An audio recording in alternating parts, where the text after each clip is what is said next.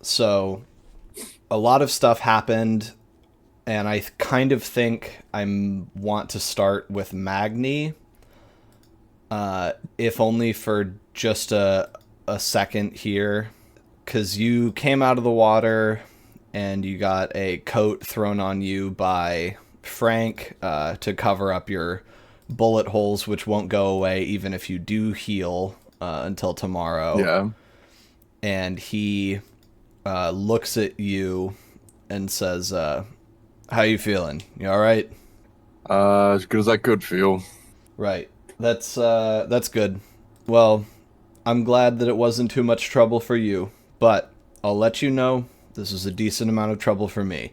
That fella that shot you is probably going to be suspended for a period of time, or at least dressed down about this, because it wasn't, it was pretty sloppy. He didn't really have any kind of clearance to do what he did, just chose to from an outsider's perspective. So my assets are a little bit compromised, and we had to put in a good amount of legwork to get this all set up. So I'm just letting you know now, right off the top, because I'm a considerate guy, that this is going to be a tit for tat scenario, and there's going to come a time when we call on you for a favor. You understand?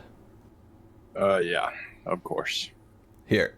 And he pulls a cigarette out of his pocket and offers it to you. I think I'd take it with my mouth because Yeah. I'm soaking wet. He'll light it for you, and being completely covered in water helps dissuade the jump of anxiety that usually accompanies, seeing an open flame in front of you.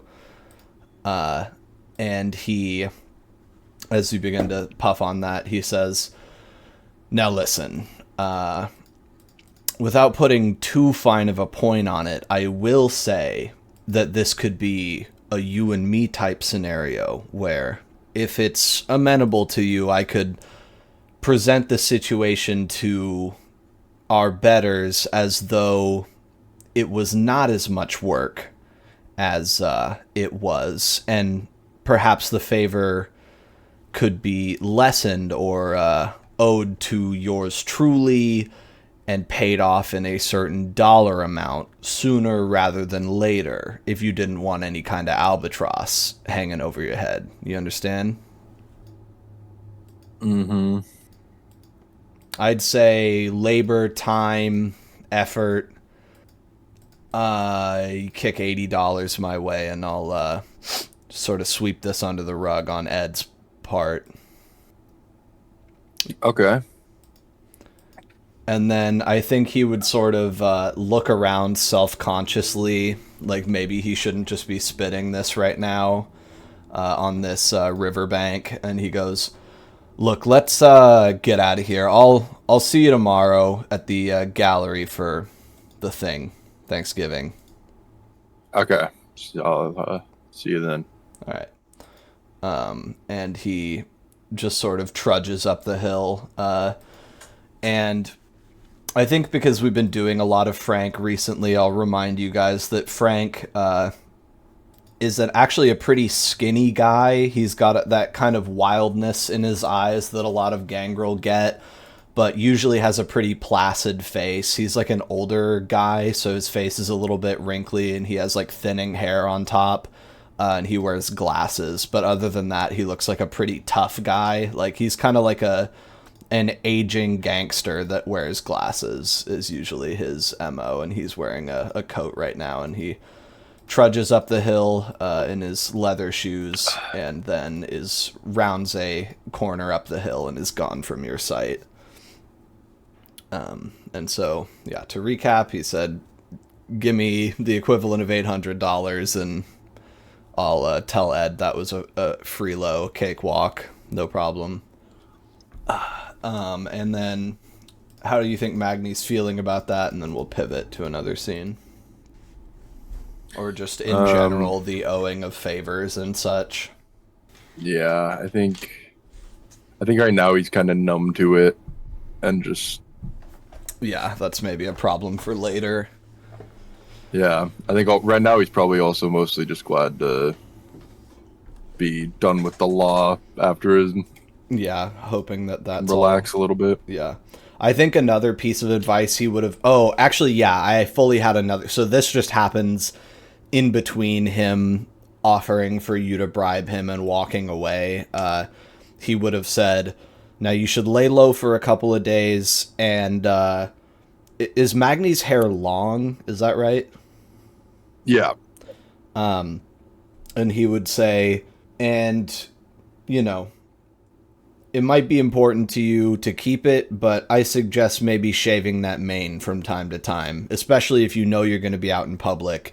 Give it a quick shave at the beginning of the night. It'll make it a lot harder to ID you for people who might not believe that you're gone or what have you if anything strange comes up. Because I don't know if you know this, but if you shave that all off, next day you wake up, it'll be grown back fully. Yeah. So some temporary modification measures might be useful, and there's always the good doctor if you really need to chop your face up, but probably shouldn't come to that. And then, anyway, he would be gone. So he said, get a haircut, hippie. And then Dent, as that is happening, will say, I guess this is just you dream visioning the shape as it runs through the darkness, and you're trying to get a good look at it and figure out what's going on. So what is your dream visions pool? Just blood potency? Yeah, I was gonna use a willpower though. Okay, I do love that so much every time that you just spend a little bit of sanity to get a better dream vision Right? going. It's kind of cool because it's almost necessary. It seems designed for that way, honestly. Yeah, at your But level of blood potency, certainly. Okay, so let's roll this. So it's gonna be 4 dice. Yep. Yeah, I'm pretty sure Magni, he's got like right past shoulder length hair and a really clean shaven beard. Yeah, it's tightened up. I I remember remember correctly. that. Yeah. Yeah. So I like cleaned myself up, but didn't quite shave it. And if you did choose to sort of on any given day shave your head and face, that would make you look a lot different. Okay, what do you got for that roll? I actually got 1 success. I got 1 8. All right. So that is good. What? So you lock in. The world seems to slow down, and you realize that you remember this guy from a dream that you had. And what is is it a question or? It's just like one question with a yes or no answer, and God damn it, I don't actually like the question that I had. Is that creature associated with any faction in the city? Okay, so does that thing work for anyone?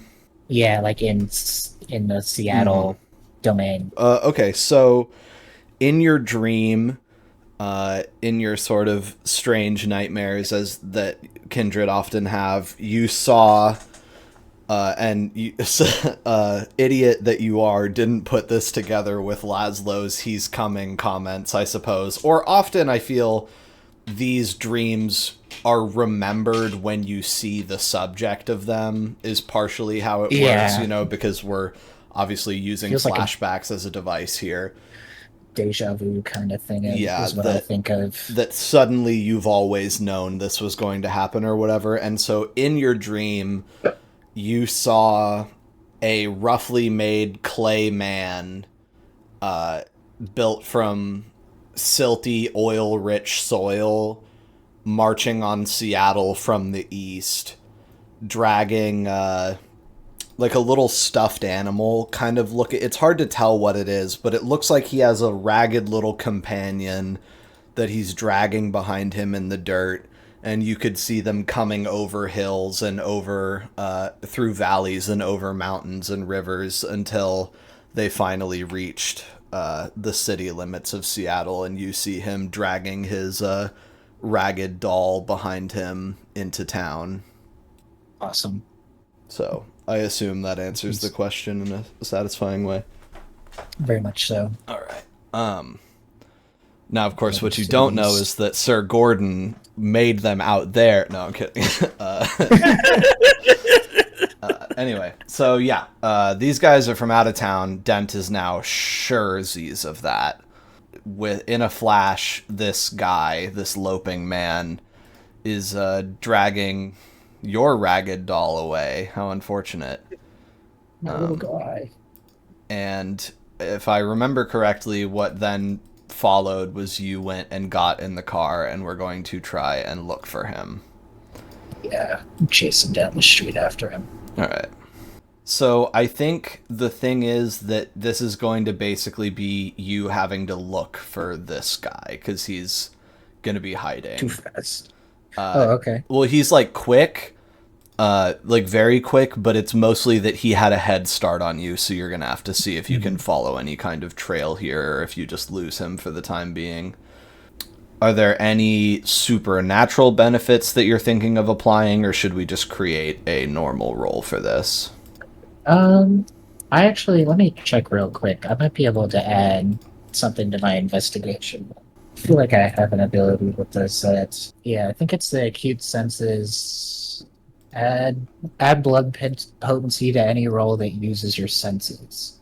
That's what it says. Nice. So I just get a +1. Okay, yeah. So how are you tracking by smell, or are you just trying to sight in and look for like a trail, or what sense do you imagine front loading? I would say I'm probably looking for a trail. Looking for anything that's like disturbed by like somebody running through or like some obvious side paths or something. Okay, sounds good. I don't think anybody was really like bleeding or whatever. He's not dripping any fluids, is he? No, Laszlo always might be, but it seemed like this guy is not that type of guy. Okay, so then looking for visual cues as to where he might have gone. Let's do wits plus investigation +1. What does that come out to? It is 7 dice? 6 dice. Okay, this is going to be a contested roll, so our guy is going to roll something here as well. Ooh. I got 4 successes. Okay, good. I did not. So, you've gotten 2 more successes than me. I got 2. Which means you are able to spot a trail that you see, like an overturned garbage can that you're like, oh, that wasn't knocked over before, and it's in the way that he was going. And then you believe that you find a plausible trail of where he went and cut through an alley. So I think you probably get in the car and then drive up and immediately are like, okay, he's on foot, he went through this alleyway, and you can see a little bit of knocked over stuff and like debris still swirling in the wind down that direction. So it seems like if you proceeded on foot, you have a trail for him, or you could try and drive around. So essentially what it's boiling down to is you have a trail, and now you have to choose to either follow it more directly on like a as the crow flies foot level, or try and cut them off driving. And I think B is like, what the fuck is going on still? Like, where is Laszlo? What is happening? Something took him. It was like a giant man. It just picked him up and ran away with him really fucking fast. Okay, and I guess look, that means over he's there, in danger? Yeah. I mean, I would say kidnapping is probably a kind of danger. Look at those trash cans over there that got knocked over. I think he went down that alleyway. I'll get out and go after him. Why don't you drive around and try and see if we can cut him off or something? We gotta get Laszlo. Okay, then I think that she would say, all right, then get out, let me drive.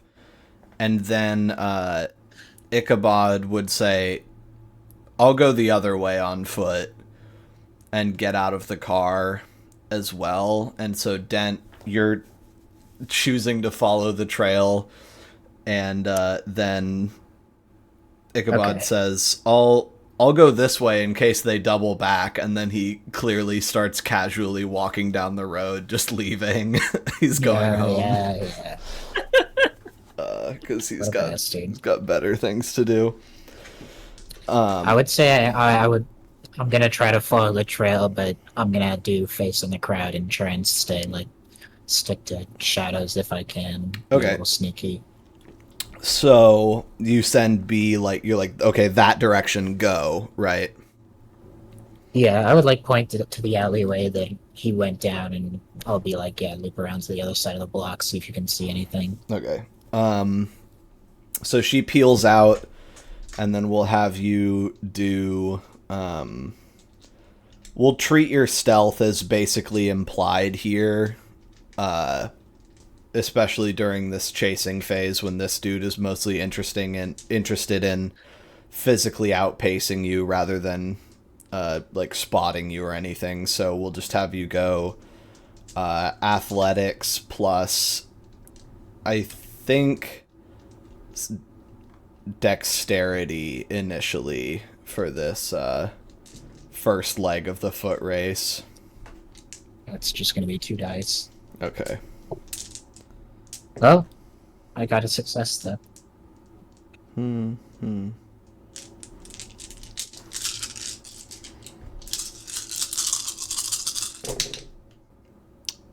Okay.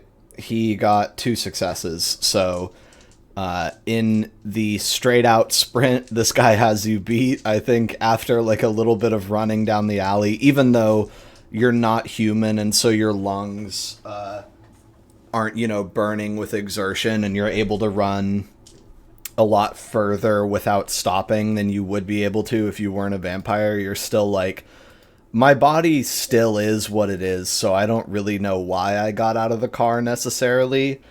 And you're starting to lose the little bit of a advantage that you had by discerning the trail. But luckily, you're still clued in enough to be following the path, at least. You don't feel like you've lost track of the trail because this dude is tearing down alleyways and across streets super fast. And occasionally up ahead, you hear a car honking, like he's running through traffic. And the puddles are still disturbed by his footfalls, and there's some muddy muddy and wet footprints on the sidewalk. So you're tracking. I would say I'll probably see if I can flag down B again and get back in the car and try and direct her. I think I would quickly realize, God, he's so fucking fast. Yeah. I was kind of hoping he would slow down and try and hide somewhere, but yeah, he's just booking it. So no, for now, he's on the absolute run.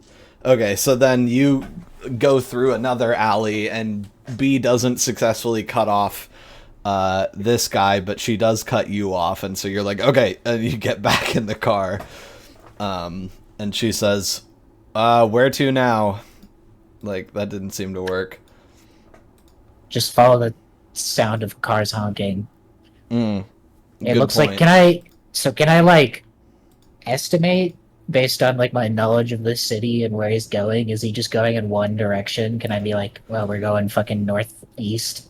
Yeah, it seems like he is headed for I believe that's I-90, and he is trying to make it, you think, based on the direction he's heading, that if he is just going straight in this direction, he's trying to leave the city by going to Mercer Island. Oh, shit. So currently you guys are... I actually forgot where you were supposed to be in town. He's trying to go across the bridge to Mercer Island on foot. That's crazy. He's a crazy fuck. This is not good. Well, that's just what it looks like. Where he's headed is, you're like, okay, that's due southeast, and the only thing that way is Lake Washington. So this dude is on his way. from what it appears. So Gotcha. do you want to just tell her to book it for I-90? Yeah, just be like, get that direction. All right, let's have B make a driving check with a bonus from your successful tracking. I don't know what we're gonna do when we find him, though. Give that guy back. Hopefully, yeah, hopefully hitting him with a car will work. That's our weird little guy. Yeah. Okay, here's her check. Laszlo, wake up! Wake up, bro. Fight Dude, back! Why is it that when a dice rolls a 10, it rolls another 10 so comfortably and easily? Dude, I actually have had that happen so many times. It feels like half the time I roll a 10, I roll another 10 right after. I know, and I'm like not even like God bless cuddling me. the dice, like trying to hold it and like not roll it hard. Like I'm flinging that thing and it still gives me a 10. Anyway, Yeah, I just set it down gently. so B got 2 successes, which means you guys quickly reroute in what you believe, based on your successful rolls, to be the intended direction, and are off sort of trying to get ahead of where this guy is probably going to end up pathing toward, which is he's probably going to cut down Boren Avenue because that's like the largest arterial non-highway that goes where you're going. And so you're like, okay, we'll get on the actual highway and beat him there or whatever. And then what's Jean-Baptiste up to as these guys floor it in the car? It's that same night. Maybe English lessons. Probably having, Kieran just give me random English and history lessons, and then probably having him help me work out schemes, including the scheme to take all of his money. Right. It's fucking Blue Angels weekend, sorry. Oh, that's what that is? Like, Yes. it's okay. Anyway, So, yeah. beyond that, one thing I would like to, or a couple things I would like to know is what Kieran's monthly mortgage is and what his other monthly expenses tend to look like. Okay. Also, what he's making at his job. Just sort of get more into this poor guy's finances. Okay. And I have the stuff I know written down if you want me to reference any of it. Mm-hmm. Decided that 3x5 cards are the best way to keep track of mortals, too. So I think that his mortgage rate would be, we'll just call it 6.5%. And his house price, which he's paying the mortgage on, the median sales price is probably like $30,000. So we'll just do round numbers, $30,000 at what I say, 6.5%. Yeah. So his mortgage is roughly, I think that's, you're supposed to pay your percentage every month. Is that how it works? No. I don't know how money works. The mortgage man. Yeah. Yeah, it's just not what I mean, even just a sort of approximate monthly would be. I think the way it works is he would probably be paying $200 a month, which is modern equivalent of $2,000. So, his mortgage is chill compared to what a lot of people get up to today, but I think that number makes sense. As his house is worth $30,000 when he bought it, and he pays $200 a month on it, $195 exactly. And I think I thought I gave you his yearly income, right? You might have, but I didn't write that down anywhere. Okay. Sorry, I know this is absolutely thrilling for everybody else. I'm trying to be fast. Okay, so it's like this guy makes... I'm like, what was the old 6 figures? You know what I mean? 5 figures. I'm gonna say this guy is going to be bringing home like $9,500 a year, ballpark, after taxes, Okay. which is the equivalent of $95,000 a year. So he's almost triple digit, almost a six-figure guy.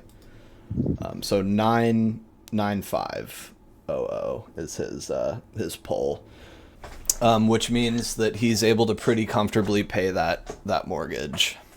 Yeah, true. Gonna have to make him have a lot less money to make him start giving me his money. Yeah. Sounds counterintuitive, but that is my plan. It occurs to you also, I think, while you're doing all of this, especially after he says after taxes, that you're like, fuck, taxation. I need to figure out, like, if I need shell identities. Yeah. Who needs your money and how do I sort of circumvent that potentially?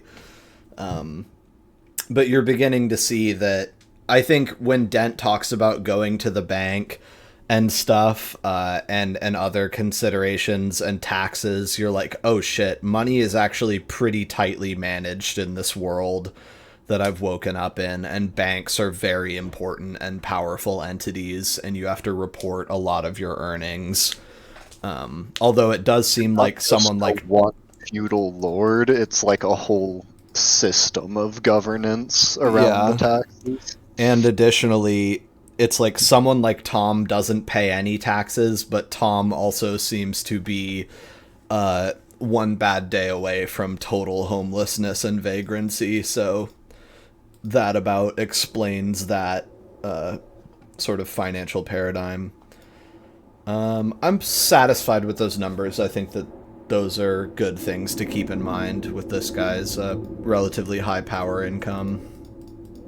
And it occurs to you that there's someone with potentially the same amount of income swallowing his tongue in the bathtub.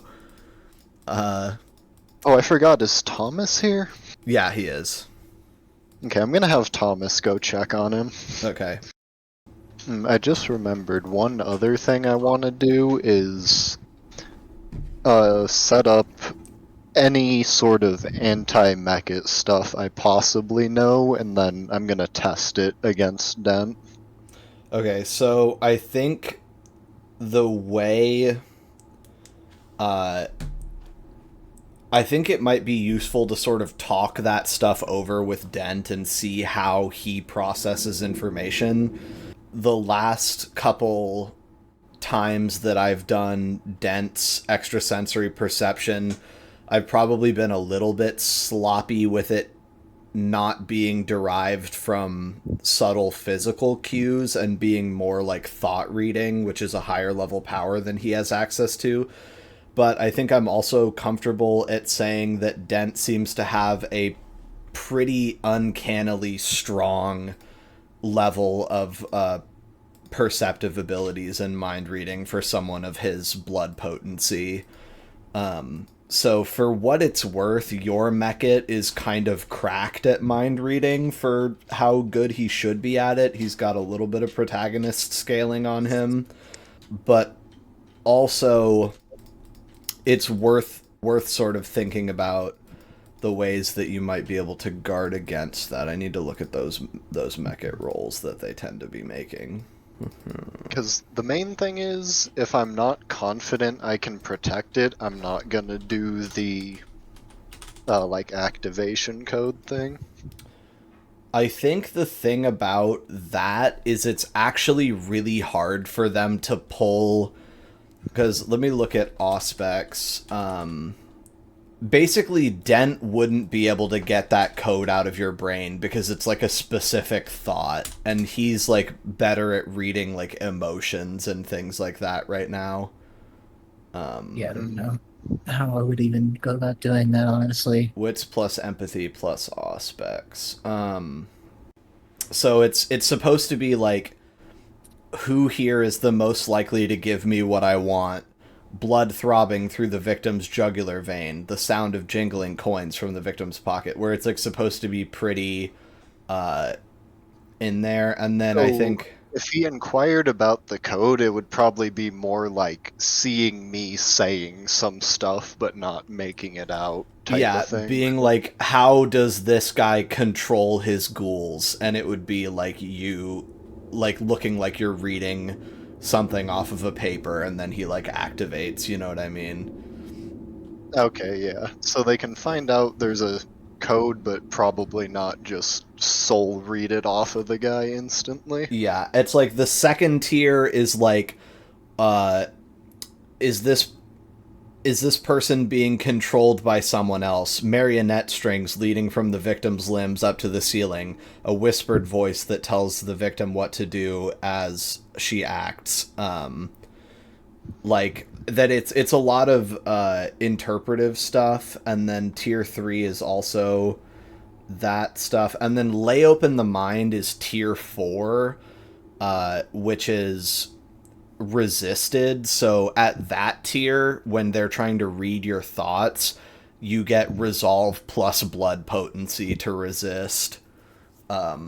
Okay, and then at that point he would have to be thinking about the activation code. Yeah, so success, the vampire's thoughts align with the victim's mind and remain connected for the rest of the scene. He hears her thoughts as though she were speaking them aloud. People don't think in complete sentences, but the vampire can discern the victim's precise mood and intentions and some blah, blah, blah, blah, blah. And then they can project thoughts, and they can drag up a full memory from a victim, including things that they've forgotten, but that takes a clash of will if it's suppressed by something. Yeah, and overall it just sounds like it would be a lot of resources for essentially getting one charge of dominate on my guy. Yeah, essentially I would say the dichotomy you're looking at is either they cannot do it, or at tier 4 there's not much you can do to stop it except for try not to think about your code when you're around mechits.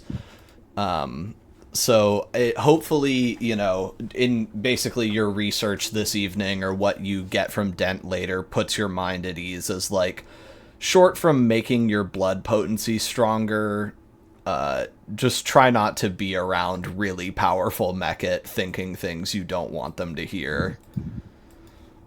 Okay, that is reassuring. Yeah.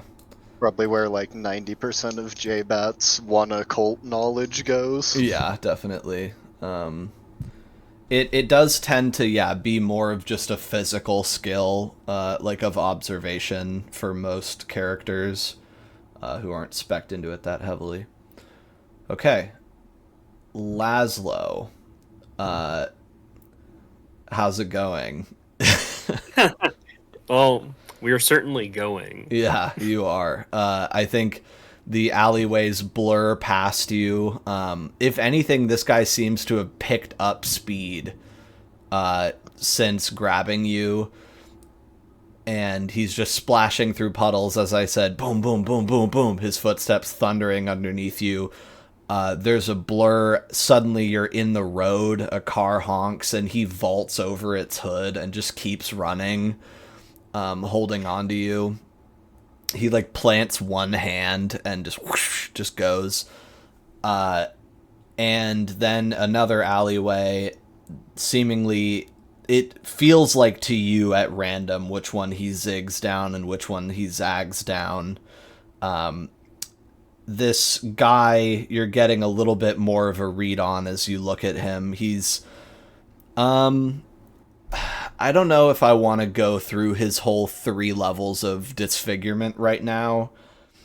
I'll say mostly what you're seeing when you look at him is like dark, silt-colored skin, and you can see in the darkness sometimes he looks down at you and his eyes are kind of dim orange that glows out of his face a little bit, and there seems to be something on his forehead whenever he peeks down.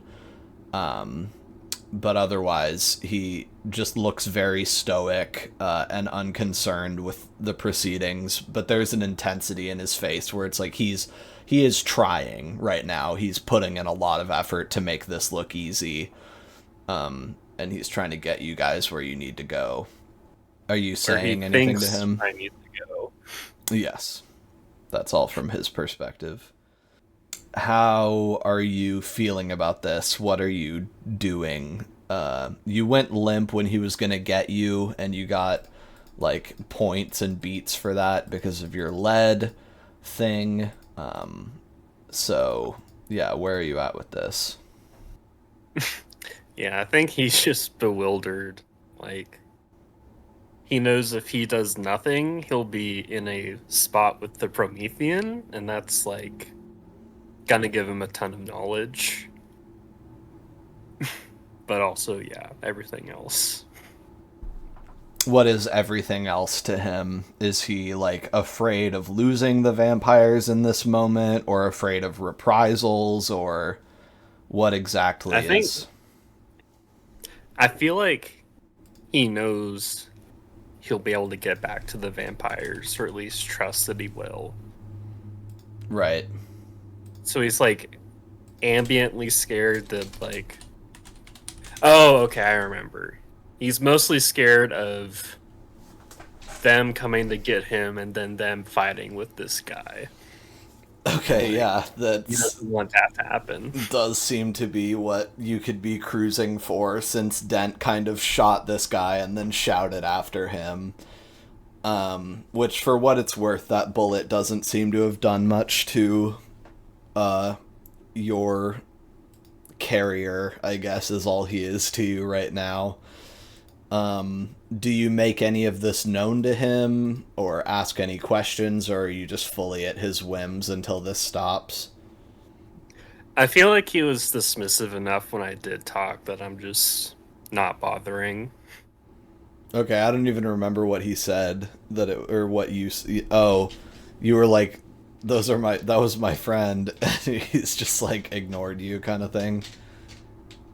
Friend, sister, and brother specifically. And he's like, oh, it'll be all better now. Don't worry. Yeah, it'll be fine. It's going to be fine. Yeah, so fair enough. You're just like, okay, well, this is happening. Then I guess in the interest of keeping things moving, there's not really anything you need to be doing in this scene, and we can jump around again. Magni, where do you think you go after faking your death? Just home? Yeah, I think I'm heading back to our new home. Alright.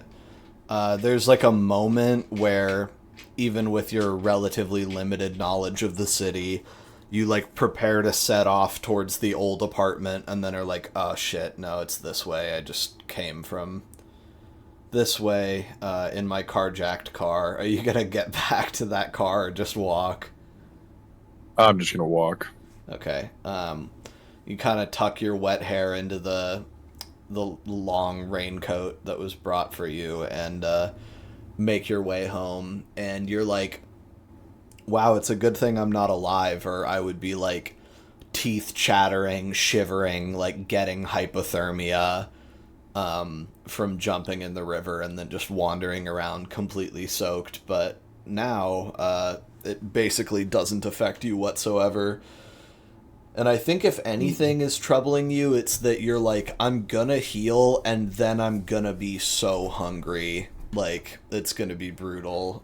You can almost feel the pre-hunger pangs starting to rip at you more than any of the pain you actually experienced was painful. Yeah, anything you need to do on your way back, or just go straight there?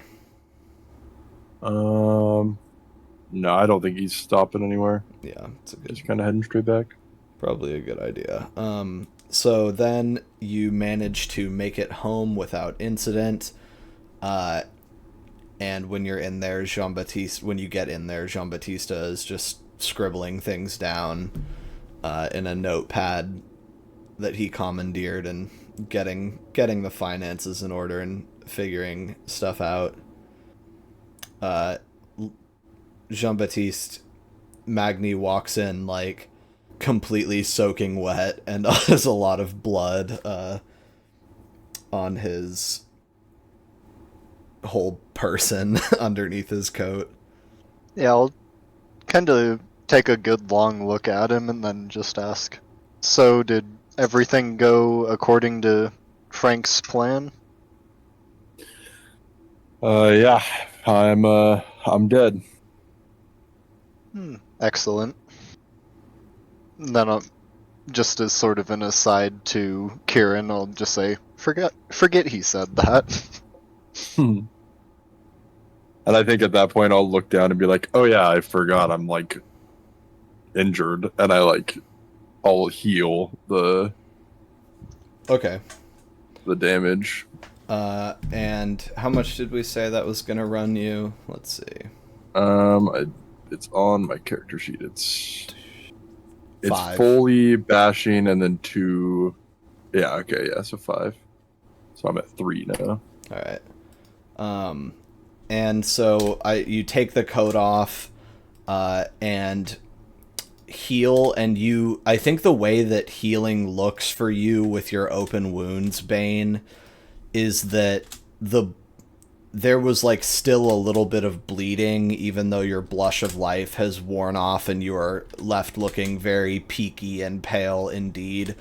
But there's a point at which you begin to heal and the bleeding just stops, basically. But other than that, your skin does not close, and you still have a deep bloodless hole in your neck, a bullet hole just going through your whole neck. But you no longer feel like your body is damaged at all. But like I sort of foreshadowed, the hunger hits you like a truck, and you're like, oh shit, actually this is bad. Like tomorrow I'm going to have two days worth of blood inside of me when I wake up. So this is tough. Yeah. Man, sounds like we need some sort of big feast of blood. Yeah. That would be helpful. The other guys are still not back from their excursion. Do you think at any point Jean-Baptiste, I don't know why I feel like Magni wouldn't be worried at all no matter what, is why I don't ask. Do you think Jean-Baptiste gets worried that they're not back yet? I think at a certain point it's less that he's worried about him and more that he's kind of annoyed that Dent's not back yet to help him scheme stuff. Yeah, he's trying to... You're like, okay, where are these guys? They said Yeah. it was going to be a quick little thing. Come on. Yeah, can we get him back in here? Okay, so Magni is looking at the hole in his neck in the bathroom mirror and considering what he might look like if he shaved his head. And Dent is guiding B to barrel down I-90 to try and head these people off. Let's see. Her driving check was good, so you guys are going to get there fairly quickly. What is the idea here? Are you trying to spot them, and then, like, if you saw them, like, what is the ideal thing that happens in this situation for Dent? Just following them. Like, we're not trying to confront them. We're just trying to track him, basically. Okay. Because I'll have, like, told her that I, like, shot him and he shrugged it off. Mm-hmm. And so she's like, so this he's, guy like, is... basically invincible. Like, I'm not sure even hitting with the car will do anything. Did you fill Probably her do in more on the damage to the dream car. vision at all? Yeah, definitely. It'd be like, yeah, this guy's from outside the city. I can tell he's from somewhere to the east. Okay, cool. He said he was trying to take Laszlo to safety. Then I think once you guys get near where the bridge will be coming up, is this shit a bridge or a tunnel? That's a good question. Probably a bridge back then. I don't think tunnels still be. I know, right? We even think of that shit yet. When did they invent tunnels? Yeah, under the water. Lacey V. Murrow Memorial Bridge.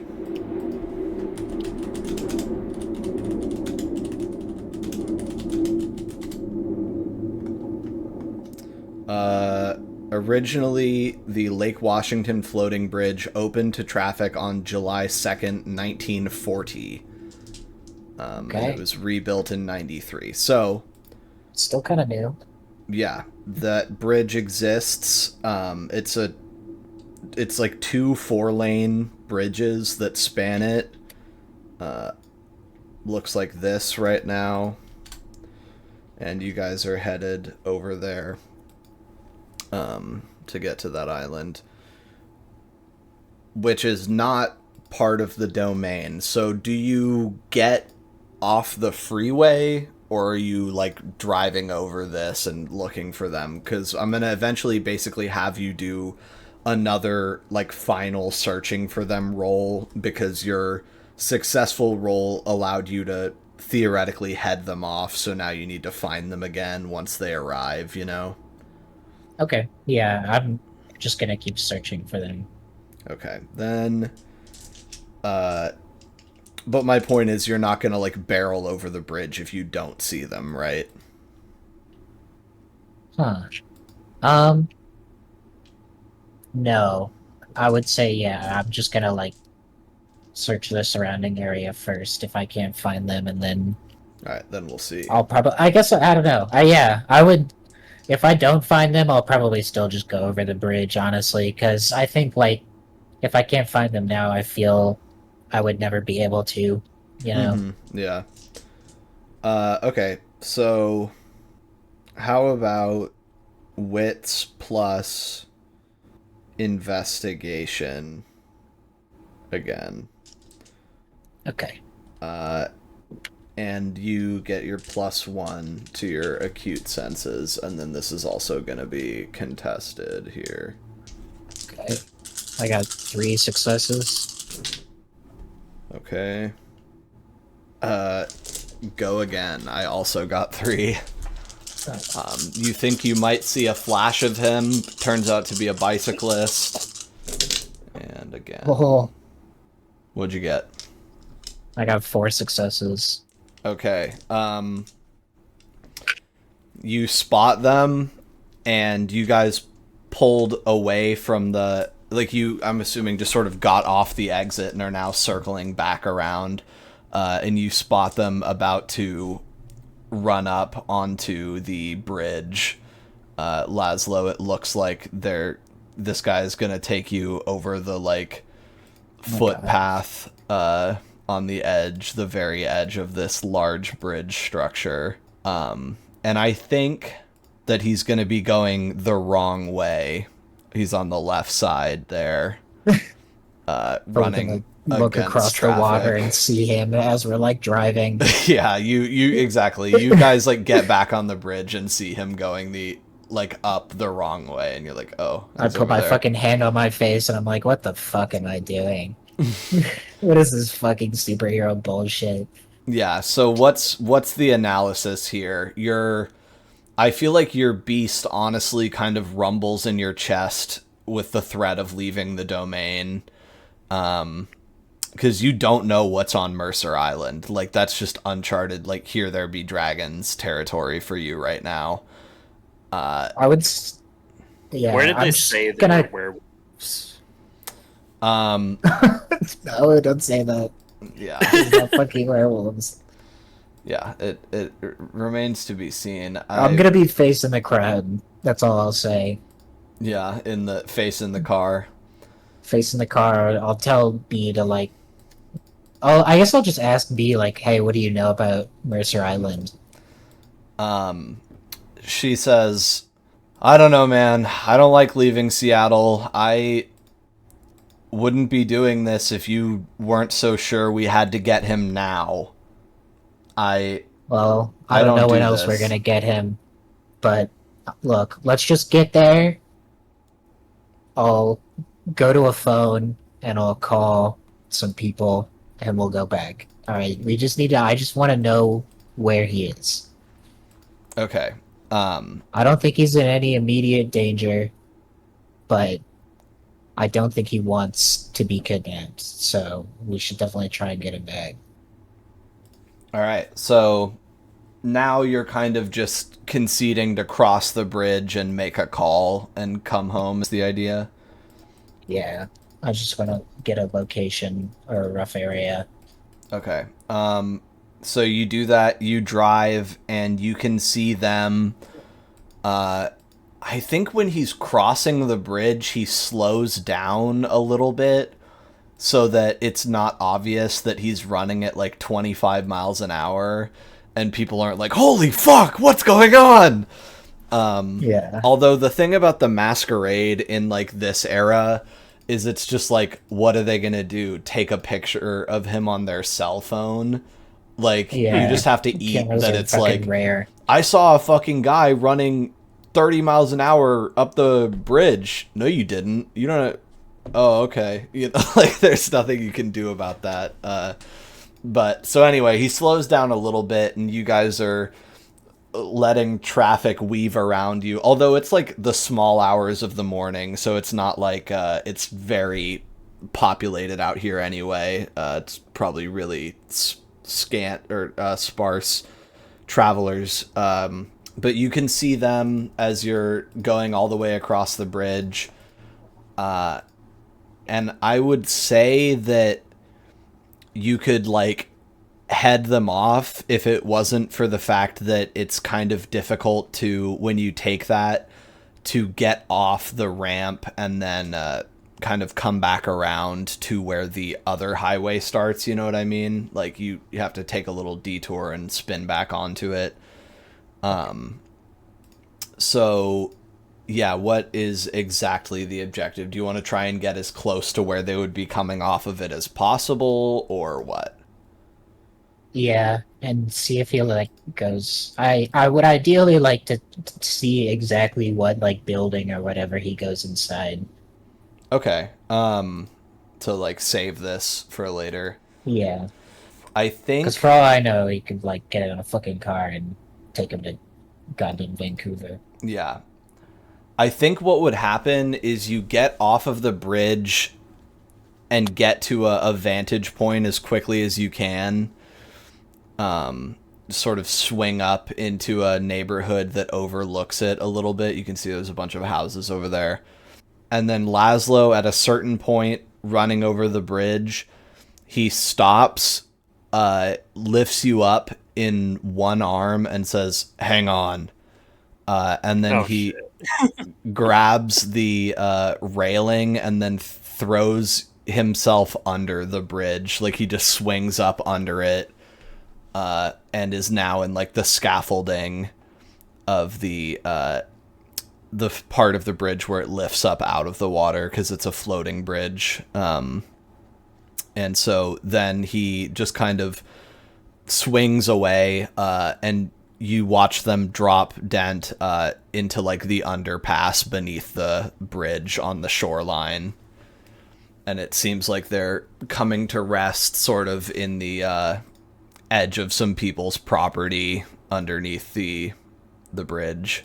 Okay, so if I wait like 5 minutes or whatever, are they still just waiting under the fucking bridge? Yeah, you can no Like, longer he's definitely settled down. see there. them, but it seems like you don't see him sprinting off in any direction. It looks like they're hiding out there. Okay. Then I'm gonna have B like, okay, let's go find a payphone. Okay, yeah. There's another stirring in your chest, and you feel your eyes like widen almost of their own volition as you look around while you're driving slowly through the streets to look for a payphone, because you're like, shit, this is uncharted territory. Like, this is out of the domain. I'm seeing on this, very, very nice island suburb, which would be even more heavily forested in those days than it is now, seeing things that we are not usually privy to, these secrets. They're making your blood boil. You got a fresh eye on Mercer Island over here.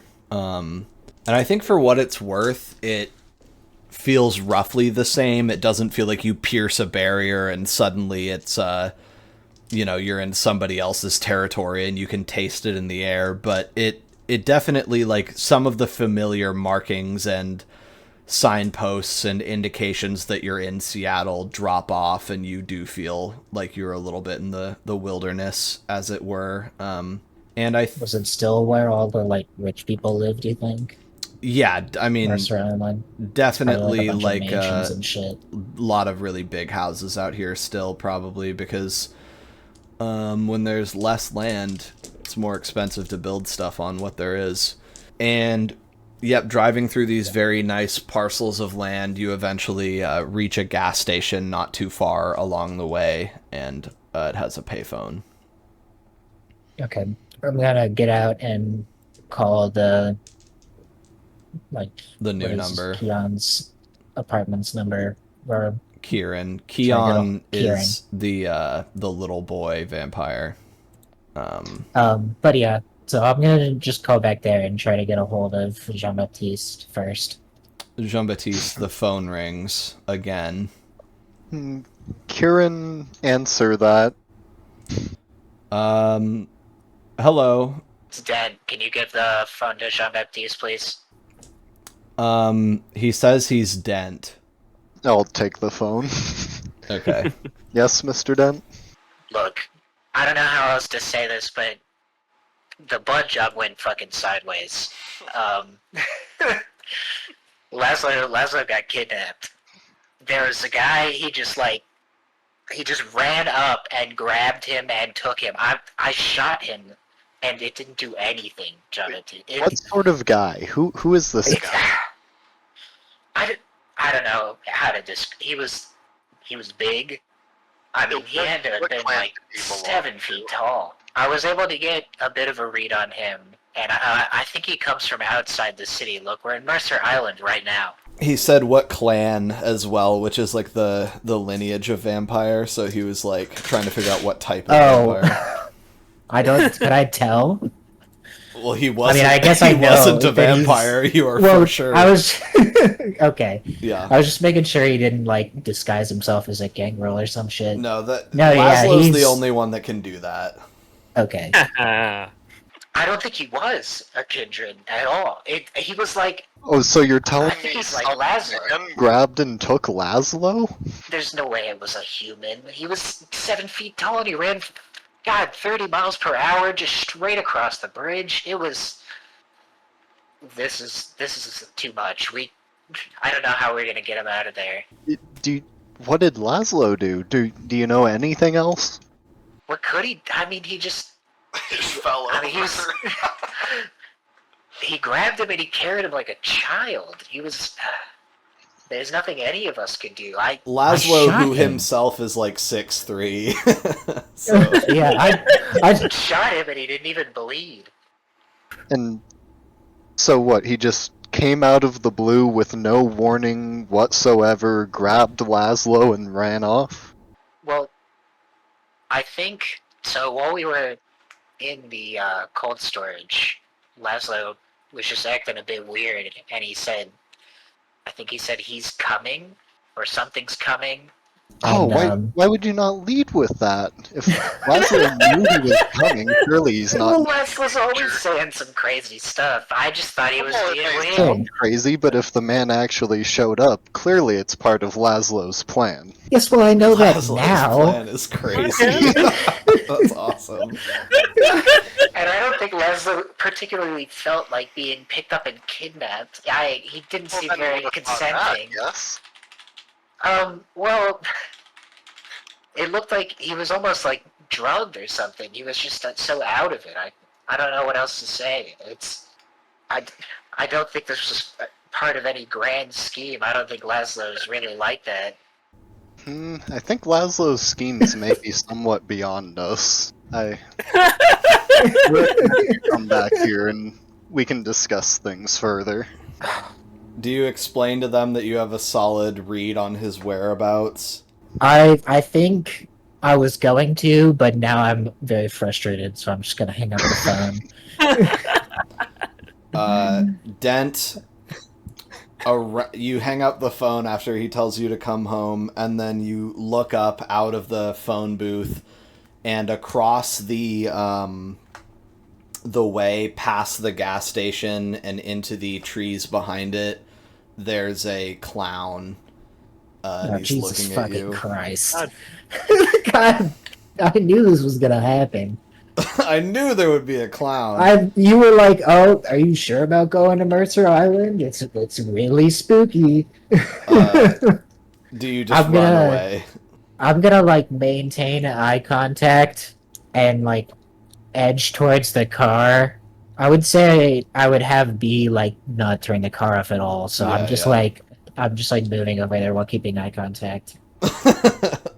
Yeah, the clown doesn't move. And when I say the clown, it's extremely obvious to you that there's a vampire dressed like a semi-elaborate clown standing in the woods.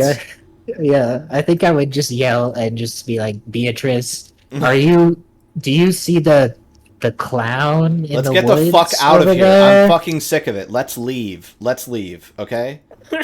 Yeah. Let's fucking go.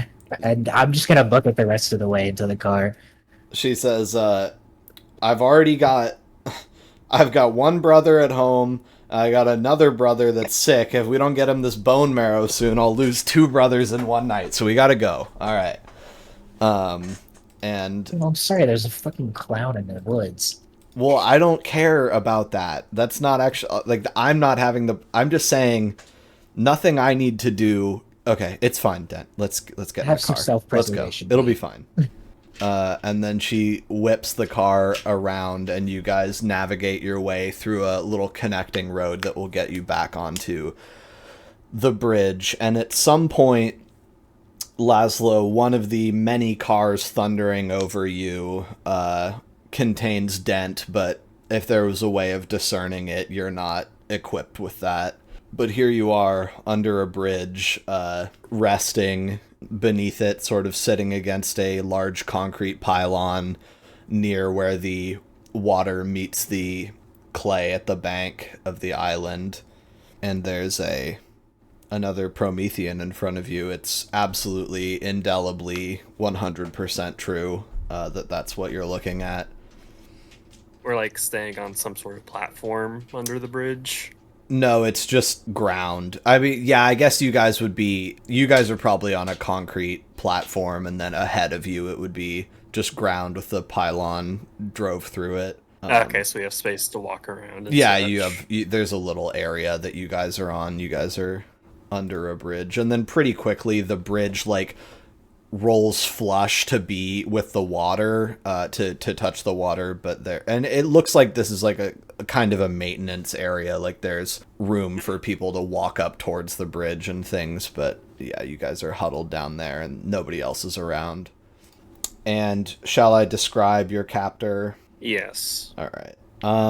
So interestingly, something happens when he sets you down and goes and sits down against against one of the pillars. He is breathing heavily, and he slows down his breath, and he looks over at you, and then you feel your flame synchronize with his briefly in your stomach. You can just tell.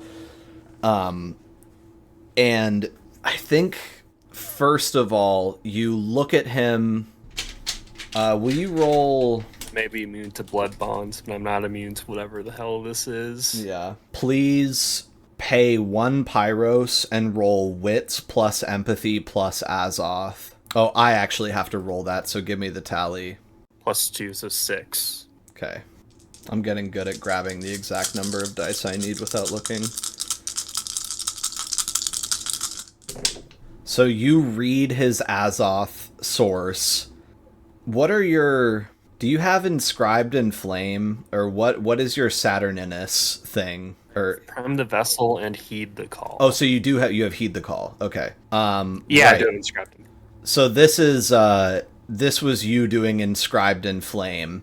And so you succeeded, and your success, choose a trait that a Promethean could have, and you can determine it on this guy. And you can also tell that he is not currently in torment, but there's a little bit of a like harsh sign to his his azothic resonance, like maybe he came out of torment recently, or it's bubbling beneath the surface. This guy seems kind of stressed out, but he's not actively in torment. I guess that's a hard question to answer because I know nothing about Prometheans. This is like out of character, so you can just look at your own, like Elpis Torment, Refinement, Azoth rating, Pilgrimage rating, blah blah blah. What is his torment?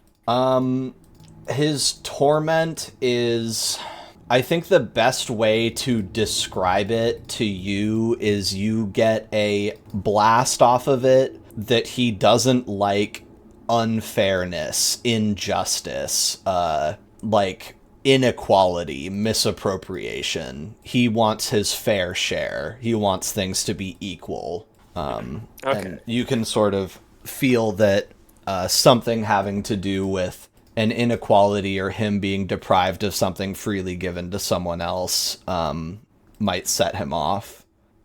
What a trait for a Promethean to have. Yeah, I mean, that's this guy. Okay, so as you look at him and take his measure, his body actually begins to change. So if you were tracking his refinement, I'll just say you would notice that it was shifting to a different one. His muscles seem to just straight up deflate, like he's just losing a lot of definition. Although he's still big, but when he's done shrinking, he ends up being like basically your height, like maybe a hair taller, like 6'3" instead of 7 feet. So he kind of unhulks and his clothes fit significantly better. And he's quite a bit, just smaller in every dimension than he was. And his face also like softens, like his jaw was very firmly set. Like it looked like he was gritting his teeth constantly. And now his eyes take on a little bit more of a thoughtful cast. And his features just seem more open to observing, learning, not so defensive almost. Okay. And he softens in this way and looks at you, and I'll say exterior. Sorry to the vampires also, this is a Laszlo episode for now, there'll be stuff for you yet, but he has been deprived for a long time, so we're making up for some lost time. Yeah. On the exterior, he would look like a dark-skinned, kind of Middle Eastern man with short cropped hair, tall. He's got like bad teeth, and you're seeing this as his top level glamour. And he's got it kind of just looks like 3 rough, jagged slashes carved into his forehead at weird angles that don't seem to resolve into anything. There's like one straight line, one line that's more diagonal and perpendicular with that one, and then another line that kind of goes off in the opposite direction, almost like an N or something, but they don't look like they form anything. They're not really touching. They're just sort of these big gnarly scratches, almost like he slammed his head into like a razor wire fence and just dragged it away, and he got some cuts off of it that are really deep, but they're scarified. He has like big dark eyes, a kind of wide, thin mouth. His eyes are fairly far apart. And that's what he looks like in his guise. And then for you guys, I guess it's like there is no second layer because you're not a vampire, you know what I mean? And it's the depth of the disfigurement is readily available to you, so there's not like a second tier. So his true disfigurement is he kind of looks like he's covered in a very fine layer of dust at all times. His skin just seems to produce it from these cracks that kind of run up his arms from what you can see, and the scratches on his forehead are actually the shape of an A they make when you can see through his true disfigurement, and it's a lot deeper to where you can there's a soft orange glow emanating from the A, and you can also see his bone through it. It's just scraped all the way to his skull, and it's open. Wacky. And his eyes are also completely like they look. Have you ever seen the polished dirt balls that Japanese people made in the 90s? Do you guys know about that? Yes. may have seen them in a YouTube thumbnail or two. Yeah. I saw them on iFunny. Epic. His eyeballs just look like milk duds, basically. Like they're set into his head and are a full sort of smooth brown color, like they're smooth rocks or dirt balls. And he also has a nose ring, which is visible in both forms. I just forgot to say that. And he's wearing sort of shoddy clothes like I described. But yeah, he's making dust from his arm cracks and stuff. And he's an odd-looking dude.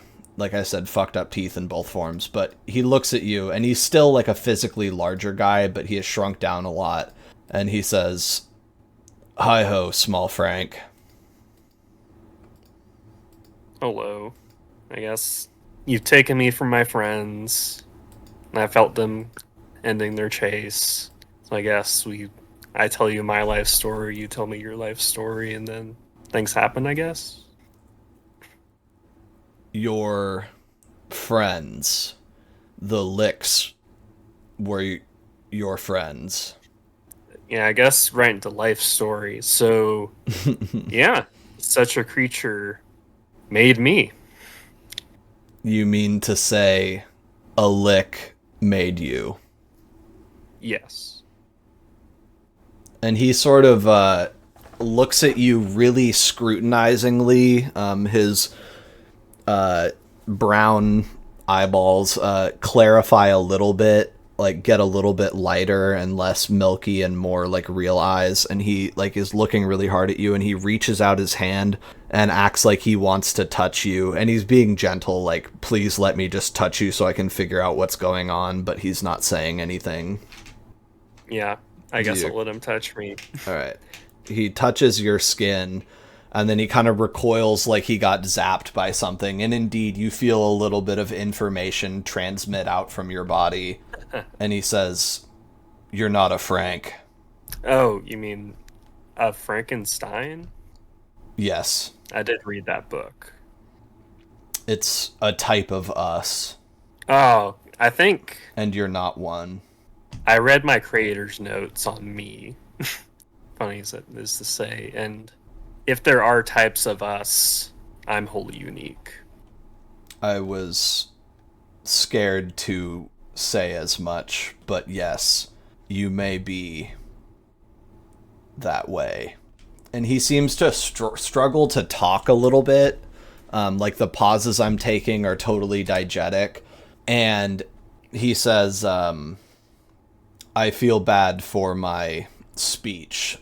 I must let you know that I cannot say words with more parts than my name, which is Abram." Okay. And he looks at you and Flashback to Monstressor's speech impediment. yeah. And he says, "What is your name?" I'm Laszlo. He doesn't seem like dumb at all, for the record. It just seems like he physically can't make words longer than one syllable. And he kind of looks down at his shoulder. Like you say that, and he like nods with recognition that that's a name. And then he looks down at his shoulder like, "Oh, there's a bullet in there." And he pulls it out, like sort of digs a little bit into his first layer of skin and flicks it away and says, "That hurt." Well, you did grab that guy's friend. I think he would say, "I don't care who made you. Licks aren't our friends. Friends. One word, he can say it. They're just, the only people who don't freak out when I'm near them. I think Well, I guess aside from you. this does make him think a little bit, and he says, "The rage does not touch them with you." No. Well- Disquiet. It doesn't affect them. He nods when you say the proper term, and he says, "Well, let me tell you, if I were to speak with them, the rage would." Okay. Interesting. So this is just for you that this is the case. And now he looks like he's second guessing himself. Like this whole affair is starting to kind of get weird for him. Like he looks down at his bare feet, which you can see don't have any toenails. They're just like ripped off where they should be. And there's just nothing underneath. It just kind of looks like dirt or skin or something. And he just kind of sighs and says, I felt you from a long way off. Yeah, I could feel you coming. No, I didn't know how to interpret the sign. I brought my friend here, and then I left her when we got close. Okay. I don't know where she is, but I can help her find us. But tell me more. Do you want to just go I through your guess- whole life story non-diegetically? Yeah, I think first off, just lifting up the shirt, Yeah. the obvious funny move. I think he would say, my God. And I think he would follow that up with, some Franks are known to have parts like this, but this is a bit more than I thought could be. Yeah, my creator's something of a scientist among the Kindred. I did not know that licks were so... He, like, hums deeply in his throat and then throws out a sign with his fingers, almost like without thinking about it, and then kind of looks up and says, oh, but actually that triggers something in your brain. You don't know what sign he used, but you realize that in your flashcards you have at least the entire ASL alphabet and a bunch of signs, because Baby Nod Ooh, speaks hell sign yeah. language, and you were programmed with that in mind. So there's like a flash of recognition that crosses your face, and he says, do you sign? I'm realizing I do know some signs, but I haven't used it ever. He does the thing that he did and then signs ADVANCED. With his hands. Advanced. Okay, so you can talk more in more complex terms with sign language. It is useful for terms that have no good... and he signs the sign for replacement and then signs REPLACE, you know, etc. Dent, do you just have Beatrice drop you back at the house? I mean, I would talk to her and figure out what she's gonna do and try and, like, coordinate how we're gonna fucking rescue Laszlo. Or if she has any ideas. Okay, so that's on the way home. Yeah, I would, like, try and have a conversation with her about it. I think she would look at you and sort of say, what is it about him? Why do you care about him? Well, I mean, why wouldn't I? Have you met him? Yeah, honestly, I have. And, well, okay, look, I like him. That's not my point.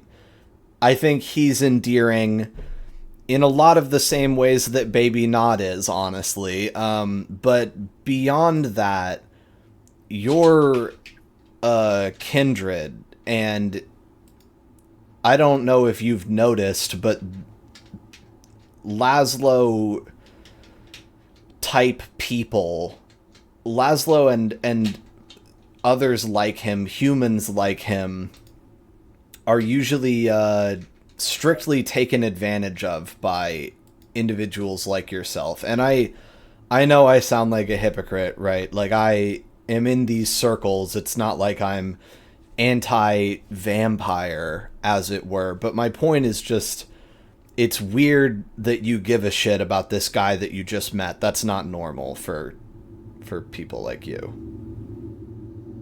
I mean, I think you gotta look at it in context. He's one of, like, 3 people who I think actually give a shit about me in this entire world now. I've lost everything that I ever knew, and he's one of the first people I met after that happened, so I'm gonna stick with him as long as he sticks with me.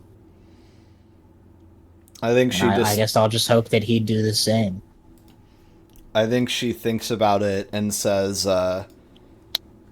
you know, I will say I don't think you have to worry about him abandoning you. I guess that's one of the good things about Laszlo is so far he does seem to be pretty loyal to our little family, even if it's maybe in a clinging, fearful way. But who am I to psychoanalyze anybody?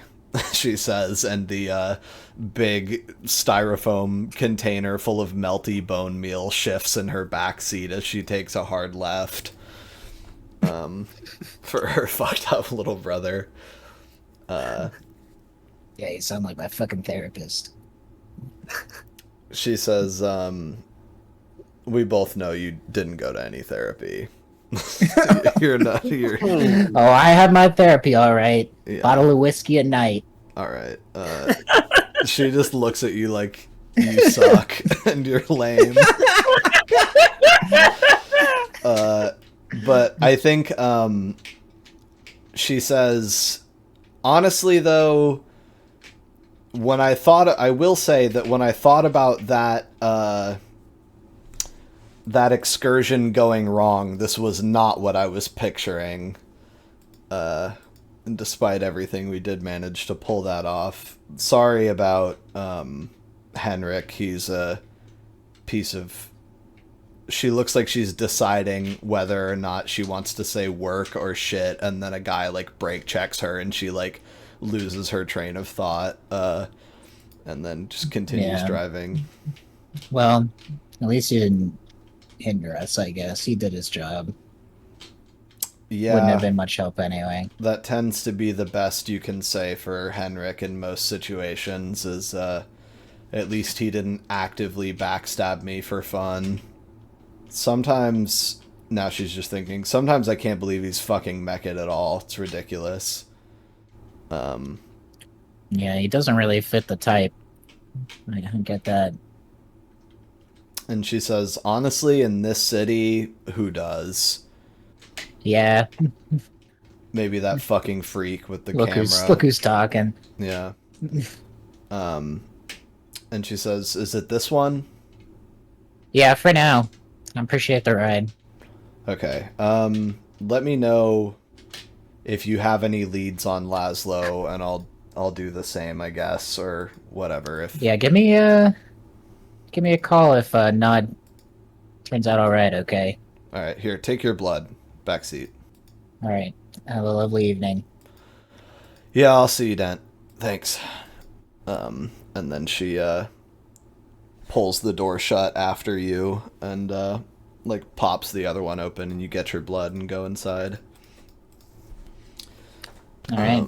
All right. Dent is home, and he brought Honey, snacks. I'm home. Yeah. Now, luckily, it's not too long after Jean-Baptiste called him, so you guys aren't like, dude, we've been fucking waiting forever. But it is getting early, as it were. Probably pushing like 3:30, so I would say you guys don't really have time for any more excursions tonight, but a little bit more time to sort of analyze your situation at home now. So, Dent is home. What's the vibe in the house? I think I'm gonna go try and find Jean-Baptiste first. Yeah, I think Talk he's to just him. in the living room. Yeah, and is Kieran in the living room as well? I think you guys at this point would just send him away, or he would go sleep again or something. Unless you need Kieran, but I think he would probably... I just want to know if I'm gonna remember where Chuck is at, and then to check on them. Yeah, you would be able to figure that out. I'll just ask Jean-Baptiste. So how's our guests doing? I don't know. He just sent Tom to check on him. Yeah. I think I'll just yell, Thomas! He comes out and he says, as Kieran is walking upstairs, Tom says, he's waking up. A little bit, I think. He's trying. Well, that's better than not waking up. It does seem like he's having trouble sort of fully stirring. seems like you guys rattled his brain box pretty hard, and he maybe fell into a little bit of a coma, but he does seem to be coming out of it now. I see. We shall deal with him soon. All right. Yeah, chat amongst yourselves. It's you guys have the floor. I don't have any input. Magni, did you hear about what happened to Laszlo? Magni's like, man, I got my own shit going on. Magni, please punch this guy for me. I think I'd be. He's like, no. Oh wait, weren't you supposed to like die tonight? What happened with that? I think I'll pull my shirt down, even though it's probably not even covering it, to really like the hole in my neck. A hole in your chest. Oh shit, man. I'll like pull out the cart, like the box I have with all the blood bags, and be like, "You need some of this?" It would definitely help. Yeah. Listen, dude, you're fucked up. Just take it. Y'all want I'm to gonna drink some take blood? a look at these blood bags. Yeah.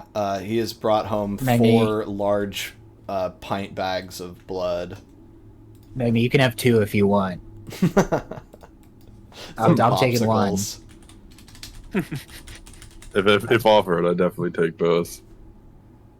I think I'll kind of like smell one. Just, Okay. I'm sure they got some wine. Mix it up. So let's see. So to gain a single point of vitae, a vampire must consume as many pints of this blood as her blood potency times 2. So to get vitae off of this, you would have to drink all 4 bags, Magni. Oh my god.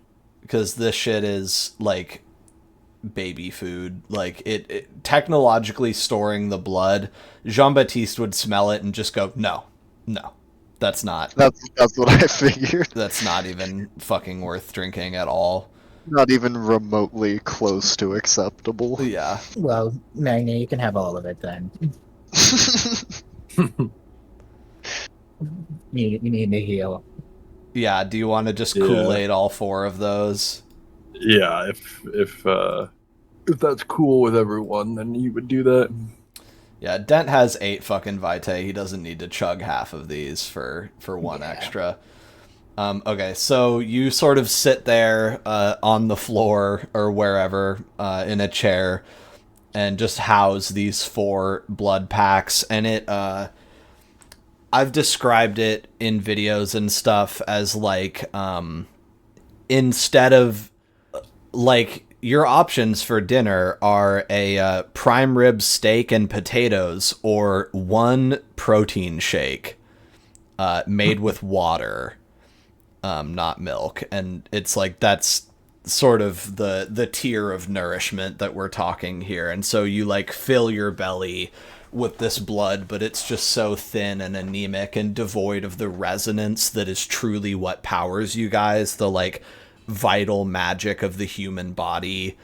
And so chugging 4 of these does manage to net you a single vitae, but you just kind of feel bloated and generally unsatisfied afterwards. Although it takes the edge off the hunger, in the same way that like when you have no food to eat, but you're just so hungry, like chugging a bunch of water and chewing some gum can alleviate some of your hunger pain. But you're still like, yeah, I'm in for it tomorrow. Like this is not looking good. But you know, it's a gesture. So, Okay. Any other thoughts on Laszlo for you guys? I'm sure he's fine. He knew the guy was coming. Magni, do you think you could take a bullet and like just walk it off? I mean, Looks that's at what I my did. Did you? holes. I think if I'm wearing a button Yeah. up, I'd like open my shirt to show the other bullet holes. I'd be like, yeah, that's literally what I did tonight. Well, if you heal up, I mean, maybe we could. I mean, maybe you could beat that guy. I think if we all went together, snuck up on him, we could get Laszlo back. I'm sure. I'll just go buy a bigger gun. That's what I'll say, and then that's what I'll do tomorrow. I'm gonna go buy a bigger gun, and then I'm going to bed. Did you say you're going to bed or going back? I'm going nighty night. Oh, I I'm see. going to bed. All right. No, wait. Then there's several things I must inquire with you about. And, It's been a long day. I don't know if I want to paste it in or just start. It's so much to try to talk through. I'll send in what I have right now. So J-Bat will start explaining his current plan to take 217 Sterling Street, which is essentially have the husband write a note saying he's running off to Panama with a prostitute, have him take all of their money out, kill him and hide the body, have the wife then sell someone the property that's our puppet or ghoul, or take out a loan from someone of our choosing. Oh, there it is. Kind of written out my current version of the plan. You've got to With put that in the Stuff video. such as location Z, point N, and point X to be determined now. I'm just gonna look at Maggie and be like, "Have you read this?" This is fucking insane. It's like all in French mostly. Like, No, it's all written by Kieran. Oh. Okay. Wow. And one thing I'll mention is in my actual planning of this, I started from the goal and then worked backwards step by step. Made it a lot easier Jean-Baptiste, than is this just figuring it out. your plan for how you're gonna be a real estate agent? Is this just? Are you gonna be just doing this? I plan on it, yes. Oh my god! Dent just has like a hand on his head, and he's just like shaking his head, reading it. It's freaking out. That Now, finding the I've true gone meaning through of several iterations, and I believe this one is largely without flaw, but I'm sure we can still find areas to improve. I've been... Can't you just do this the legal way? Do you have to kill so many people? Oh, only one person's going to die, it's not so much. I mean, The first plan involved more people dying. This is an upgrade. it's fine. This is the minimum amount. Jean-Baptiste, why can't Yeah, you that just... last one, or second to last one, should say something more like, have the current owner sell it, or whatever. Can't or you take just a loan from dominate it. both of them? Why do you have to... Does he really have to die? Well, we can't really send him to Panama now, can we? Dent, something in your mind tells you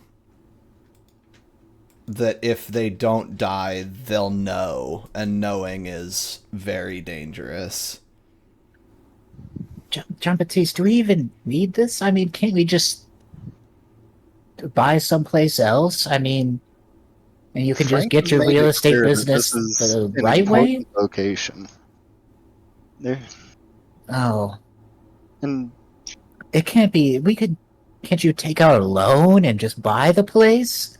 but then I would be indebted to someone, Well, yeah, but and Isn't we don't that how have the any real estate guarantee market that they works? would be willing to sell it, even at a fair price. couldn't we just, like, convince them, you know? You could... Oh, this will all Show be up with very it. convincing. Oh, I mean, you could just spend a little money and not have to kill the man. I mean, just get them to take it for a lower price. Couldn't you... We could terrorize them. I don't mind haunting a place for a bit. I've gone over all of this in the first iteration of I the mean, this is the best way to do it. but what about the... I'm not sure I'm okay with this. I mean, I'm not going to stop you, I guess, but I'm not sure I'm willing to help. I don't understand why you wouldn't be. Well, it's just, I mean, I know we're, you know, what we are and all, and I know that you come from a different period of time, but surely you didn't just kill people for money in France, did you? If the peasants don't pay their taxes, they are put to death, yes. Oh my god. All right. Just don't. I just don't want to get involved. Okay. But you would be so useful in determining their habits. And Look, certainly you want some stake in this property, don't you? if you can find a way to do this without getting anybody killed, then I'll help. Ship them off to Panama and turn them into your puppets or whatever. But I just don't want to kill people just for nothing. You know, I try to avoid it whenever possible. It's not something I really want to descend to. I mean, I see. I understand. it's an innocent man. I'll go over the plan and make some changes and perhaps make it more palatable for you. And then I'm gonna wait for Dent to leave the room. All right. Well, I'll just go lay down. After giving him a stern over talking this, to. dude. Then I'm just gonna look at Magni and say, "How much would I have to pay you to kill this man?" I heard that. $80. Yeah, I owe someone $80. Is that actually how much you want? Wait, who am I killing? The man that owns the apartment we were at previously. Oh, make it 100. Yes, it is done. I'll inform you of the details as soon as I know them. Does he even have $100? I mean, Kieran's got a lot of money. And I'm sure this dude's gonna have money he can take that I can then give to Magni. It's all gonna work out great. So, yeah, new plan is to revise the plan and make it so Dent thinks the guy actually goes to Panama, but I'm still planning on having Magni kill him and hopefully throw him in the Disco Elysium crematorium. Yeah, I mean, at a certain point, I feel like Dent just loses the will to resist, at some point. So, you know. As long as I'm not the one killing him, honestly. I think Magni. He just wanted to be seen standing up for him for it. Yeah, he needed Magni's also going to specify. He's going to be like, "Yeah, you have to figure out the details, though." I just do. I'm not reading this. Yeah. I'll kill the guy, but you gotta plan it. Can you get a TLDR on that shit, bro? That's exactly what J-Bat wants to hear, though, is you make the plans and I will do what you want. Oh, perfect. Yeah, excellent. Our interests are aligned. I think also Magni's thinking right now that he's like, I'm hungry and that killing someone could give me a lot of vitae. Yeah, true. Might be necessary. That's like 7 vitae worth of person to murder. How many willpower are you supposed to have, J-Bat? I think 5. Okay. I haven't been using it really at all. Yeah, just because you were asking about it last time, and I was like, I think that getting this plan to go off and getting your subordinates to play their parts in it will be good enough to net you a willpower down the line. I just wasn't sure if you needed it right now or whatever. Okay, cool. But if this all comes to fruition as intended. Okay, so then I think you guys probably all eventually shuffle off to bed, unless Magni is adamant about, like, killing a cat tonight or something to save some heartache tomorrow, because you will be hungry. But like everyone has said, you are going to Thanksgiving, so... Yeah, I think knowing that I'm knowing that we're going to Thanksgiving, I'll just let it be. Wake up hungry. Okay, cool.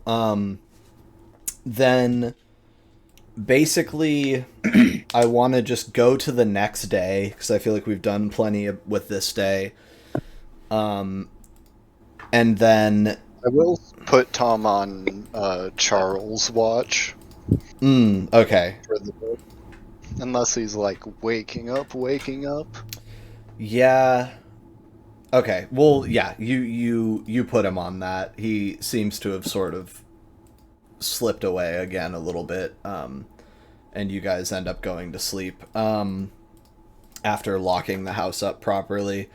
So, Laszlo, to finish your day out, I'm like trying to resynchronize the activity here. You know what I mean? I think like the last life story detail I want to throw out played out is that I'm like 13 days old. And just the bullshit of, oh, I got flashcard memory. I didn't have to scrounge around for 2 years learning how to speak. No, I think that definitely would. He would say something like, or I think before that, he would sort of be preparing. He essentially, while you're telling him your story, he's saying like, I need to go to sleep soon. I have not slept in days. Okay. To find my way here was hard, so I did not sleep, but we can speak once more when we wake up. Yeah, I've been awake during the nights, as you can imagine, so I'm getting sleepy too. I think he just looks at you funny again, like, wow, this guy really was living with fucking vampires, though, bro. Wow. But anyway, his preparation for sleeping involves digging a hole in the silt with his hands and then just like burying himself like halfway into the ground. So he's just like kind of laying in the muck and like covers himself with it.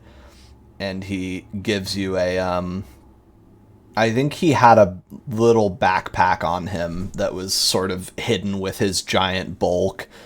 And he tosses you like a careworn blanket from it and just suggests that you sleep on the concrete. Okay. Sleep on the slab. And he says, I must sleep in the earth. I think... Since is one syllable. Yeah, I was gonna say he might have... He can unlock words by... like committing willpower to them, and because might be a useful enough word. But anyway, or did I decide he could only do that with proper nouns?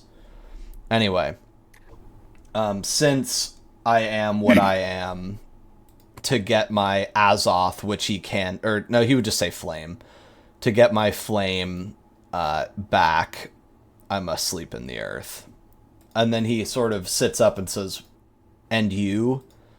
I think when the sun comes up.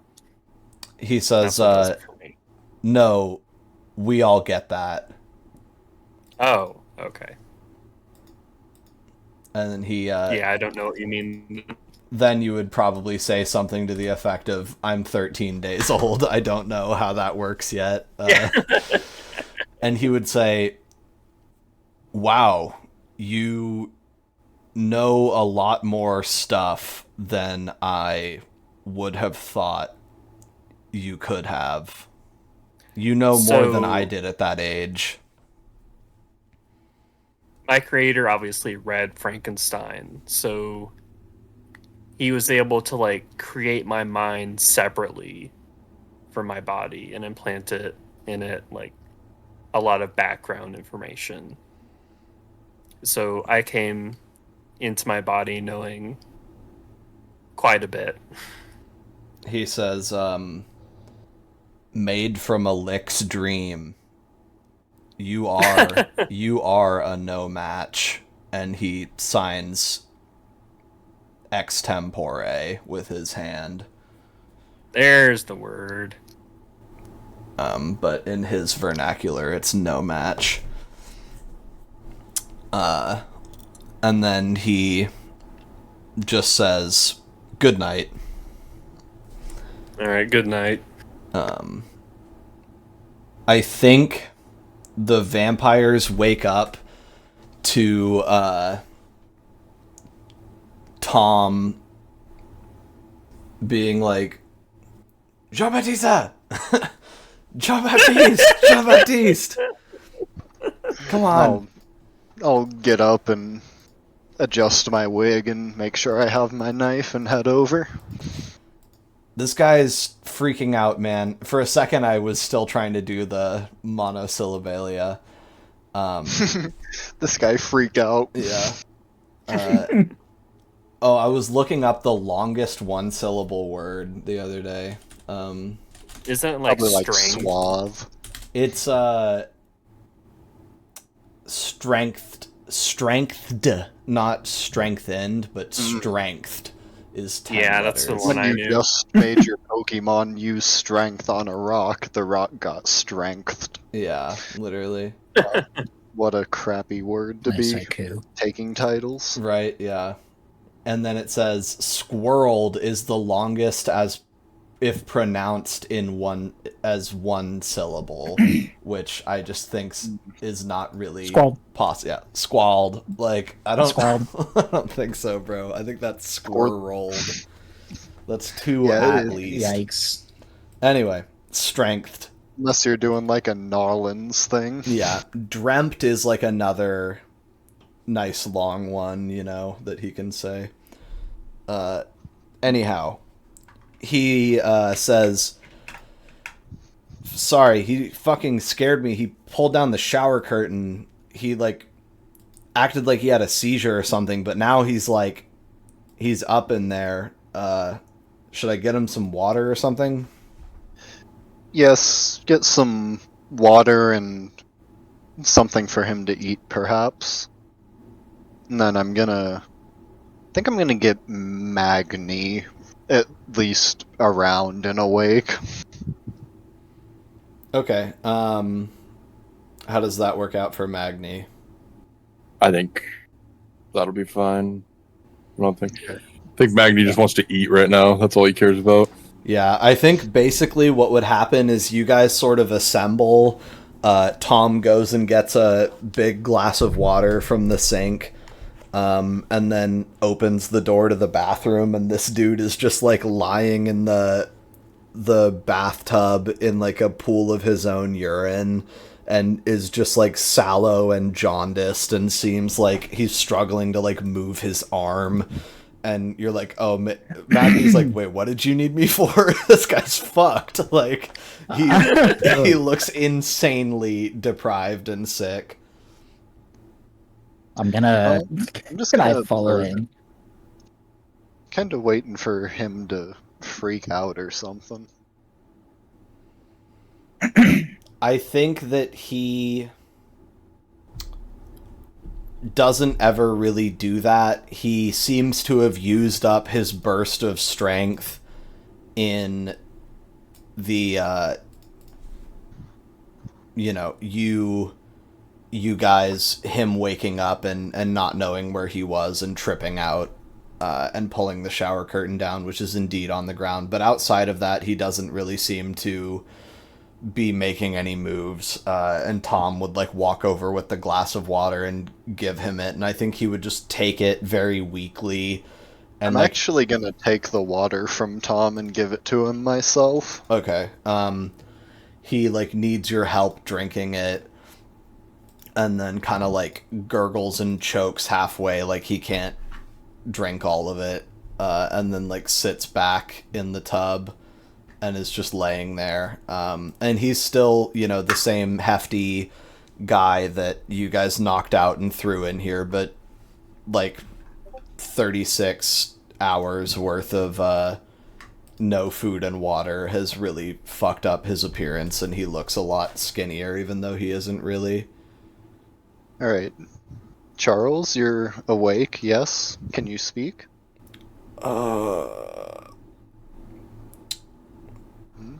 Almost. He's just kind of staring at you. I don't think he really has a lot to say. You know, I think I'm gonna try to mesmerize this guy. Alright, sounds good. Yeah, he's got some solid minuses here. What I think actually I'll do is just give you a +1 to your pool because of how fucked up he is and not mess with his stuff. Okay, so... Oh, my extra expression dot is already coming in useful. 2 successes. Okay, we got a tie on our hands. Run that back. Oh, no successes. Gosh. Okay. Basically, he got 1, and I'm honestly gonna rule this as this guy is just not really in a state where he can, like, think hard enough to be controlled. Like, the lights are kind of on, but nobody's home at this point. He probably has, like, you're looking at him and it looks like he's trying not to throw that water back up. His head must hurt so badly. Like, you can only imagine the kind of pain that this guy is in. And you can smell, like, blood seeping from the cracks in his lips and his tongue from being so parched. Like, it's gonna take this guy a second to, like, be a human being that you can dominate at this point, is how I'm ruling that. So probably going to be a couple hours before this happens. Okay, I think I'll kind of get up and just go to Thomas and say, he's barely awake at all. I just continue to observe him for now. All right. I think you said to Tom to do that. Yeah. He would just say, all right, I guess I'll give him food if he can. You want him to stay alive, right? Yes, I do not want him to die. Okay, I understand. And you can see that you feel that your influence on Tom's mind is slipping. You're almost out of time on your tether to him, but he's still responding, as he should be. And at this point, you don't even know necessarily what his attitude would be like if he came off of the dominate, but it's entirely possible that it's, fine. Yeah, I figure if he starts talking back to me, I'll just dominate him again, but as long as he's not causing me trouble, I don't mind. Hopefully, Okay. Magni keep him in line. So you guys have, like, I think 3 hours until you should be going to the gallery to do Thanksgiving. Okay. Is there anything that needs to happen before that, besides everybody getting dressed up nicely? Yes, I absolutely must make a stop at the Disco Elysium first. Okay. Oh, I can't believe Laszlo's gonna miss Vampire Thanksgiving. This is so fucked up.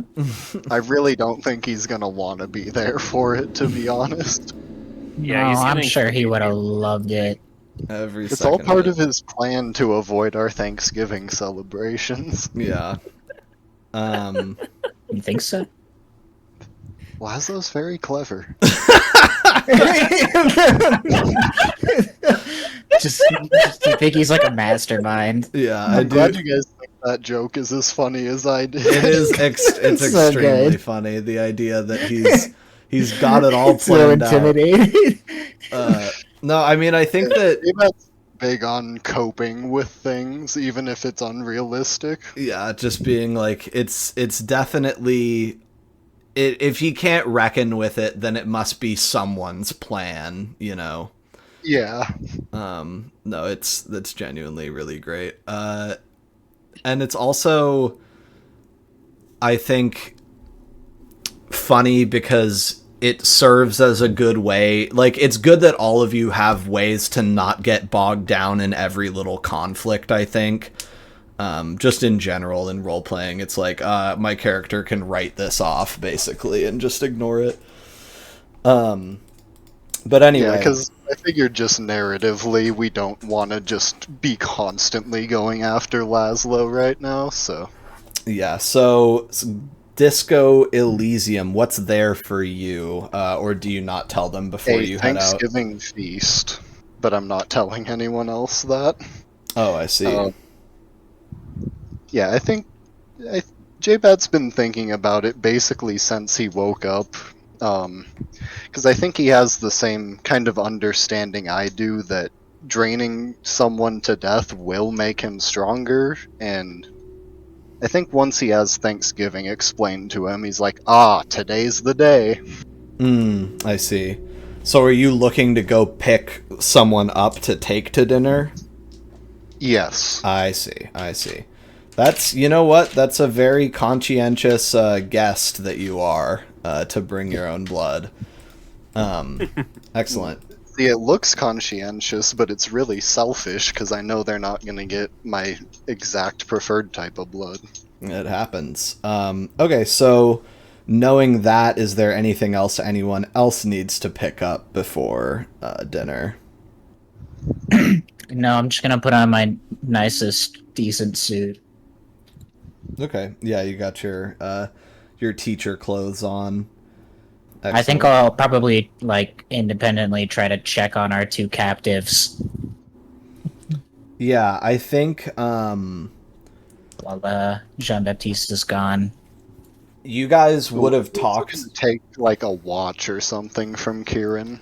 Just, like, some sort of accessory for the dinner. Sounds good. I think you guys would have gotten from Kieran that he's like, I had today and tomorrow off anyway because of Thanksgiving, so, like, he's like, I should probably go back to the office on Monday. I need to go back to work on Monday. It's important, kind of thing. But he's off until then with, like, no scrutiny.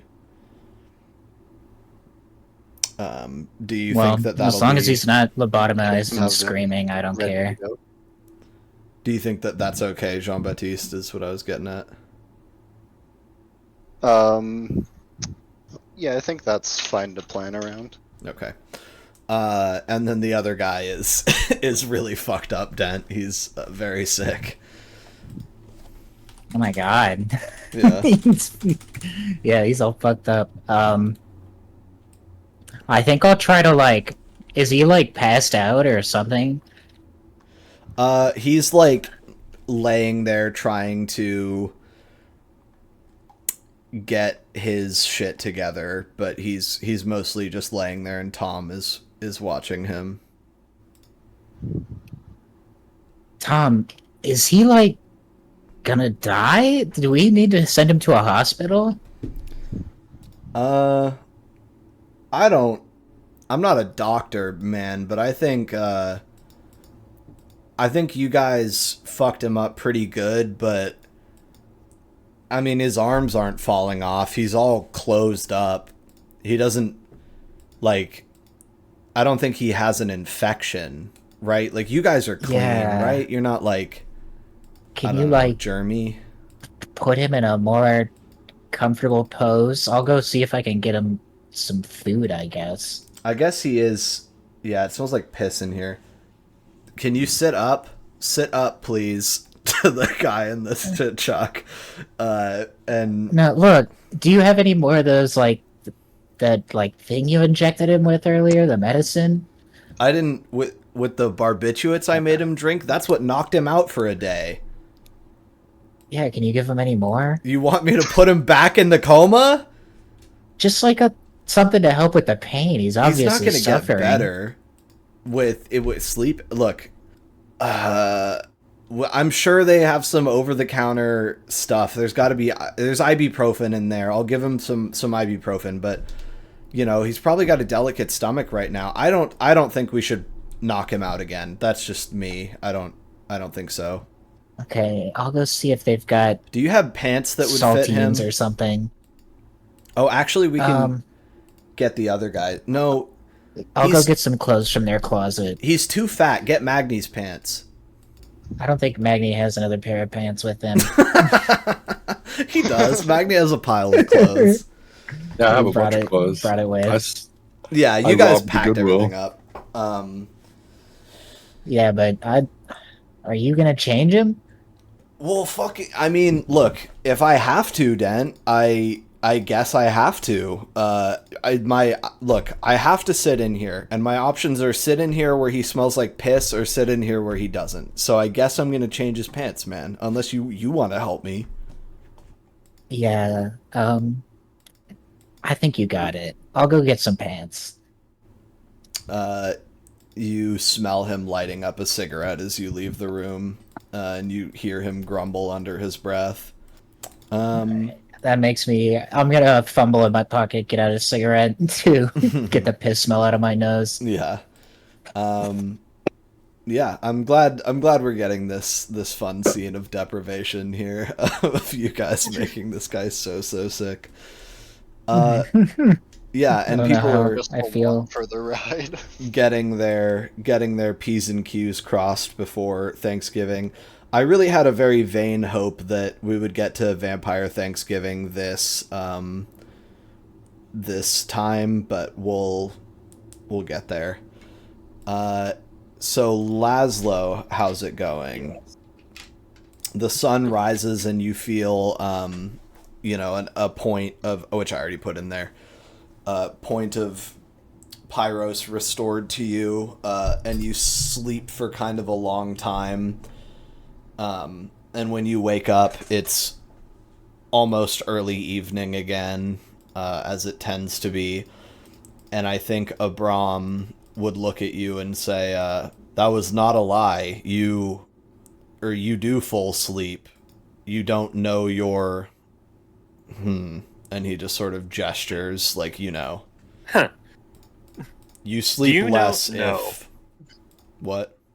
Oh, it's saying, do you know how to do this, Laszlo? The answer is no. Yeah. So now do you want to try and get his story? I think your whole Yeah. body would be... He also, spoiler alert, switched to lead when he knew he was going to interview a Promethean.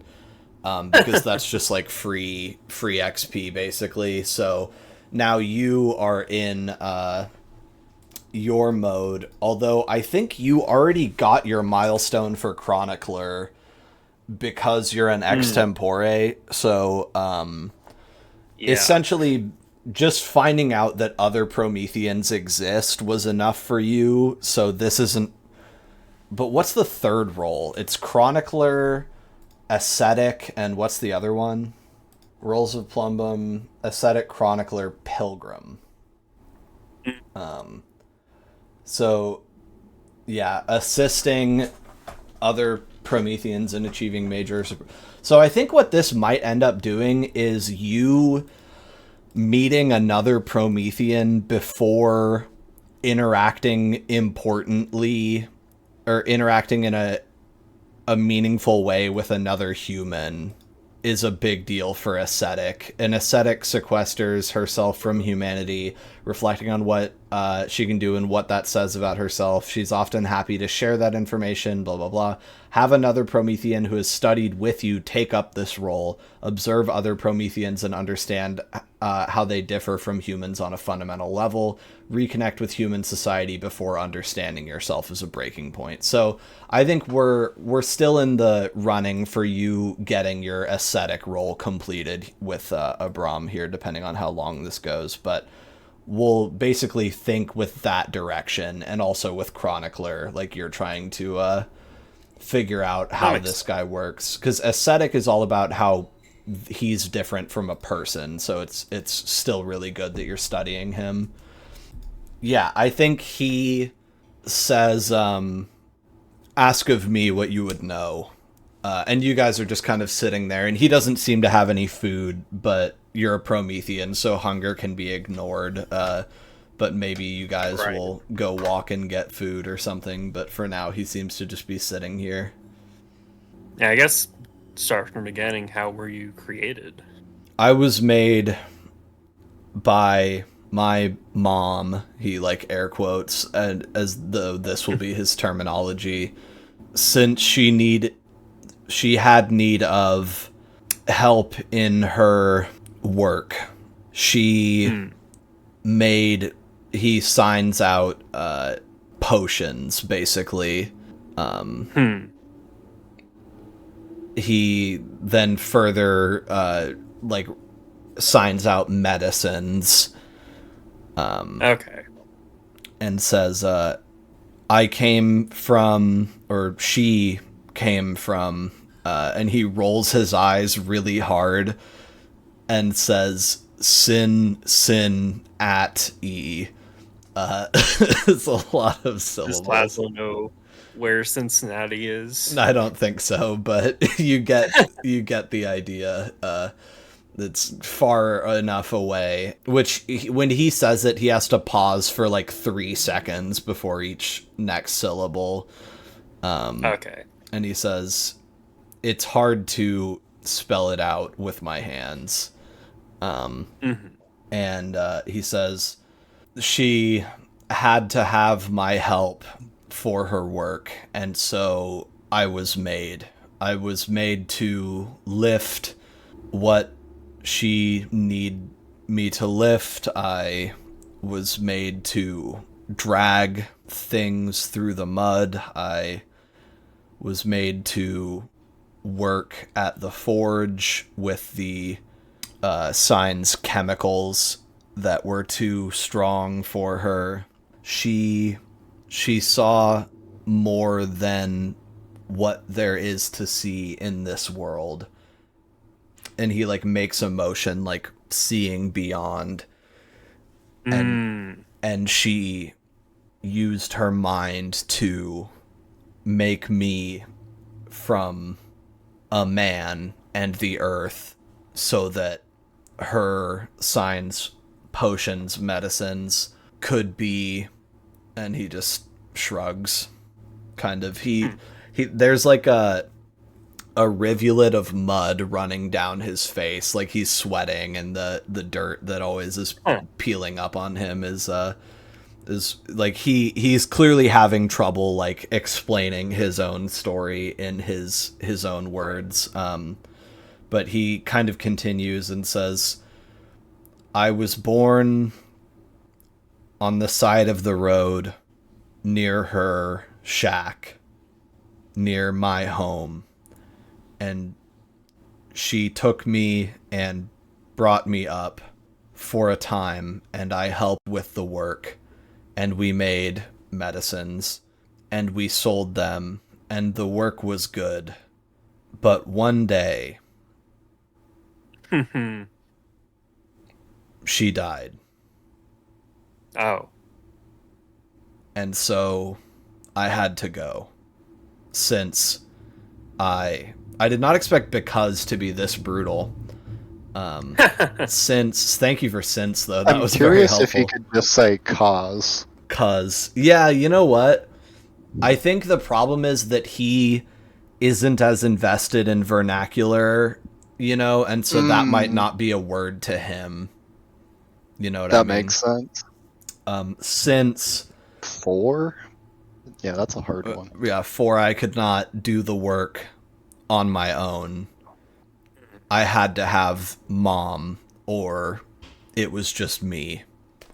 And for it to be me has not been signs enough, which is a word that you know innately and doesn't have to be spelled out. And then at some point I met Ready, which he says as one word, like it's a name. Ready is my friend.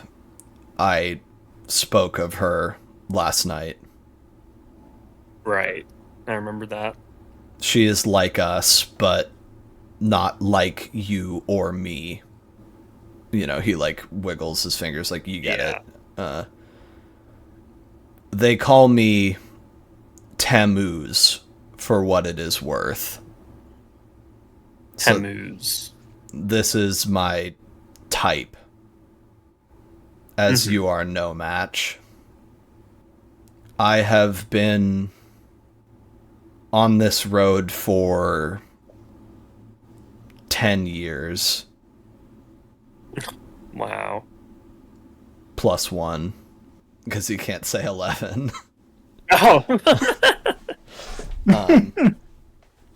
I was with Mom for 6 years.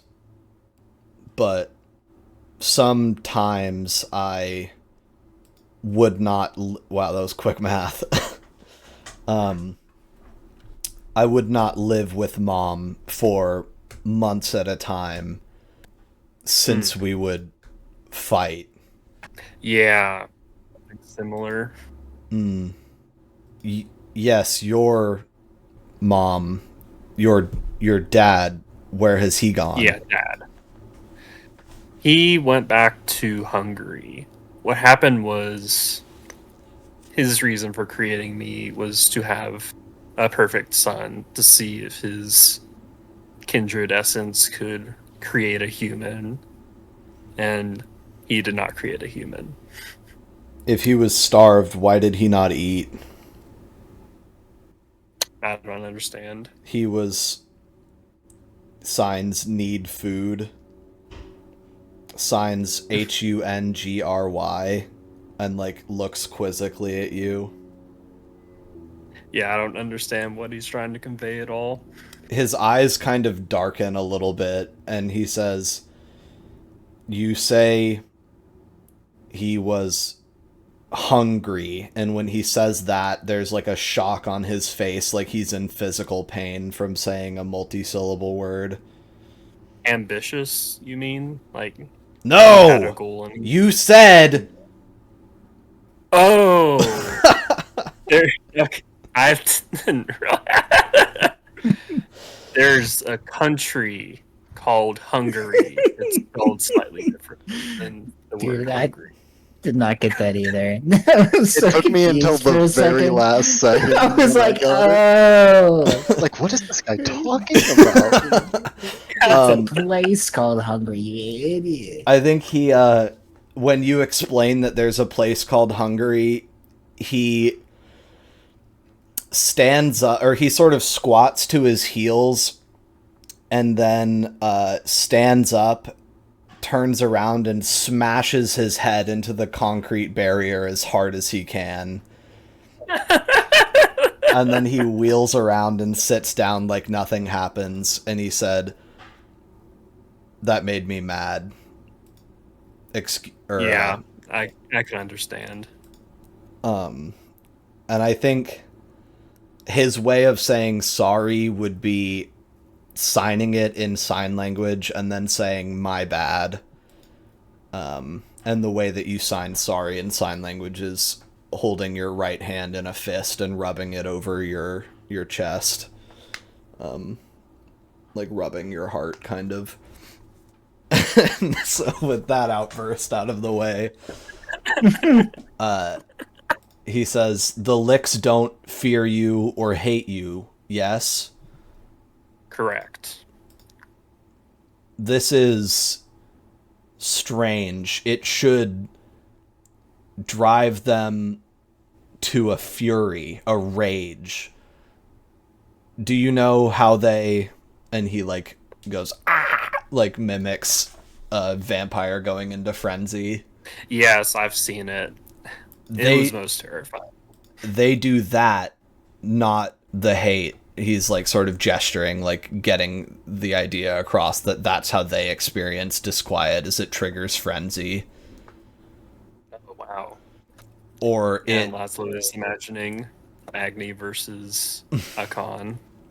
Oh yeah. At first I was like, oh, his name's Abram, and then I was like, oh yeah, Akon. Yeah, I think at this point he would say, "Come, tell me more. We need to get on the road for a bit." Okay. Uh, How long do you think you'll keep me out of Seattle? When can I return? I think he... he's gonna shrug that one off. He's gonna mostly ignore you and say, we need to eat. Let's go get food. And then he like holds a handout, a dusty handout to help you up, and seems to be entirely preoccupied with wandering up the steep, silty slope in search of a breakfast place for you guys to go bother people at. Oh, it's nighttime. Gonna go to a diner. Vampire breakfast. Yeah, he says, I want eggs, and then he looks up at the moon and says, fuck. And he just helps you along.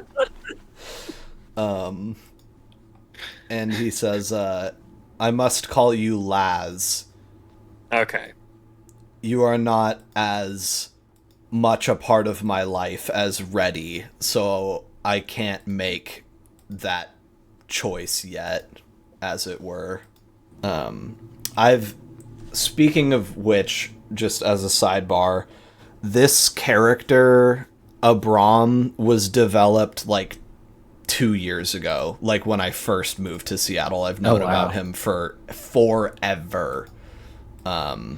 Some like base head type stuff. Yeah, he was like a really integral. Like once I knew that Laszlo was gonna be a Promethean, it became, or unnamed Promethean was gonna be a Promethean.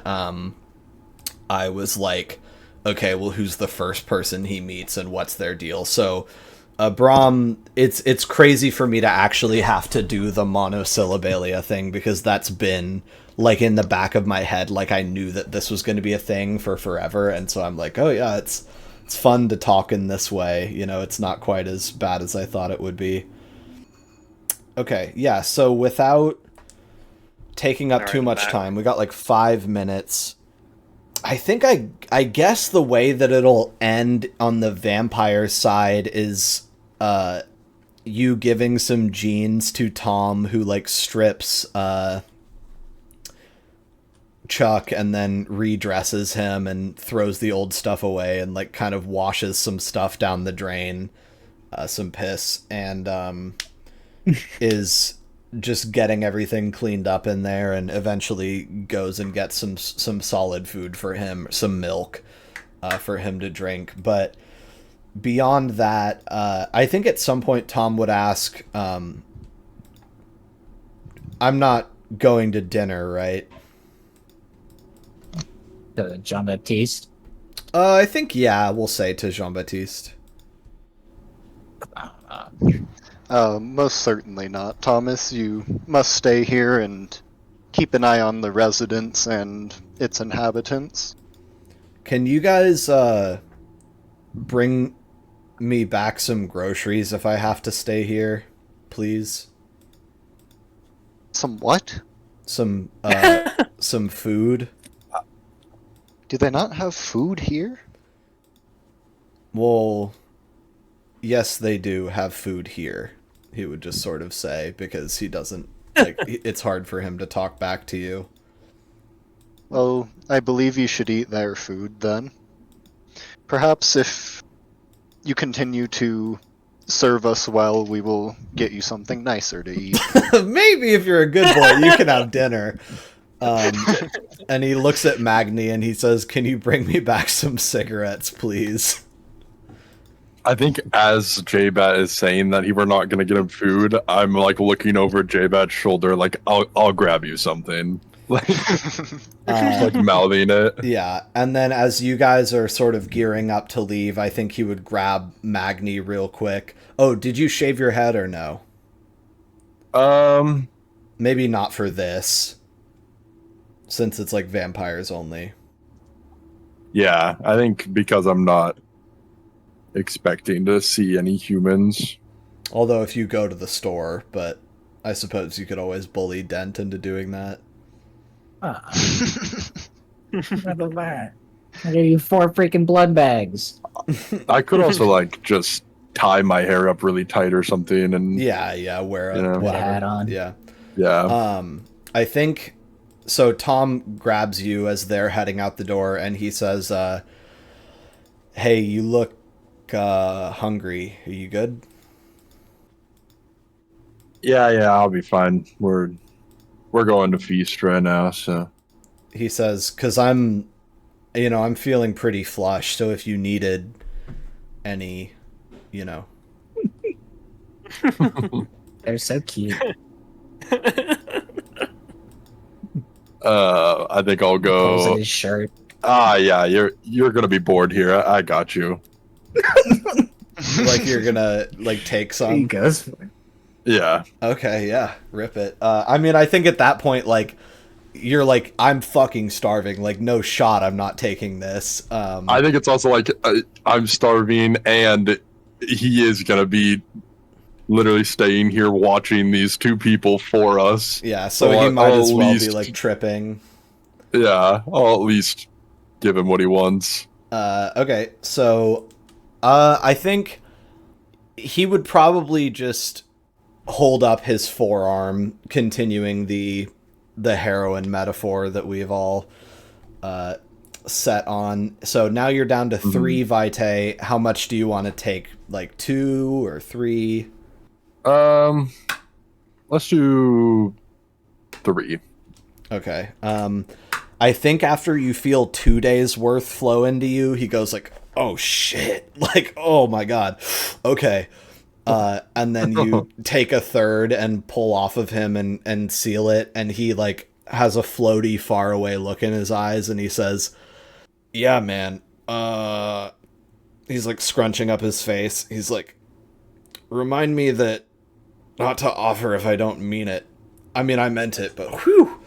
Jeez, you can, like, okay, like, it's a good, anyway, I'll see you later. He kind of, like, giggles and, like, stumbles towards the bathroom. And then you hear a lighter light a cigarette as you close the door, and you are up to 6 vitae. Congratulations.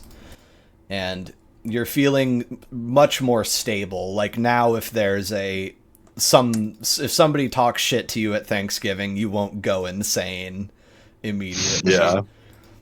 And then, you guys get in the car and are ready to swing by the Disco Elysium, and Laszlo, Abram helps you up the silty hill, and you guys end up on the edge of the highway.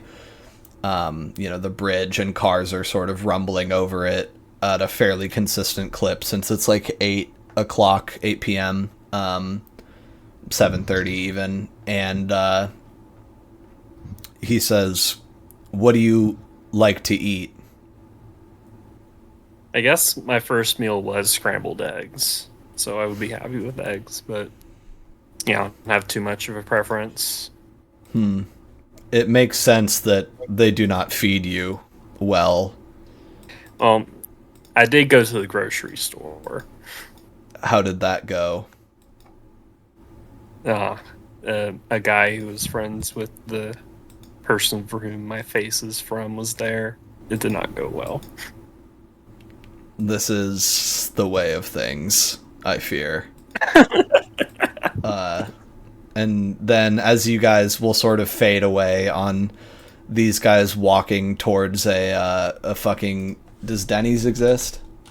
I was hoping it would be at Denny's. Yeah, please. When was... At Danny's. Yeah. Denny's, they won't even notice that these two are strange. Yeah. It's just like the usual customer. 1953. No, we gotta get him in a Waffle House. First Denny's in Seattle. This isn't... They're in Mercer Island, so it doesn't matter. It's your world, man. You can have Denny's if you want. I'm okay with that. Yeah, you can retcon anything about Denny's. That's Yeah, acceptable. that's fine. Yeah. So That's within the technology of the world. there was a Denny's, and you guys are walking towards it, and he says, "This is the way of things, I fear." And then he's explaining to you, "I have the good luck to be made of but one man." So there's always that. And then what's our song gonna be, I wonder, as you guys... He's like... Something Promethean. "I may need shoes," he says, as you guys are approaching the Denny's, because his burst off of him when he was doing his thing.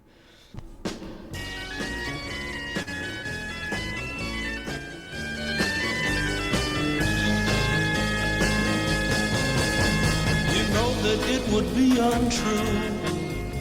You know that I would be a liar if I was to say to you, girl, we couldn't get much higher. Come on, baby, light my fire. Come on, baby, light my fire. Try to set the night on fire. The time to hesitate is through. We left off with the coterie split down the middle of their like species, as it were. So the three of you had just tidied up at home, in a manner of speaking, in preparation to go, and you were headed to Elysium to go get some drinks for dinner. And then was there anything else that particularly needed to be done beforehand? I think it was just that, and you guys were all going to ride along to get something for Jean-Baptiste. One thing I would like to say that J-Bat did do is draft a letter to, what's his name? Adrian. Oh, okay, yeah. Adrian Sontag, the lawyer. Yeah, with the help of Kieran. I wrote down sort of a proto version somewhere, but it's basically just like, teach me how law works these days, please. And I plan on giving him like a lot of money too. Okay, so you're looking to get tutored in modern law by Adrian. Yeah, all right. basically. Cool. And then I will also say that Dent is going to have to reconnect his... You're going to have to re-put out more flyers, but I think it's just as well that you sort of... we established that you got a fourth teaching contract. So basically I'm going to just be kind of throwing like $2 at you like every other day. You know what I mean? Because now you've got that relatively passive income. You're working for it, but whatever. So you've got the Richardses, you've got the young lady that is learning to play the piano. There's a man that do you think he's comfortable teaching guitar? Oh, yeah. All right. He played like there's a lot of string instruments in Korean culture. Yeah. So he definitely knows how to play guitar. So he's teaching guitar to a guy, and then he's teaching like history and stuff to a college student as well. So you've got your client list, and it's not going to get any bigger for now, but I figured like it would be easy to sort of just off-screen that stuff for the time being for the less important ones. And only one of those you've converted into a blood lead with the Richardses, so we would have to go active to get more blood leads off of those guys. Yeah, but that might be like a tomorrow night thing. Yeah. But so maybe we can say you went out and taught that guy guitar and picked yourself up, what was it? Oh, 95. Picked yourself up another $2.50 before coming back and getting ready to go. Anyway, just giving Dent a little bit of money, because that was sort of my idea for it, is compared to a lot of like stealing things and stuff that you guys have been doing, the amount of money that you're getting seems pathetic, but it will just keep piling up, with basically no and you real don't effort. have I mean, we don't avoid the police ever for it. So yeah, we don't have a lot of expenses too, I feel like. So. well, that does help Especially when you right don't have to now, eat we're food. fucking freeloading. Yeah. Okay, so, and then the other one of our group was away under a bridge, although you had just sort of stood up and went to go get some Denny's. And I think we'll stick with the vampires for a little bit and get to Elysium. What car are you guys going to take? Probably just the car we've had. Okay. Yeah, I kind of just want to pile into the normal one instead of the And technically stolen one. you guys have left Tom at home, who just With got strict orders to not let anyone leave. Yes, and he seems to be prepared to enforce those rules zealously because he was just fed on, and he's still pretty pumped up from his blood feast from Magni, and so he is very, very tapped into your guys' desires and wanting to help you. So, Cool moment. yes, he is at home, and you guys get on the road. Yeah, are you guys feeling apprehensive about dinner in character? Like, I think you were told probably just meet at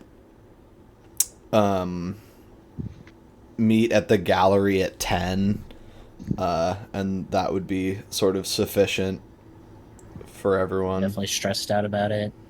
The last dinner we did was kind of crazy, so hopefully this one will be Do you chill. mean with Gordon or the meat thing, the big meat. meeting? Oh yeah. The big meat. The big It's a meat little was, yeah. As long as they don't make me speak. This time, I mean, you would assume that it would be a smaller crowd, I think, is something that would maybe assuage your nerves, that Yeah. people tend to do family Hopefully the- affairs. Carthians aren't there. Yeah. Maybe Lord Atticus will miss this one. Yeah, that might be beneficial Yeah. on account of what's been going on recently with him. Because, 2 days ago, you have it on reasonable suspicion that he was trying to kill you or scare the shit out of you or whatever. By way of Montresor, no less. Yeah.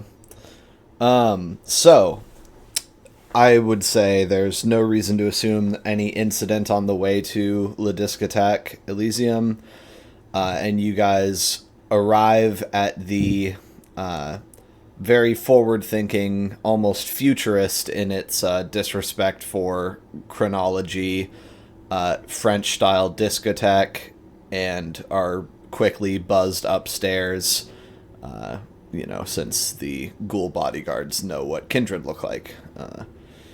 And as you guys go up the stairs, I'll say, anyone that looks at you, I feel like you guys are starting to speciate into your types a lot recently, where it's like Magni, I can imagine Jean-Baptiste leading the way, actually, but Magni sort of climbing the stairs is going to be the first person you look at, because he's just gigantic, and he's like a column of rippling muscle and hair, and his face is like sculpted in a way it didn't used to be, and you're just sort of terrifyingly well-formed, and wearing shitty clothes that you make look awesome. And Jean-Baptiste, in his fresh, smartly tailored suit, looking like, I feel like finally in place, you know what I mean? Like you've established yourself enough that you're able to walk very confidently, like, okay, I know where I'm going now, and these locations aren't new to me. And you probably are like counting in your head, you can see your lips moving as you think about all the money that you're gonna get off of these people. And then Dent bringing up the rear, almost totally blending into the banister in his pretty normal teacherly clothes, but basically functionally invisible as he carries on with his face in the crowd and stuff like that. So I think you guys have officially come into your archetypes, is my point. Swag. Yeah, and so with that said, you enter into the disco, and there's a good turnout tonight despite the holiday. I think you would be expecting less, but it is a Thursday, so it's towards the end of the week. People are off for the And a weekend. holiday. Yeah, so if you don't have a family to be eating turkey with, you are here getting blitzed, and there's a decent crowd on offer, and some good dance music pumping, alternating with top 40s. What is the play? Find someone who really doesn't have a family to eat with and is really getting blitzed. Okay. Then we'll do a feed roll thing for you. As far as licks go in here, I'm thinking you guys would see right off the top, Miss Lizzie is sort of holding court, and the bar is currently playing host to 2 Carthians. There is the Mekit, who's a little bit squatter and heavier set, but still like a attractive young woman with dark hair. I've described her a few times. Do we know her name off the dome as a collective? Did you say a Karth Mekit? Yes. I don't remember her, but I do not have info on one of them. She was the one that turned into a con to mess with you guys at the church. And her name is, well, I feel like she would be on the list of people. Wait, is it Claire? That is Claire, yes. Okay, I put her in the wrong spot. She must have fallen off. Yeah, she's Carthian.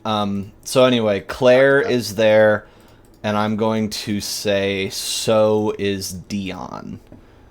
And they are kind of off in a far corner, almost near the closet where Magni fed on that lady before having to go fight Roy. And yeah, honestly, this place is not that much worse for wear after having like a kind of catastrophic, like apocalyptic bar fight only a handful of days ago. Miss Lizzie knows how to keep this place running. So that's the clientele, and then I'll start building a role for Jean-Baptiste here. I think while I'm kind of scoping out the place, I'll go say hi to Miss Lizzie. Okay, cool.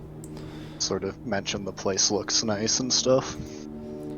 She would see you guys come in basically instantly, and nods at you as you walk over. And she says, "Hello, Jean-Baptiste. You're looking well." Oh, thank you. So are you. I'm quite surprised with how quickly you've turned the place around. She is wearing a very beautiful sort of dancing dress, as she tends to, and is just kind of looking effortlessly incredible. And she tosses her hair and says, "People find it hard to stay away, I've found, and sometimes a little bit of danger, some rumors can make a venue seem all that much more exciting. So, all things considered, yes, we're not operating at a loss, certainly." That's wonderful news. Yes, it seems like we made it out of the woods for now. Are you all off to the big to-do? Oh yes, we're heading there just after we're done here. Excellent. And before I head off, I was just wondering, how much are you charging for use of your crematorium facilities here? Her mouth kind of draws tight a little bit, and she says, she kind of just hisses out quietly, Jean-Baptiste, and then like beckons you a little bit closer, and she says, "It's not operating tonight, so please tell me that if you have something tonight, you have alternate arrangements that could be made." Oh no, nothing I tonight, see. nothing Okay. urgent. In just- futurity, understood. Yes. Well, in futurity, with proper warning, say pre-planning, okay, and proper delivery of the materials through the freight elevator, and supervision of your own material, as it were, I would be prepared to cut you in at a rate of 100 per.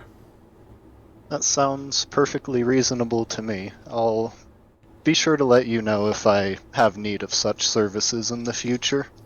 Yes. Actually, here, why don't you take the club number? This will be helpful to make any advance measures that we need to take. And you get her club phone number. And if I can't see Carla anywhere around, I think I'll just say, oh, and tell Carla I send my regards as well. She gives Actually, you a... probably even if I can see her. Oh, yeah, you cannot see her. And she sort of smiles slightly and says, I believe Carla will be attending the dinner in my stead, so you'll be able to tell her yourself. Oh, wonderful.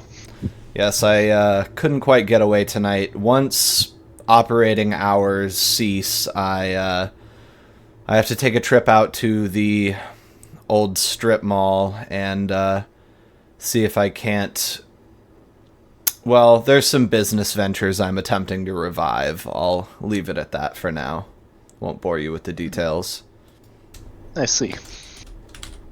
I think I'll just kind of bow and start kind of shuffling away. Alright. She inclines her head at you, and then your position is quickly filled by a shuffling, scraping mortal who's here to tell her how great of a club this is and how wonderful of a time he's having, etc. How long are you trying to spend here? Under an hour to hunt? Yeah, I think so. Basically, I'm looking for someone in classic serial killer style that won't be missed very much. You know, just sort of screening for if they have anyone that sounds like they might go looking for them, they're off the list. And then sort of other requirement is they don't have to actually look high class, but they can't be like notably low class sort of thing. Okay. Yeah, beyond that, drinking. Alright. Then let's do... your role is going to be presence plus... do you want to use socialize here? I wouldn't mind using it. Alright, presence plus socialize. What's that pool? 5. Okay, and then you get -2 from the amount of time that you're spending, because it's not quite a half hour, but you're doing this quickly. It's probably more than a half hour from door to outdoor is my point, which only hunting for 1/2 hour is -3. And then you get a +2 from hunting in the rack, because this is like the best place to hunt possible. And then you are going to lose -2 for the specific requirements that you've set up. So roll 3 dice, please. Oh, no successes. Okay. So at the end of the day, what you're left with is there's someone you do zero in on, but there are flaws to the equation here. You zero in on a woman who looks like she's had too many. The only problem is that she's got, the right outfit, I would say, for the place. She looks like she's having a good time. There's nobody around her at the moment. She's like sitting at the bar and sort of drifting between the bar and like moving around on the dance floor listlessly. The only problem is she's got a black eye and a bruise on her jaw. And so it looks like she's been roughed up in some capacity recently, and she doesn't exactly look high class, even though the clothing she's wearing doesn't make her look destitute. But basically, if you took her out of the cocktail dress and put her into rotten old sweatshirt, she would look perfectly fitting as a homeless person, if you understand sort of what I'm getting at. Yeah. And you're thinking on such short notice, this may be your best get. I think I'm trying to estimate if the black eye and stuff can be covered by makeup, or if it's already been covered and just doesn't work very well, you know? I would say that she's wearing makeup and it looks like it was put on by someone doing drugs. It's a shitty job she's done of covering it, which is why you can see it. But it's not unthinkable that a more skilled hand could make her up more nicely than she has. Not unthinkable by any stretch. I think that is what gets J-Bat kind of more interested, and it's just, okay, I gotta figure out what's going on here. What kind of clusterfuck did I find? Okay, so do you want to zero in then? Yeah, and I think in classic J-Bat fashion, I'll just impose myself where she's likely to look until she looks at me, and then take that as an excuse to approach. Other guys, J-Bat is hunting. Anything you're doing in particular? Magni, I almost feel like this place has got to make you thirsty for Vitae. You're like, dude, I was taking names in here 3 days ago. Shit, 4 days. Dent, how are you feeling? You've been to this place before, but basically only under the worst circumstances imaginable. Yeah, it showed up at the wrong time. I'm probably just sitting in the back, a couple tables away, and just watching his back, essentially. Mm-hmm. Make sure the Carthians don't fucking stab me. Yeah, and I don't know, is she a prostitute? Is that something I can tell? Yeah, you want to do a little... let's do a little thingy here. I guess I could auspex her. Yeah. But no, I want you to do dream I don't really visions. want to go No, that far. It's free, isn't it? It's free. I might as well. I think I like I'll you just... choosing to do it despite yourself, because Dent is probably I don't even want to pry, and then something in your chest is right? fucking look at her. Do your thing. Yeah, that's actually kind of real. I wonder if Dent gets uncomfortable just knowing all this shit. I feel like if I started hearing people's thoughts, I might genuinely become a recluse. Yeah. The problem is that there's something inside of you that really wants to hear those things, Yeah, right? driving you toward Especially, of mortals. Alright. Yeah.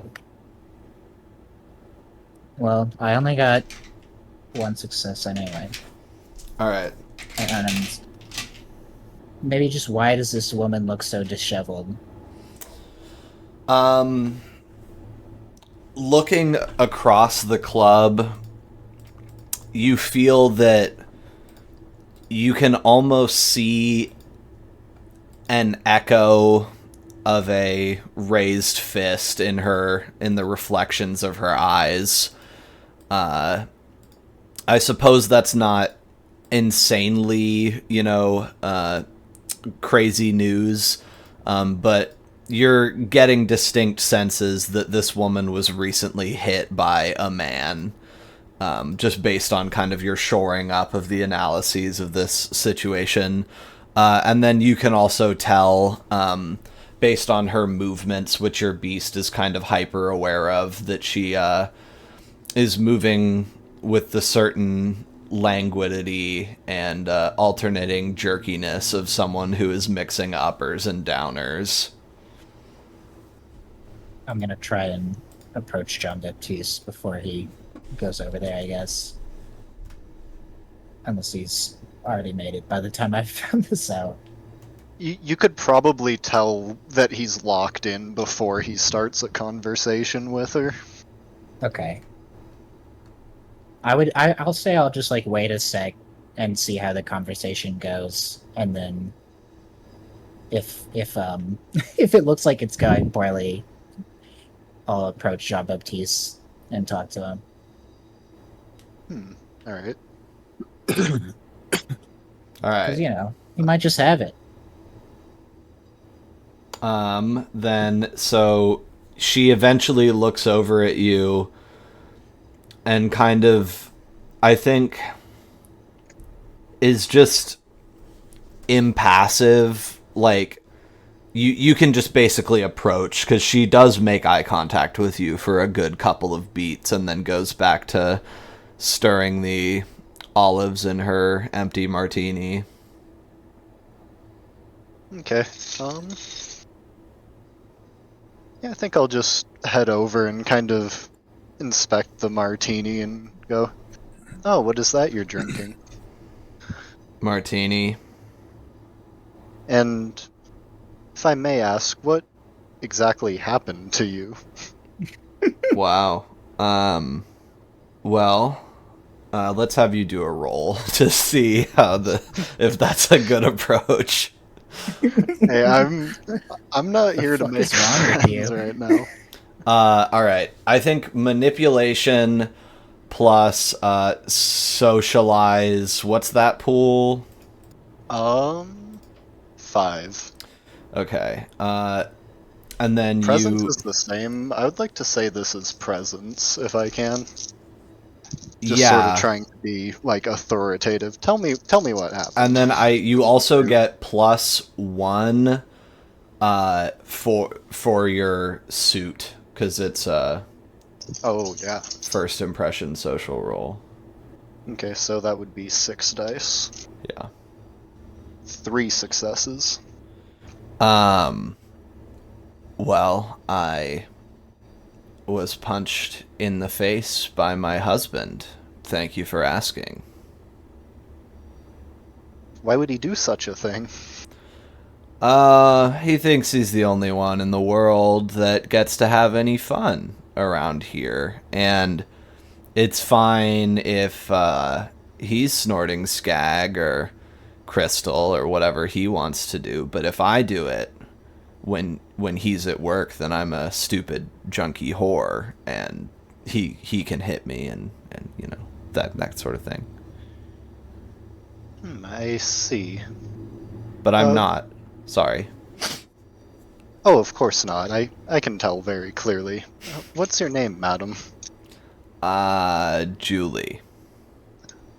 I am Jean-Baptiste. It's a pleasure. I'll kind of look around the bar, and I'll try to direct my eyes towards anyone who looks even as miserable as her. And It's pretty then hard to sort of- find one. yeah, I figured it is. Find someone that's also looks miserable, so I can go, would you perhaps want to leave this club? It's rather loud, isn't it? So you're asking her that? Yeah. Okay. And basically, if she doesn't go along with things, the plan is just use dominate. I see. Let me have that same roll from before, but with just a -1 this time. Okay. So whatever what pool was. Is it not counting the suit -1 or? No, you can count it. Okay. But yeah, just lose that one basically. 5 dice. Ooh, 1 success. Are you planning on rescuing me from my, sordid life of woe? Oh, of course. What else would I be here for? Oh, I have no idea at all. Let's where's your car? Oh, just outside. Follow me. Great. And so I think Jean-Baptiste is just doesn't even care about her misery. Is just like, damn, that was kind of easy. Maybe I should look for more ladies with black eyes. maybe I should be looking for more broken birds. Yeah, so you've acquired Julie, and I think, Magni, you catch Miss Lizzie, your grandsire, looking at Jean-Baptiste like, good, thank you for taking the trash out of my club. Like, that's actually really nice, to not try and sort of eat one of my go-go dancers and instead, be taking that fucking freak show off my bar. Thanks. And unless there's any club business... Oh, are you going to talk to the Carthians, Magni? Yeah. Okay. So we'll do that simultaneously with Jean-Baptiste picking up Julie, but I will hold on that scene while we jump over to Laszlo. Laszlo. It's time for Promethean Thanksgiving. Yeah, it's... We interrupt our regularly scheduled session of Vampire the Requiem to play some Promethean the Created. Come this way, up the hill, says Abram. Alright. And then... Yeah, I think at this point, Laszlo is not, like, itching to escape. He wants to see this ready person, at the very least. Abram extends a hand to help you up, like, the hill, because you guys are, again, on, like, a construction embankment under the bridge.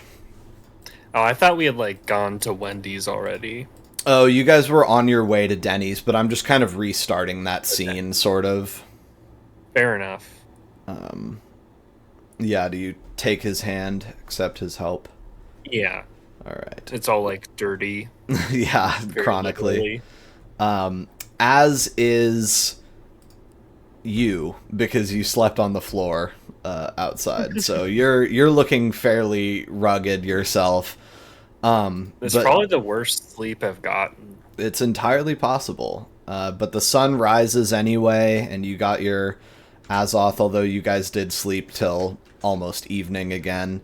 And as you clasp this guy's hand, you feel a jolt as your Azoths sort of dance together, and you feel yourself get a minor universal milestone. Ooh. So there's something...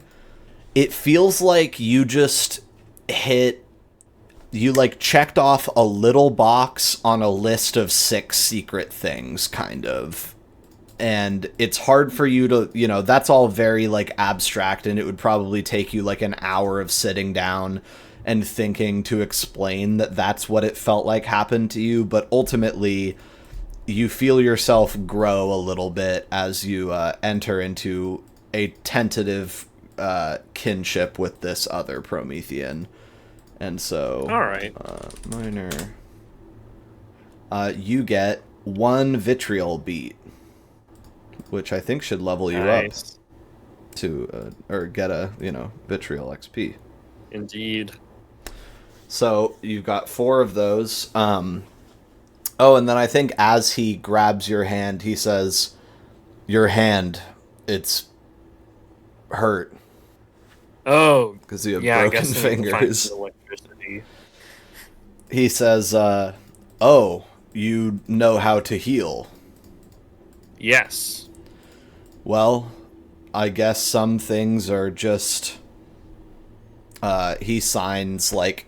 He basically just sort of puts both of his hands over his heart, and you understand pretty innately what he means by that, I would say. Yeah, some concepts just popped into my head with no prior knowledge.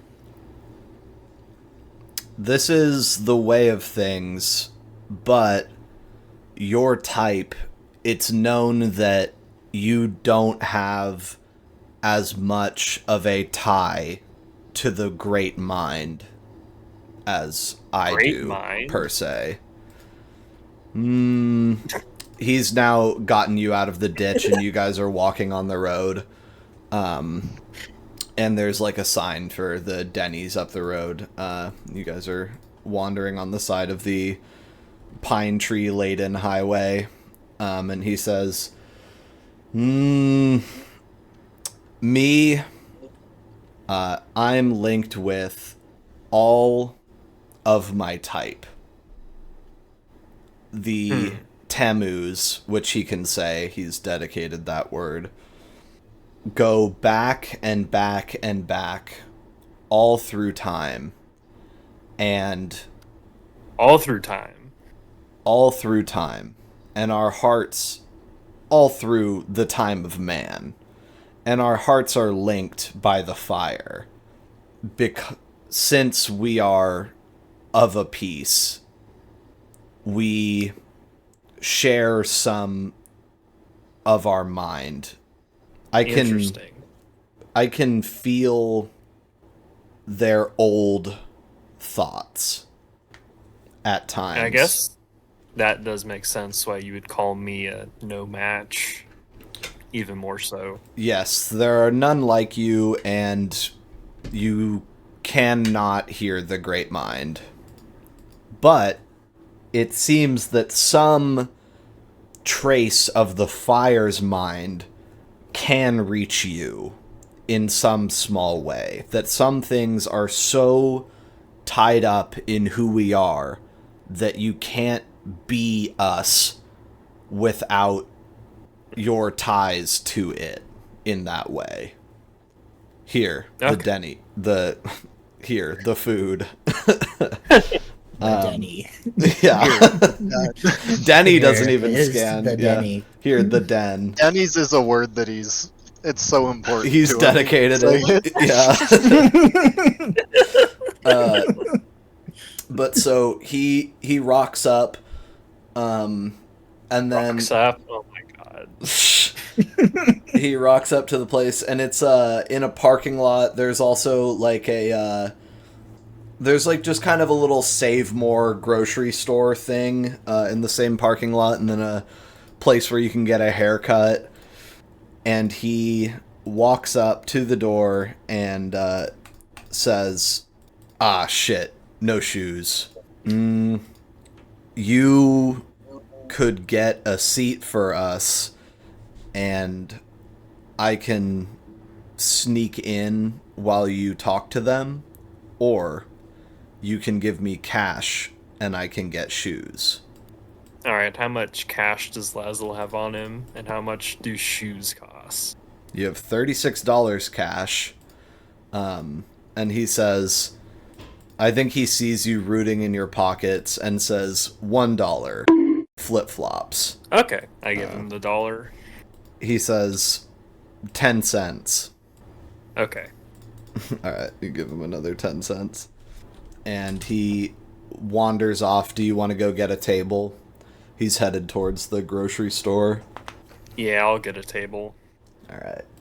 You walk in, and a hostess sort of comes from behind the like bar area, you know, they serve the coffee or whatever, and says, how many? It'll be 2. Okay. Just right over there, please, in the by the window there. Alright. Thanks. Over there. We'll be over to you in just a few. And she kind of gives you a funny look when you walk away, but ultimately it's not that crazy of a, the machinations of capital have brought you two together. She has to seat you for now, so it's fine. And then through the window, you can see a Brahm sort of jogging barefoot across the parking lot, walking into the Save More thing. And then it's like 5 minutes later, he comes out sporting some new flip-flops.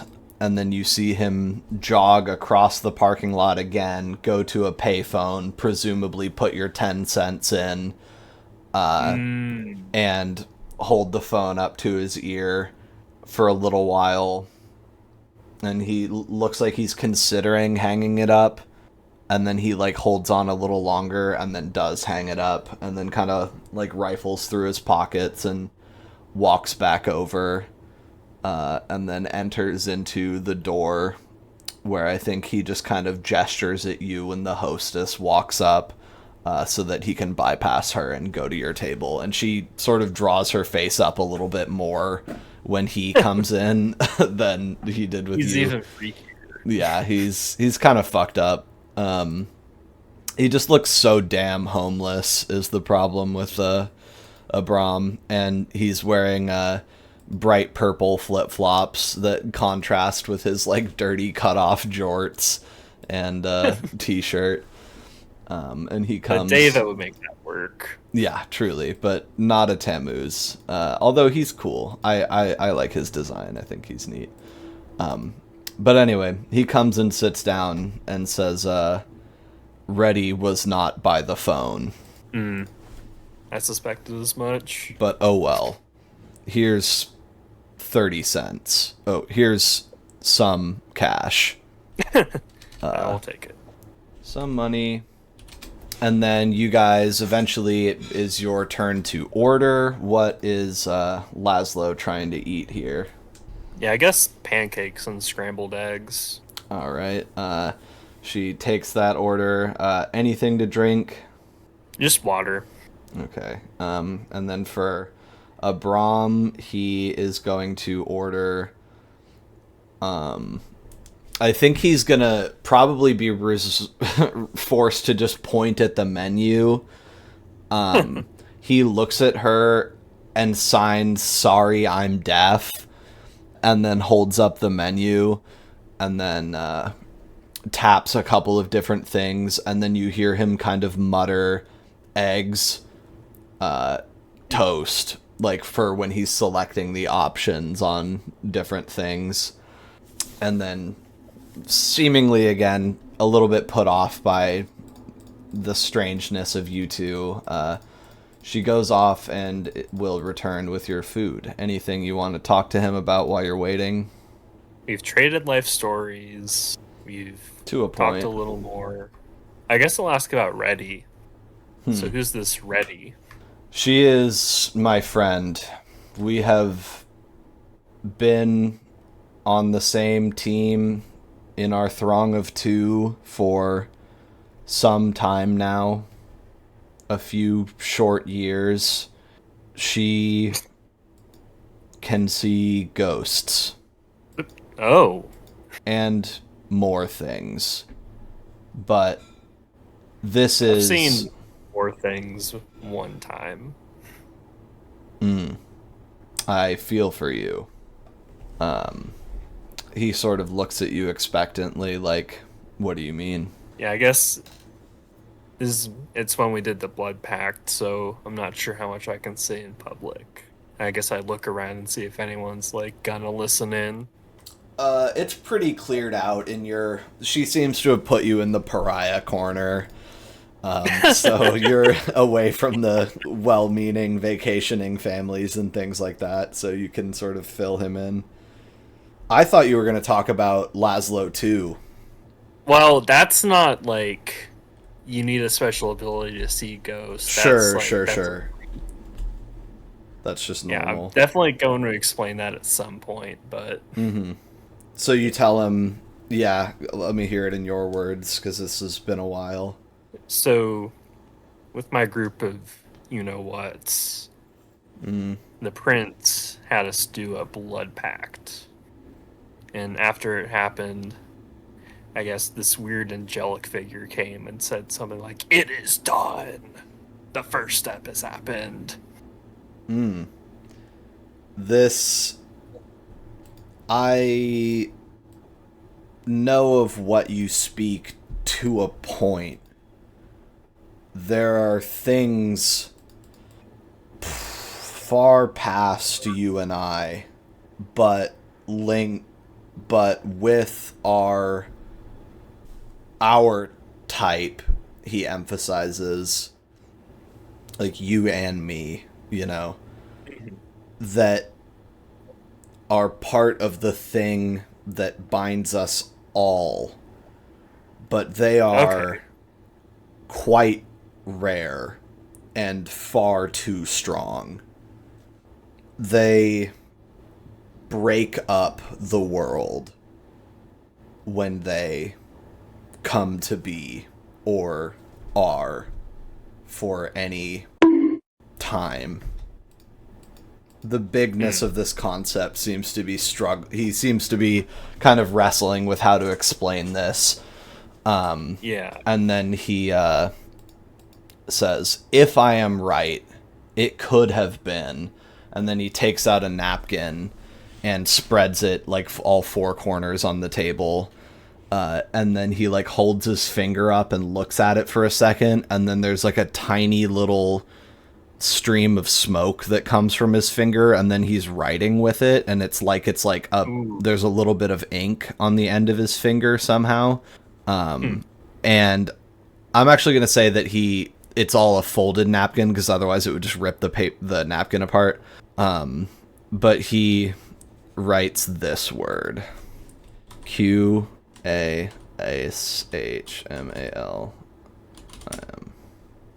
Kashmalim, he writes down. Kashmal. And then the singular. I bet he just like covers up the last two letters or something. Yeah, good point. Last three.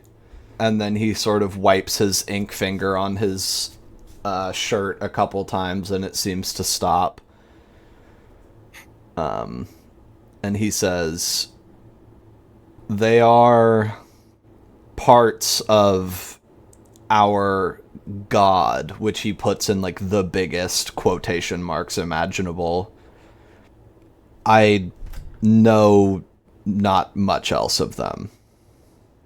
Mm-hmm. I have not seen one. Yeah, I'd have to assume my particular circumstances being so unique, that might be why I saw it. Yes, this was when you made a blood pact. Did the pact do things to the licks, or what? So what it does is it like makes us all more prone to like each other, although Yes, lick stuff, but did it do things it was not meant to? I'll point at the tattoo. I think we all got something like that. So where is yours again? It was like on my neck, although Yeah. it's hidden by the glamour to humans. Right. You sort of pull your shirt down and show it on your, like, clavicle neck. And he says, "My God, that's a Throng brand."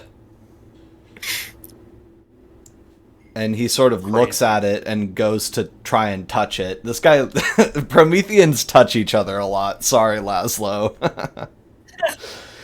I think Laszlo mainly doesn't like humans touching him. Yeah, Because fair they enough. get weird, and he has like the big blood engine. So he touches it and like draws back his hand like he got burned, and he says, "It is of Pyros, yes, but it is wrong somehow."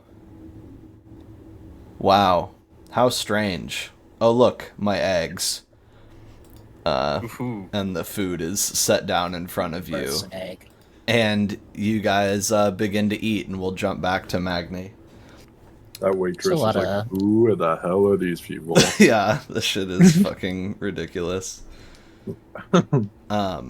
I wanted to hear him say those like really goofy menu items that they always have. Yeah, at, like Denny's Grand and IHOP. Slam. Give me the gore. Hey, just I think a don't lot of look them in breakfast the foods eyes are and you one might get a syllable. tip. Yeah, literally. Okay, so Magni, how do you approach Claire and Dion? I think pretty casually, I'd just walk up and be like, "Oh, hey guys," like as if I just saw them. Okay, yeah, you step over, and just mostly for the sake of appearances, Dion wouldn't like stand up to greet you, but he would like raise a hand and drop it down and nod at you and say, "How you doing there, Magni?" It's always hard for me to remember that I don't have to do one syllable when I flip back.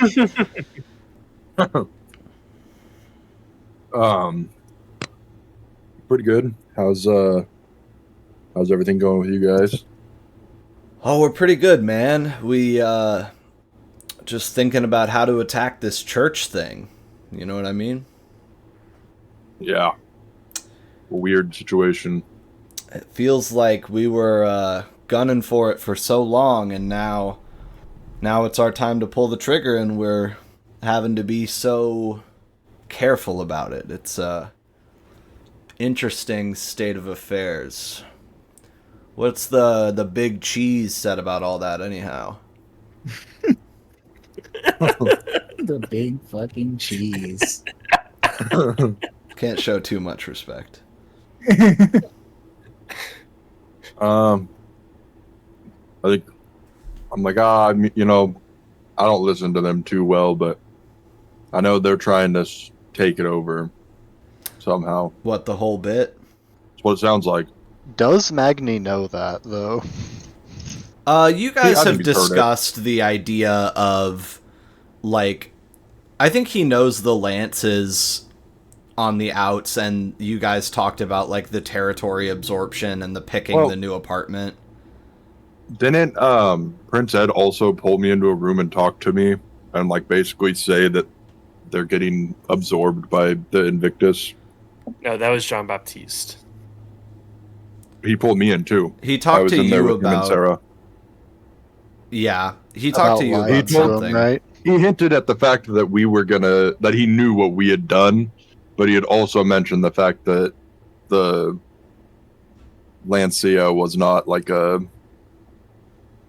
threat to them. Like basically, it hinted Yeah, at the I fact do that think you they're got gonna pulled take in him at the over. very end, right? Or am I totally reimagining? And it was just... I'm almost certain I Oh, you're remember right, you're right. being It was- asked if I tell the other players that, and then choosing not to. Yeah, okay.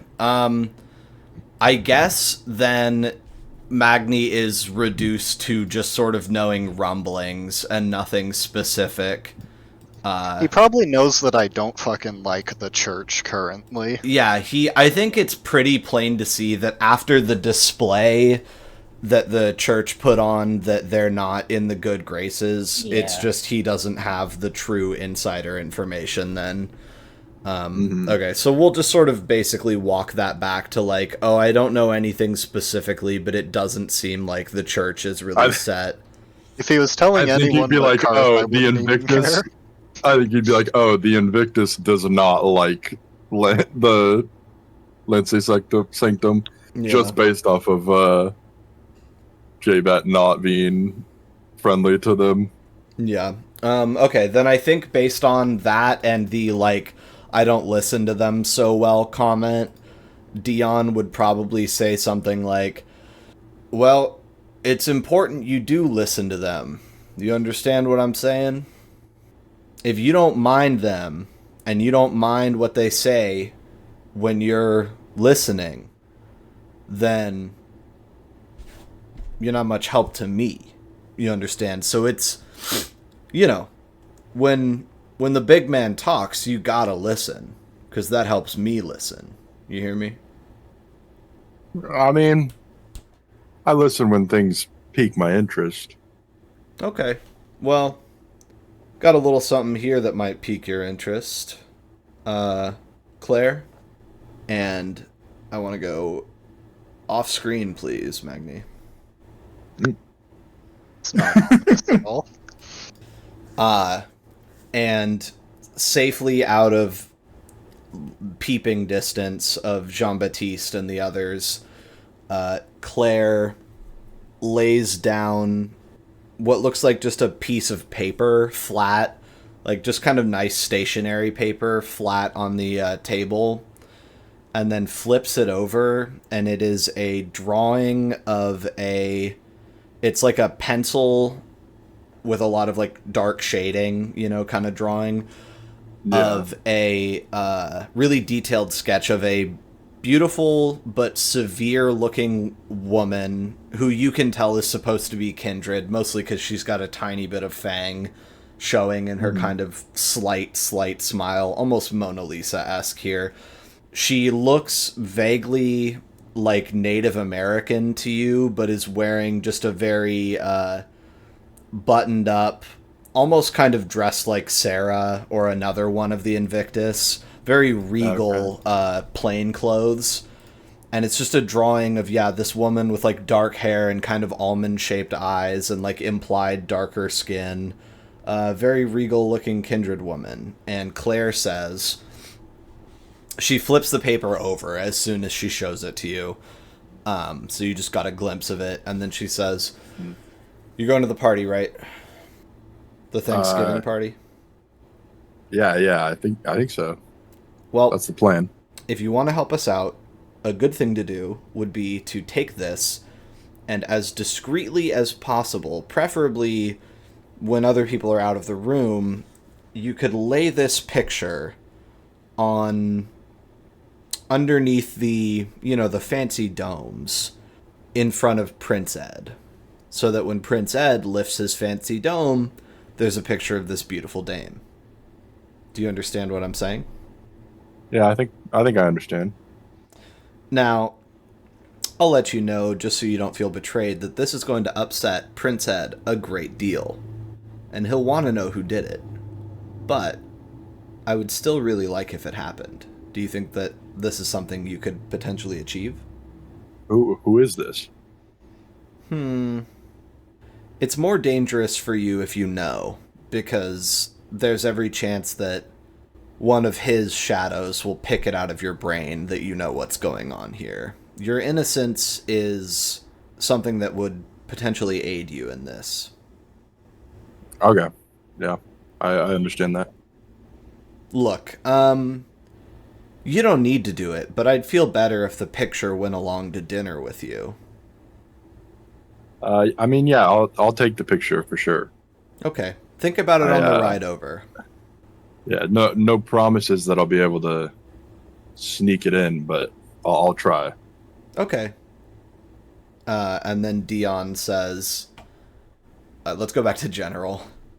Return. And Dion says, as you guys are coming to collect him, well, thanks, Magni. We'll see you around. Yeah. See you later. Hey, and happy Thanksgiving to you and yours, he says, and he like looks over your shoulder at Jean-Baptiste, who's like holding onto a fucked up looking woman. Dragging my disheveled woman along and standing up super straight so it doesn't even look like I'm thinking about bowing to these guys. Yeah. I think I'll chuckle and like roll my eyes at that. At him calling them are mine. Yeah. You and yours. Yeah, my people. All right. And despite the reticence at that comment, you and your people gather together and leave the club, and you're on your way to the gallery, I would assume. Good thing Laszlo's not here or the car would be crowded. Yeah. Before that happens, I want to like try and pull Jean-Baptiste to the side and just ask him, so what's up with the woman?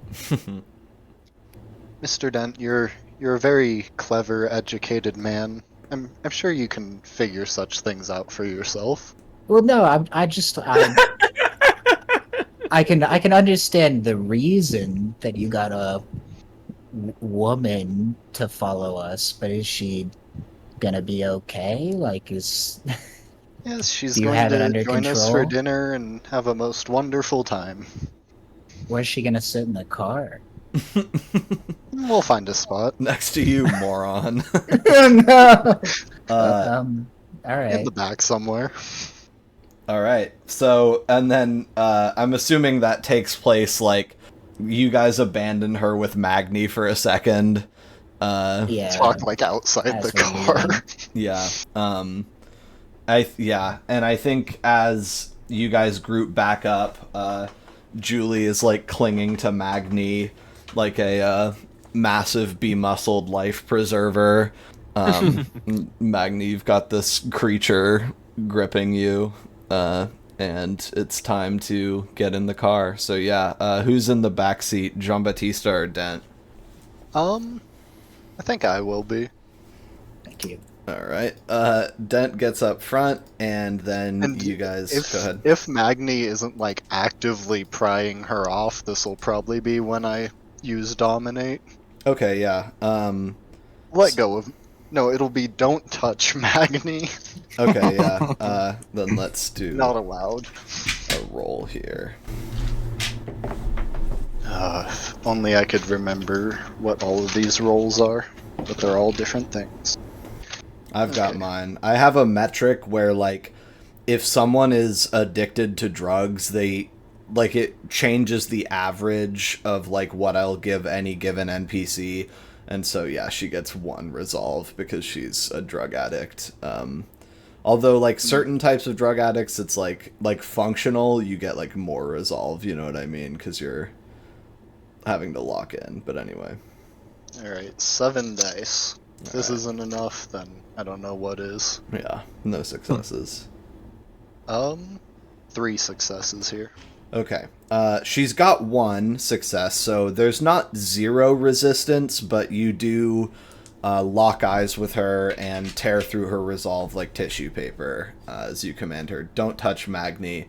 And she sort of almost yelps and drops him like she got burned by his skin and then just is standing there. Yeah, come sit back here. Okay, then she does so and accepts that.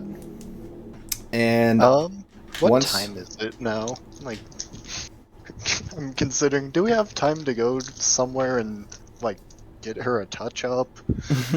it's like 9:30, so you would potentially be endangering getting there when you're supposed to. I guess I'd rather not be late. Alright. Looks good. So you guys, you say, alright, just to the gallery then. Yeah.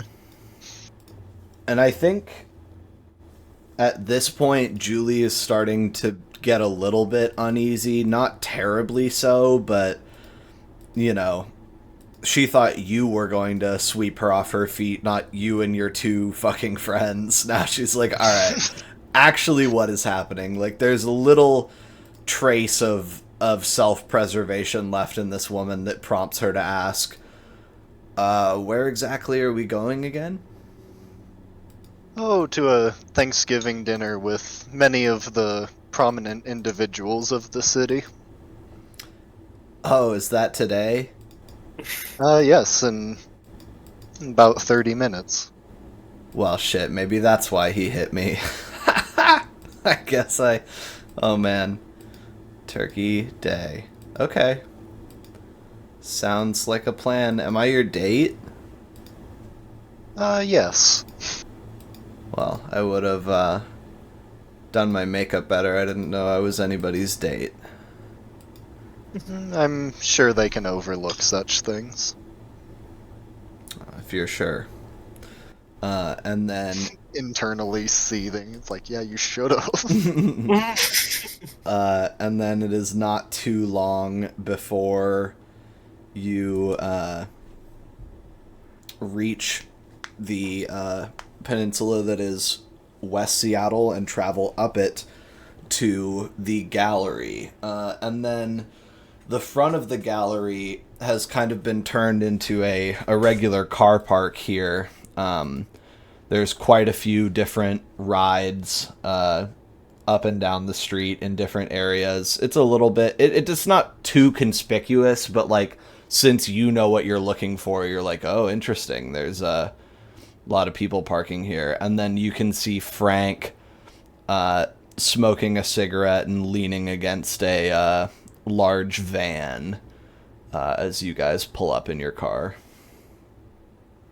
Park somewhere near Frank. All right. Assuming Magni takes that order, who's getting out, or what's the plan? I think I'll get out and then help Julie out.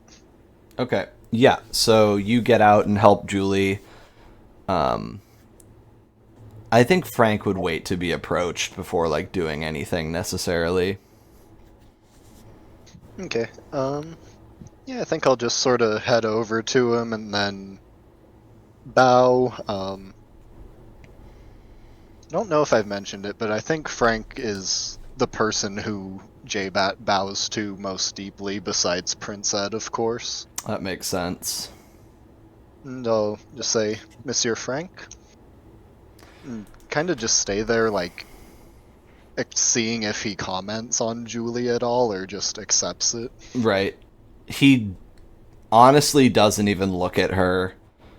And he says, Mr. Jean-Baptiste, good of you to show up. Made good time. We're not actually dining at the gallery tonight, so we're just waiting for one or two more people to show face, and then we've got a shuttle for you and your company, and we'll be shoving off together to dinner. So I'll be driving you tonight, Jean-Baptiste. I know Magni's usually the one doing that for you, but trust me, I'm just as good. I'll have to be the judge of that. Both of you sort of ignoring that he drove you to Sterling Street initially, funnily enough. I think Magni will be like, I mean, I drive and he happens to be in the car. Like, I'm not his driver, man. Right. And then something in you thinks back to Miss Wendy and Roger, and how you're a driver. This guy just gets in my car. I don't even know him. I was just heading to Thanksgiving. This guy he just got in. It looks like you are going to be loaded into a van pool together. And I think out of the gallery would come Dottie and Oscar. And Frank says, looks like they used the back door. We're all set for our vehicle, I think, so at your leisure, gentlemen and ladies. Yeah, I think I'll just get in first. Find a nice seat in the back. He opens the door for you, and yeah, it's like 6 seats in the back and a seat up front in the driver. I was gonna say, Magni, without even acknowledging anyone else, tries to get in the front. Yeah, I think you are uncontested due to your size. Nobody wants to share the back with you anyway. Everyone looks at Magni and goes, "Oh, fair enough." No, I definitely tried to get in the front with him, and then when I saw he did, immediately backed off. All right, yeah, Just wanted Dent, to are you smoke a going to try cigarette. and sit next to Julie, or... No, I'm gonna try and sit as far away from her as possible. Okay, well then that How would put rude. you sitting squarely next to Oscar, so... Also- This is like one the of those dream That's car my favorite ride. guy. Seating things where it's like, where do you sit? On And the it's all plane. bad choices. Yeah. Jean-Baptiste and his Immortal 1-hour girlfriend, or Dottie and Oscar. Those are your options. Okay, so you want to... I think Oscar would get in and say, middle seat, and then go in the center. Look, I like Oscar now. He's cool. We're on the same side. All of a sudden, Oscar's a cool guy. I like I Oscar. think Magni tries to stifle it, but lets out a chuckle when he sees Dent sitting next to Oscar. Yeah, so Jean-Baptiste and Julie are in the back seat, and then the others are up in the row in front of him, and I think Julie just sort of looks at Oscar like completely awestruck that there is a dwarf hunchback getting into her vehicle right now. I think I'll just kind of whisper to her, "Don't look at Oscar." She looks away from him, yeah. And I think that there is a lot of tension in the vehicle, but I think Dottie sort of like looks back into the back seat out of the corner of her eye and says, "Hello, Jean-Baptiste." Hello, Madam Dottie. And then she just looks forward again, and says, "Oscar, don't swing your legs." And then he just sits more still. I was just say weirdly, I think the person who's the least uncomfortable is Magni. It's Even though entirely he's in a car possible. full of Invictus. Yeah, He yeah, just doesn't. He's all whatever. None of these people are of importance to me. yeah. He's got his own strange hierarchy in his head Yeah. there. And Dent, yeah, you are sitting next to the man that first gave you a taste of what a kindred really looks like when they're trying to scare somebody. And he is happy as a clam. Like, he's playing, like, patty cake on his lap, like... and, like, occasionally, like, reaching out and, like, smacking Dottie on the shoulder. And it's funny because it's, like... he seems to be some kind of fully grown man with like a pituitary problem, but that is not stopping him from behaving like a child. And so he's a very disconcerting presence because you're like, I think you shouldn't be doing that, but you are. And so anyway, but he looks up at you briefly and just decides that you're not worth speaking to, and kind of goes back to his routine. Yes. And the car seems to be getting reparked by a valet of some kind. Magni left the keys. And then you guys are off pretty quickly, and once you're in the van, you would notice that the tint is extreme on all of the back windows. Like, you cannot see out the windows basically at all. And the front windshield is like clear. It's tinted pretty heavily, but you can see out of it obviously. But back here, your shit is blacked out to a basically windowless degree. And then, yep, you guys pull away, and it seems like you're probably not the only Sprinter van headed to this third location for the likes of Julie, but yeah, that is where we're at right now. Any questions or things that need to happen in the van before we jump scenes? I'll just like casually find out where Julie lives and who her husband is, sort of stuff like that. Okay. She's got a husband named John, and they live edge of downtown Central District, like south of downtown, roughly, a little bit. So kind of similar. It's always convenient because you guys kind of lived in like the most redlined, shitty neighborhood in town. So whenever you meet someone down on their luck, it's like, oh yeah, I know where you live. You live near me. And yeah, so you checking in with her as you go and sort of enticing her to speak quietly to you. What is like... Go ahead. I was just saying, I think normally Magni would chat with Frank about the whole dying thing and like how I'm feeling better now. But then he remembers that he supposedly owes Frank money and tries to not talk to Frank at all. He's like, oh wait, fuck. I'm supposed to give you $80. God damn it. Yeah. That's funny. Sounds like a plan to me. And then back at Denny's, Akan, his name scans way too well to Akan. Abram is putting away his food at a fever pitch. And I think he orders a second plate, yeah, pretty, like, quickly into your first plate. Like, this guy's not fucking around. He does not know when he's gonna get to eat next. And he says, you have more cash, yes? Yes. Okay, yes. More food then. Or, he can't say okay. Yes, more food then. What a fucking tragic life, not being able to say okay. It's not okay. Yeah, truly. He says, you walk the path of lead, yes? Yes, I think. Do you know that there is more? No. I guess the phrasing of your question makes me think so, but not really. I don't really know. There are 10 paths.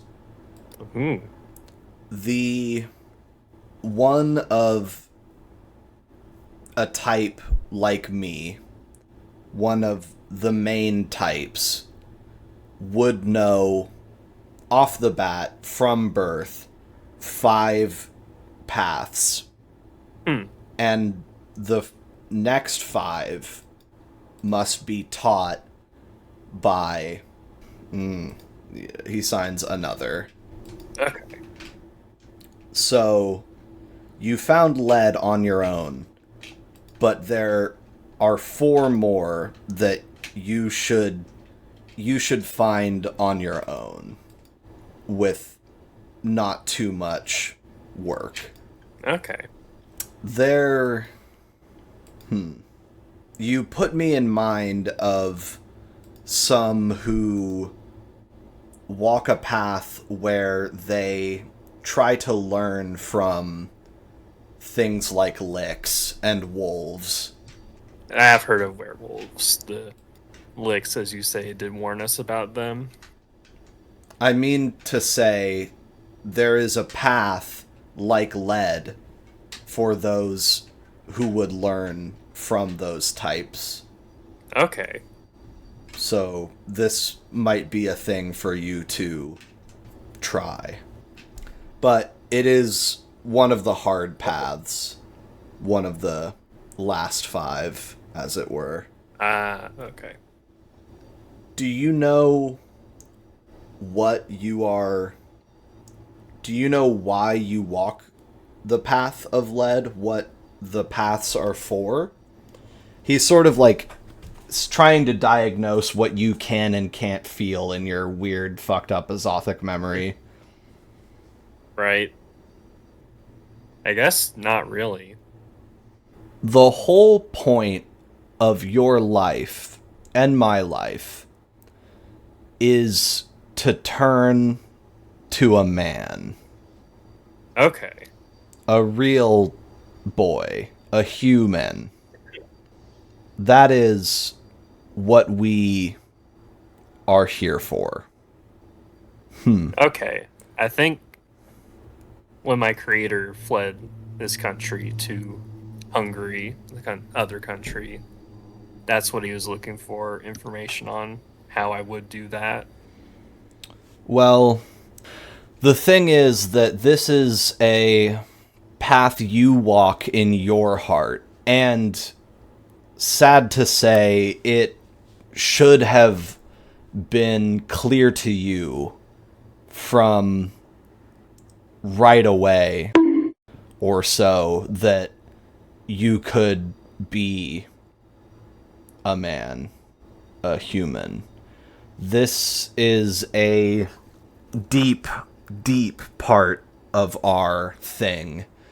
And the fact that you don't seem to know that something is not in me good. does know the word pilgrimage. I think that might be what you're talking about. Yes, the Hajj. The walk to be human. So, you know a path, and you know the Hajj, so... half points? He eats a piece of toast in one bite.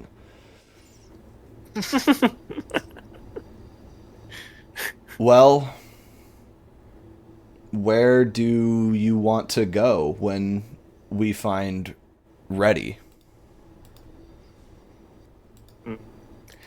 I feel like I would just want to return to Seattle after I've learned a few things from you two.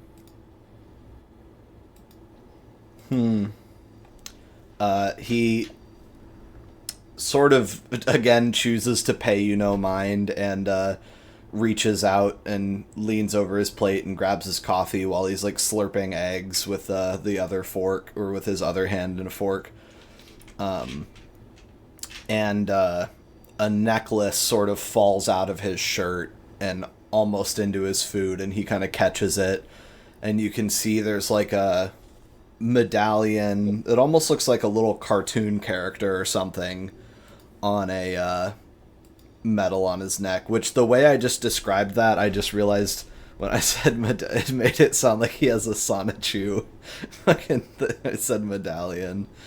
But anyway, it's like a little charm necklace that he's wearing, and it almost feels like it has an Azothic glow to it, very slightly. Could this be an Azothic object? Do you comment on it? Yeah, I guess. I'll point to it, and I feel some energy from that. He holds it up. He says, "Oh, this," and holds it up by its chain, and then you can see it's basically a little, fake silver, probably just like coated pewter tin or something, medallion that's quite worn, so where you can see the like copper color underneath it, and it is in the shape of a little cartoon dog that looks exactly like this. Snoopy. Yeah. And so the Snoopy is just like standing and looking straight ahead on the chain, and he says, which Peanuts came out in the 50s, so this is Okay. They've had merchandise and shit for like this thing for like 17 years or so, or 12 years maybe. And he says, the small dog gives me strength. And then he looks at Snoopy and says, one day he could be a charm or some kind of well of power, well of strength, but for now he just helps me be me. Okay. Tells me who I am. And he looks lovingly at this effigy of Snoopy and tucks it back into his shirt.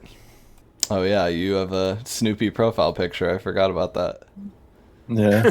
That's actually Joe Cool. My mistake. Yeah, it's not Snoopy. It's Yeah. Joe Cool. Yeah, duh. And then I think Abram would like wipe off his fork and give it to you and say, go into the can and stick this in the wall. Last time I did it, it like made the lights go funny. I'm not sure if I want to startle anyone. Yeah, to be fair, he did that in the shitty apartment complex. Yeah. He says, with a wound like that, it should not be too much. Okay. One thing the books could do with is like sections where they compile stuff in a certain category. Right, yeah, like here's all your damage stuff on a page. less mixed with the sort of like lore kind of varieties. Yeah, exactly. Overall, I like the books though. Yeah. Okay. Anyway, so yeah, would you like to go try that? Yeah, I think with that knowledge, I'll go and try it. All right. So you go into. He says you can use some of your fire with the wall to heal more for less. Okay. So you can spend Pyros while you have access to, while you're healing from electrical exposure, to heal faster, so to avoid shorting, things like that. That makes sense. So one Pyros, it's the same rates as aggravated. It's actually, or not aggravated, as Vitae, it's actually better. One Pyros heals 1 lethal or 2 bashing. 3 Pyros heals 1 point of aggravated. And then you're limited by the time that you're able to absorb the electricity, and also limited by your Azoth, by your per turn expenditures. Yeah, I think that's telling me spend a Pyros to heal 2 bashing, then the electricity will handle the 3rd bashing. Okay, yeah, so do you want to just take the once dirty fork into the bathroom and stick it down in a lower outlet? Yep. Alright, let's see. I think I'll scout out the bathroom, make sure no one's in there. Yeah, it seems relatively deserted for now. You stick the fork in, and you kind of, for a second, you have trouble finding the ground. And then it catches, and you feel a jolt of electricity enter into the fingers of your broken hand. And sparks are like shooting out of your hand, like they're like running up your skin, and then where the breakages are, you're like discharging electricity through your hand. And this allows you to jumpstart your Azoth. And you can feel this just juicing the shit out of you, but you're channeling it to heal, not to gain more Pyros. So you want to spend one? Yep. Yes. And then this turn, you did in fact heal for 1 bashing damage, because it's like a roll that I do for the structure of the outlet. Anyway, you feel your hand fully healed, and now if you stay on, it would be charging Pyros, but that is dangerous for the infrastructure. So do you want to pull off? Yep. Okay. And then you pull the fork out without incident, your hand sort of acting independently of the current that would normally keep you fixed to it if you were a human. And when that happens, you get the sense that all of that jolting and zapping and the very irregular sparking that was going on would have made your glamour fall if a human watched you do it. Okay. So that your healing is disturbing looking. But anyway, you can now flex your fingers, and they are completely and utterly healed and not broken. Nice. And the fork is blackened and melted a little bit, and is just basically fucked up. But anyway, yeah. Dude. You go back out. Yeah. He says, sounds like it went well. Mm-hmm. The fork's a little messed up, though. He says, that's fine. This place is trash. And then he's finishing up his second plate of trash greedily, and instructs you to stick the fork like in between the booth and the wall. I'll do that. Okay, and yeah, is there anything else you want to do in this restaurant, or any other interactions you want to have with him? Nope, I think that's it. Okay, then he says, here's a trick. Leave the cash here. Don't talk to them. Don't go to the front. Just leave the cash and leave. Okay. So that's the best way to sort of get through disquiet in this. The ethical dine and dash. Yeah, just don't fucking talk to anyone. Just leave a big wad of money. So like together, your guys' food probably cost like $4.50 roughly for all of the meals and everything. Do you want to leave a tip? Yeah, I'll leave $5 in total because I feel bad about the fork. Even Prometheans are not immune to tipping culture. So you have a $50 breakfast at Denny's, roughly, and leave. He looks and says, a 5. Rich guy. And then, yeah, you guys are headed out the door. Do you give a thank you to the cashier or anything, or are you just blitzing like he said? Okay.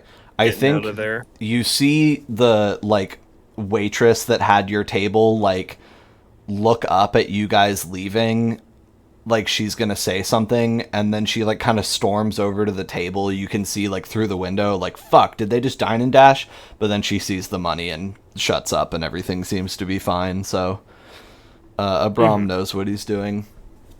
Anyway, now he says, well, fine, let's go east, shall we? I think ready is this way. All right. And so he's trying to get you to go across the island, basically deeper east. And you guys begin plotting again, walking carless. Him in his flip-flops and you in your more normal regalia. And the other guys are traveling too. It's about 25 minutes of driving. And then Frank says, Magni, would you open the center console, please? Yeah. Would you distribute those blindfolds to everybody, including yourself? Yeah. Sorry, we're just coming up on the estate here, and can't be too safe. But it's he gestures to the car, and again, speaking as though there's not a mortal in the car, says, "It's of course not. It's a precaution against prying eyes, not your own. You understand me? This is we're looking to protect against secondhand contamination here, secondhand spying. No offense," he says to Dent. So now there's just some honestly nice material. They're kind of like a tie where one side is kind of silkier and the other side is a little bit more like cloth. But they're just lengths of fabric that are in the center console for you to disperse, Magni. Okay. Yeah, well, I think I'll just kind of toss them to one person in the back and let them disperse the rest of them. Do you put yours on? Yeah. All right. Everybody else, there's plenty for everybody. I think I would wait until Frank really tells us that we need to put him on. Yeah, it's basically, it seems like you guys are leaving the city in some direction. It's a little bit hard. It seems like you drove up through the city and are now heading north. It's kind of hard to tell because of, again, there's no peripheral in the van, just the front window. And he seems to be avoiding taking you past markers anyway. But basically, at a certain point, you guys are kind of getting into the woods, and it seems like you've been tracking east pretty strongly, like up past the bridge where Magni was shot and things like that, and up and up. And then at a certain point, you guys are kind of like pushing the woods, and he's like, "On, please." Okay. Everybody else, and he would, I think, one on Julie wordlessly. Yeah. I think at this point, if she wasn't mesmerized, like, she would probably quip something, but she's just like, oh, okay, this is happening. And then, what do you call it? He says, apologies, Jean-Baptiste. Oh, no, I understand. All right. Caution is paramount. Yes. And then Dottie applies Oscars for him, and she like winds it around his head twice because the fabric is really big for him, and ties it off. And then it is complete darkness. He's not like looking at you like, don't fudge those fucking blindfolds, but the expectation is there, and unless one of you says otherwise, you're in darkness for the time being. I ain't peeking. Alright. That's too scary. I'll personally kill anyone who peeks. You fucking would, wouldn't you? If Magni heard you say that, he would definitely peek. Nice. But I don't think Yeah, I'm peeking just because I'm so close to Frank. Like, he would definitely notice. Yeah, just looks over and Magni's taking his blindfold off. It's like, dickhead! It's one of those, like, when you're driving, any motion that the passenger does, you see. So it's like, he definitely is going to notice me messing with my blindfold. Yeah. Okay, then you all are going to basically just heed his instructions and wear them. And it feels like you drive for another 10 minutes, but it becomes hard to tell. And then Jean-Baptiste, you can smell that Julie is getting queasy. She like burps at one point, like quietly. You're like, oh, this bitch better not throw up. I'll just say don't throw up. Mesmerized. Yeah, it should be okay. But she doesn't seem to be having a good time being on drugs, blindfolded in a car. Going to an unknown location with someone she just met. Yes, well, that becomes like Classically. another layer of the problem, but currently she's dealing with Yeah. car sickness first and foremost. Yeah, so there's that. And then eventually the car stops, and when you guys take your blindfolds off as instructed, you are looking at I think you're in a garage. Like the garage of a very large, beautiful home, and then you're basically about to be ushered over the threshold into the house.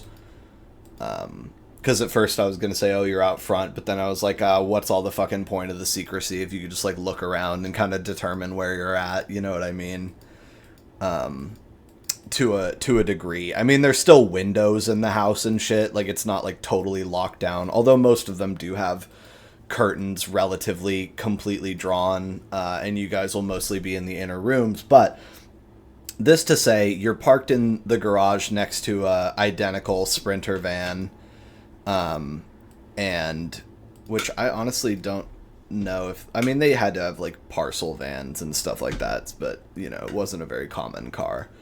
But anyway, you're in a well-kept garage, multiple car, and Frank has sort of gotten out of the car and is walking towards the interior garage door to let you guys out. All right. Yeah. Let's get this party started. Yeah, if you guys all follow him in, I think you guys are the second group to arrive, and which means inside are Meg, Henrik, Ed, and Sarah. Yeah, you're in one of those. But anyway, that's just who you see. What you see is a sort of side foyer entrance into the kitchen area of an extremely beautiful home, like a very, very like mansion tier, old construction, beautiful home. It's got high ceilings and a lot of moonlight is kind of coming in through windows and things like that. Like, it's so airy and bright in here that you're like, it's a wonder that this could be used as a haven. Like, it feels too human and too open and plain air. But there it is. And then, you know, turning left as you walk through the kitchen into a beautiful sitting area, and past that a very large dining room that has a bunch of white tables, like 6 large round white tables in the dining room, with some mahogany chairs placed around them. And the place has a lot of dark wood, a lot of white drape, a lot of purple cloth. It's very, very, very gorgeous, this home. Ah, finally somewhere that reminds me of Versailles. Right. Except with indoor lighting, it's actually real. And yeah, it is very sick in there. And people sort of look up as the party arrives. And suddenly it's Thanksgiving, right? Like, because they are officially not waiting for anyone else, Frank says. Who are we noticing is missing from the regular Invictus crew? White Jack. Yes, WJ is not here. You didn't say Man. Adrian's here either, huh? Oh, he's supposed to be. That was a fuck up. Okay. Yeah, Adrian is here. And then, I guess Simon Spencer. Yeah, Doesn't Spencer. seem like the Thanksgiving Is type. Prince Ed himself here? Ed is here. Sarah is here. Henrik and Adrian. Yeah, I forgot Adrian originally. And Carla. I'll go to wherever in the room it's appropriate to greet Prince Ed and bow and call him our magnanimous prince and the whole 9 yards as usual. Okay, I'm just yep. gonna follow Jean-Baptiste and copy him. So you guys go up and do some bowing and scraping. I imagine it's like you What kind guys, of side-eye Magni? right? Magni is probably walking as fast away from the guy he owes $80 to as he can. He's like, just all right. I just had a bad car ride with Frank. Let me get out of here. And so you guys are talking to Ed, and I think he would say something like, "Well, it's great to have you two here. I'm really glad you made it, Mr. Jean-Baptiste, Harrison. This is well, the party can really start now, can't it?" Yes, let's get to the festivities. I'm interested to know what you guys do for Thanksgiving as Kindred. He smiles at your curiosity, and he says, "Well, yeah, I'll say not everyone is such a forward-thinking early adopter as myself and our city here, but we like to keep our finger on the pulse of mortal tradition, as it were, and, Thanksgiving is no different. What really could be... Oh, yes? Christmas as well, or Oh, Christmas has been a little taboo? No, Christmas has been a staple of the Western world for hundreds of years. This is, these are important pillars of Western civilization to some degree. The Mass of Christ is unmissable for any respectable kindred. Plus, what better excuse to give gifts and align ourselves more closely with each other? Yes, of course. I mean, for all I know, with everything I've seen, Santa Claus could be real after all. I think he goes, yes, quite. Well, no, I mean, it's good to have a feasting holiday, a gift-giving holiday, and a penance holiday. Lent is always a popular one, Mardi Gras and the like. But as far as I know, no St. Nicholas has survived to the modern day. How unfortunate, but there's other mysteries to solve, I guess. Thank you for having us, though. I'll look forward to Of course. the feast. Jean-Baptiste, you're looking in good health, new girlfriend? Something like that. Is she, I'll just kind of try to give him a face like, bro, she ain't getting out of here. She's a okay. fucking snack. I'll say, or he'll say, how's her dining etiquette? Have you briefed her? If she does anything wrong, I'm sure I can correct her with due haste. Naturally. Ma'am, your name? Charmed to meet you, of course. I'm Edgar. And he, goes to try and kiss her hand, and she shakes it, and she says, Julie, and he says, charmed. And, yeah, everybody's looking really slick in here as well. Everybody's kind of dressed in their party best, with often the periodic flair of, their native time periods and things like that. I think at one point or another, unless somebody has something to do immediately, because you guys are still kind of milling around before food is served, Henrik would come up to Dent and say, well, how's everything going? It's, going. How's everything with you? Well, good. Where's my brother? Yeah, so about that, He was there. Well, yeah, but he's like, did you get him or what? we managed to track him down. At least we managed to figure out where they seem to be hiding out. It was all the way on Mercer Island underneath the bridge there. But I'm sure you understand we were a little hesitant to actually confront the assailant. He says, "So you're just letting him play hobo with the Incredible Hulk for now, is that it?" Incredible Hulk has been in copyright for 5 years at this point. Had to check. Yeah. I mean, I'm not. Don't mistake my I'm not- inquisition for caring. It would seem like you really cared about getting him back, so it's funny. It's just funny to me. It makes me laugh.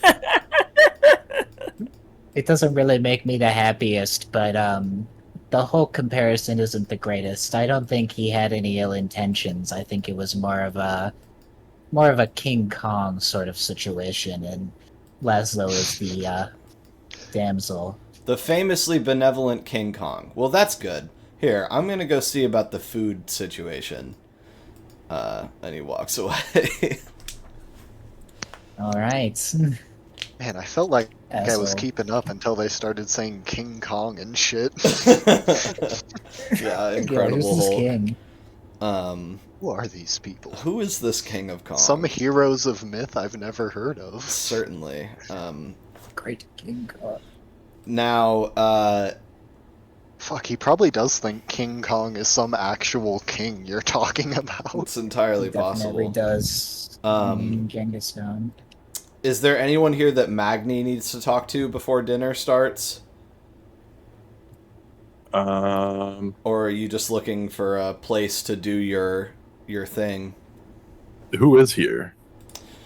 Ed, Sarah, Oscar, Dottie, Frank, Carla, Henrik, Meg, your coterie, and Adrian, the lawyer. And Julie. Okay. Julie! Can't forget Julie. Yeah, I don't think there's anyone I really am wanting to talk to. Bro has been dragged along. Now, you do Carthy catch man. sight of the table, and it seems like there are 5 cloches, or cloches. How's that pronounced? Cloche. I have no idea what that is. The doohickeys that cover the food, and you pull it off. Oh, okay. And then someone's under the table with their head sticking through it. A cloche. I'm just gonna go with cloche. Anyway. There are 5 cloches on each of the 6 tables, meaning there are like 30 table settings, even though there's like 1, 2, 3, 4, 5, 6, 7, 8, 9, 10, 11, 12 people here. 13, but one of them won't be eating. And there's also like wine glasses and forks and knives at the table. But anyway, this is all sort of ring-a-ding-dinging for Magni to a degree. Do you do anything, or you just hold still? Can I tell whose plate is whose? There's certainly a head of the back, like of the furthest table. You know what I mean? Yeah.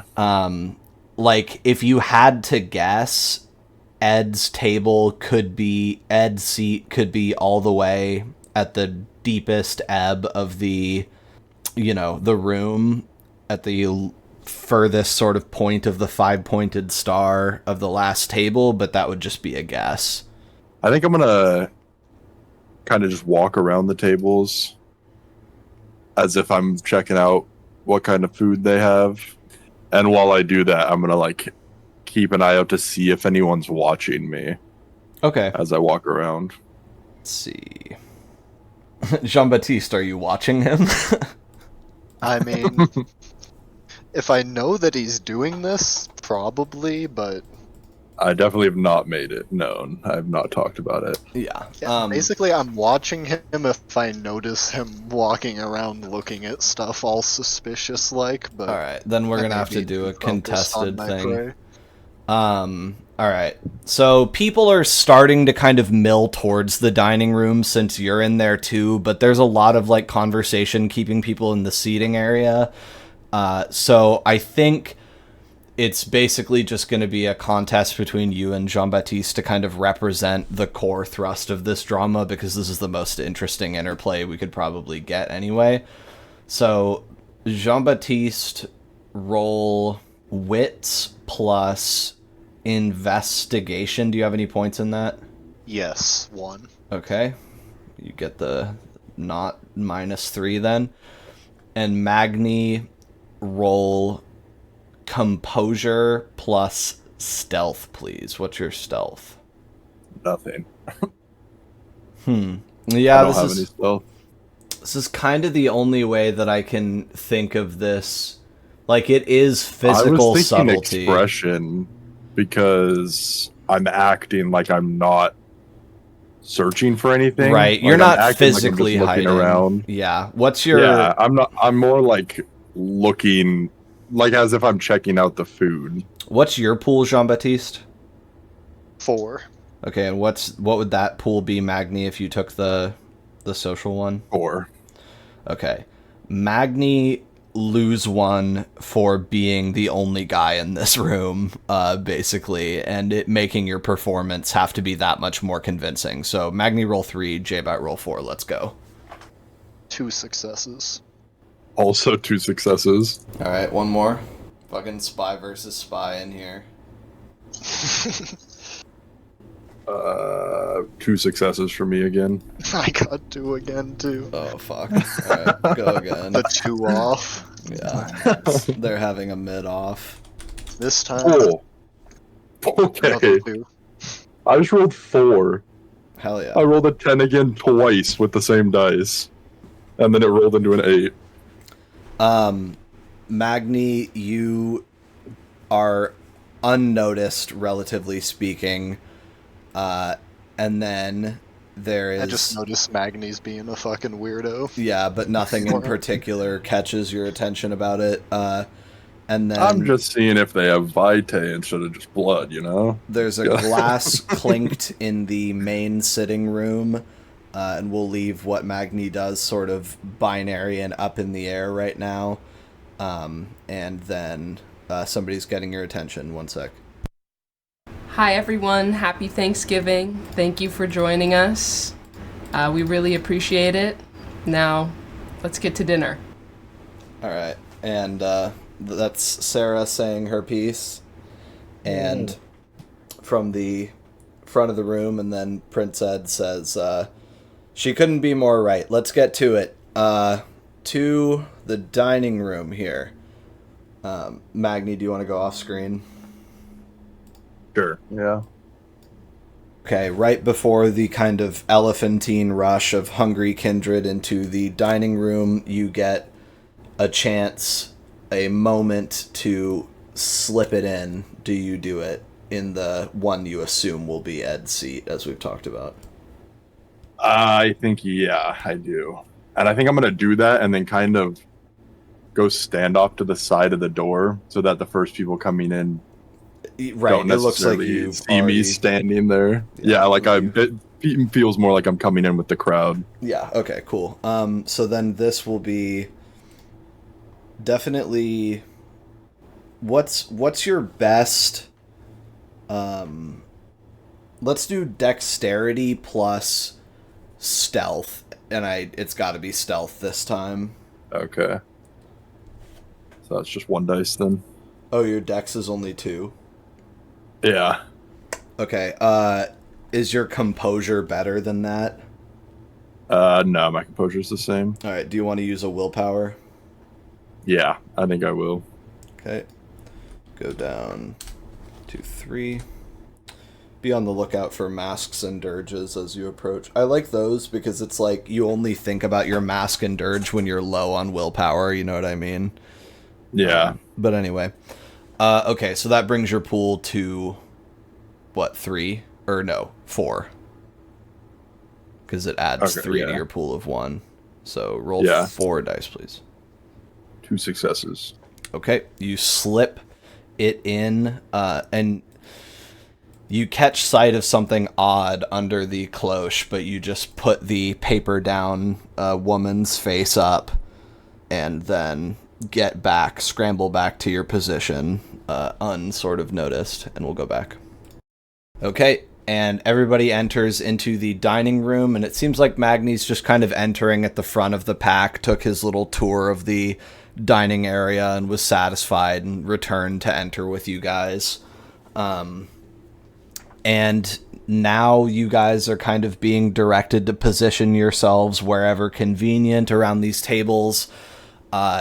You guys could basically sit two to a table, and that would be like adequate seating, you know what I mean? Because there's so many tables here. But Prince Ed goes and sits at the sort of head of all 5 tables back in the room. The tables are kind of organized in like a staggered straight line, you know what I mean? Like table and then kind of diagonal to it a table, opposing diagonal table all the way down. If you can picture that, because they're circular. Where are you guys going to sit?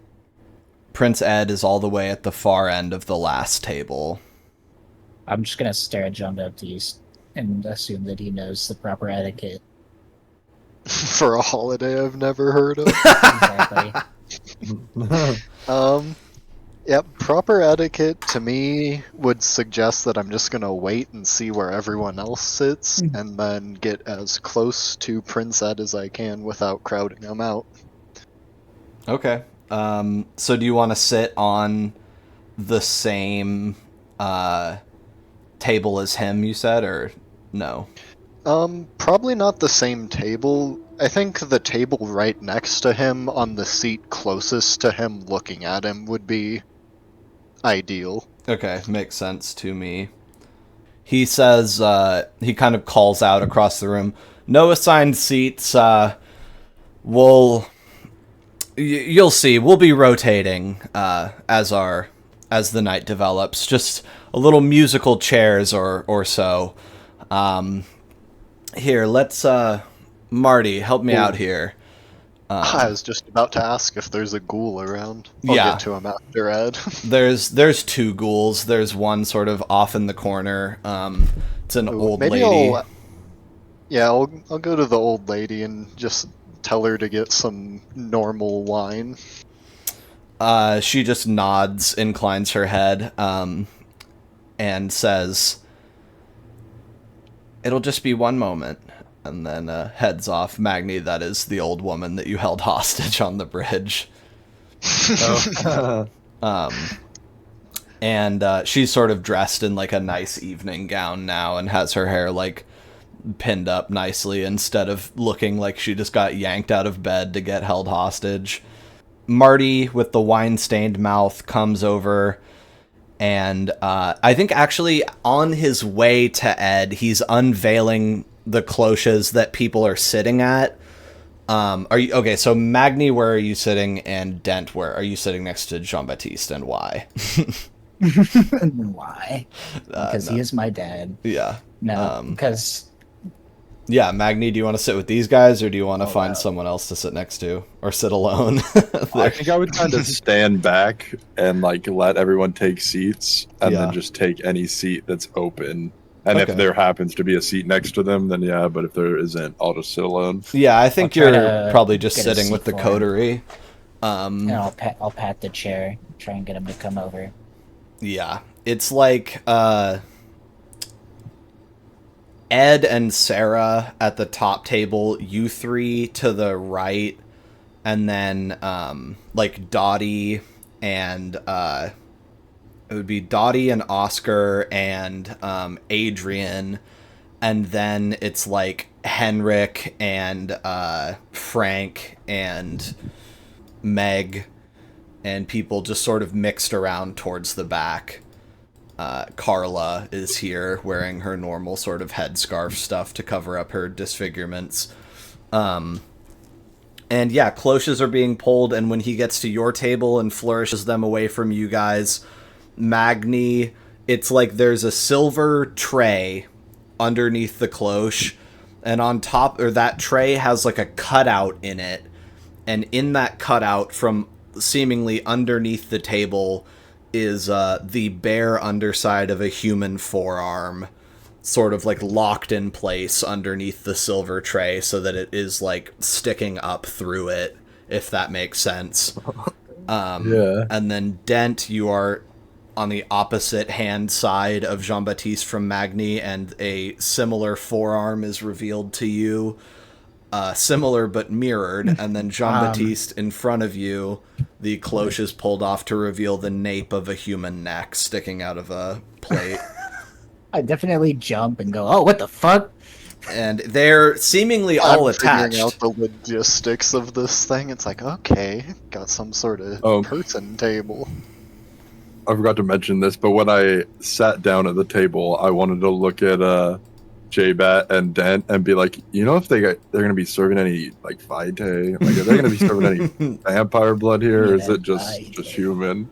I'd seen this. He pulls it up and he goes, ah. Yeah. Unless that's fucking Simon under there, you're not out of luck. Yeah, we don't know why he does this, but Simon just loves being the Thanksgiving feast. Yeah. So goes without saying that if you were to remove the two cloches across the table from you, you would almost certainly be looking at two identical human calves sticking out of plates.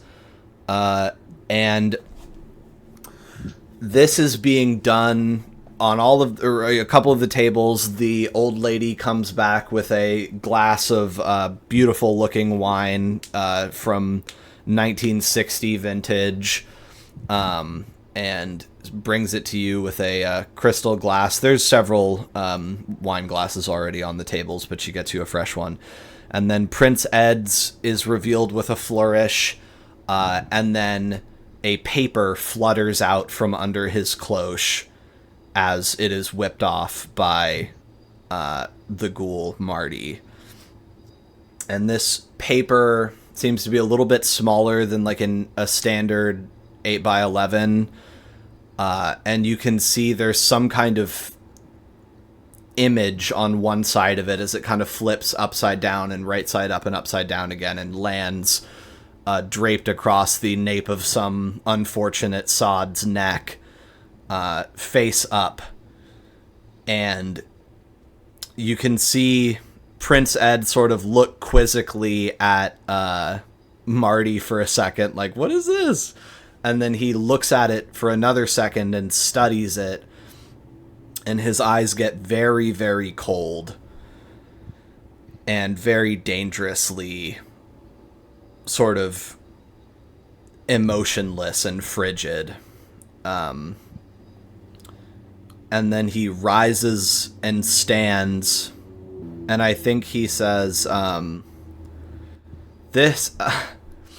he laughs a little, and his eyes don't warm up in the slightest, and he's holding the piece of paper, and he holds it out just for a second and shows it off, shows the image on it, and he says, and it's a woman. It's a woman's sort of portrait, and that's all you get for the moment, unless Jean-Baptiste or Dent, you want to like try and really analyze it while it's being flashed in your face.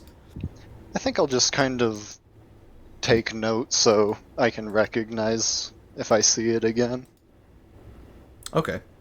How about you do intelligence plus investigation real quick? Okay, that'll be 3. Ooh, got a success. It's a drawing of Mary in black, unmistakably, the woman that was in your head. Well, that just made this a lot stranger and worse than I even thought it was. Okay, I think. Yeah, I'm gonna stay quiet. I think I'm gonna auspex it. Okay. Flashes up a picture for a second. Yeah, I'm gonna mind read that. I'm locking the fuck Recognize in. that ghost. Yeah. Hey, I mean, this is what we roll for, so yeah, you managed to make a pretty moderately unlikely roll for that, so it's fine. Yeah, auspex Yes, that picture. I managed to get 0 successes. Okay. Dent is like, wait, he didn't turn it toward me. I didn't see it. Oh, damn it! Like, Dent is like looking at this fucking... You're looking at your forearm like, oh my god, and like you don't even know what's happening behind you for a second, and then it's over. And he says, "Oh man, this is really funny. Who did this? This is hilarious, you guys. Will somebody clue me in? Who did this? I love this. Who did this? Nobody did this. Marty. Oh, Marty, you drew this picture and you put it under my cloche. That's so funny, Marty. No, so nobody drew it. This is nobody put this picture where I was gonna sit. Oh, Sarah did it, right? Okay. No, well, if it was Sarah, I can.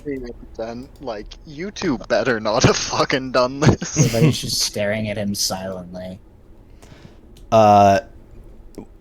Since Sarah did it, I think I can forgive and forget. But it's just so funny. So if anybody knows anything about this really amusing Thanksgiving jape, I'd love to hear about it. And he folds the portrait up in his hand and goes to the back of the room and opens up the fireplace and shreds it and throws it in. And you guys watch it curl into ash. And he kind of smooths himself out. And he says, hilarious pranks aside, I wanted to just give a short speech and thank all of you for being here, as Sarah already mentioned. So yes, just your attention for one more moment, and then we'll dig in here. At this point, I don't even know what Julie's doing. I feel like you must have just, like, placated her more with Dominate and told her, like, stop thinking. Like, sit there. Once I got the wine, it was probably just, drink this wine. Yeah. Stay quiet. Yeah. He says, it's wonderful, despite everything, to be here with my people, with my chosen family. And I'm very grateful to say that we have another joining our number today. Henrik, Ichabod, whichever you prefer, please take a bow. And he rises and bows to the room and sort of presents himself. Strange, skinny, like emo 18-year-old in a grown-up suit that he is. And he says, Henrik will be he would primarily say Ichabod, I think, actually. Ichabod will be the newest member of our organization, but someone that I've looked forward to working with for a long time and felt it was only a matter of time until our interests aligned in a way that would be mutually beneficial enough to welcome him into the fold, and that time has come. With that being said, I'm sure we know what that means for the remainder of the Lankea et Sanctum. So, those of you with contacts in the church, reach out to them. I'll be reaching out to you, and we'll see what we can do with the last, three members of the Devout in Seattle. But with that said, warm welcome to Ichabod, the newest of the First Estate, and I'm sure to be one of our finest. And he pauses for applause.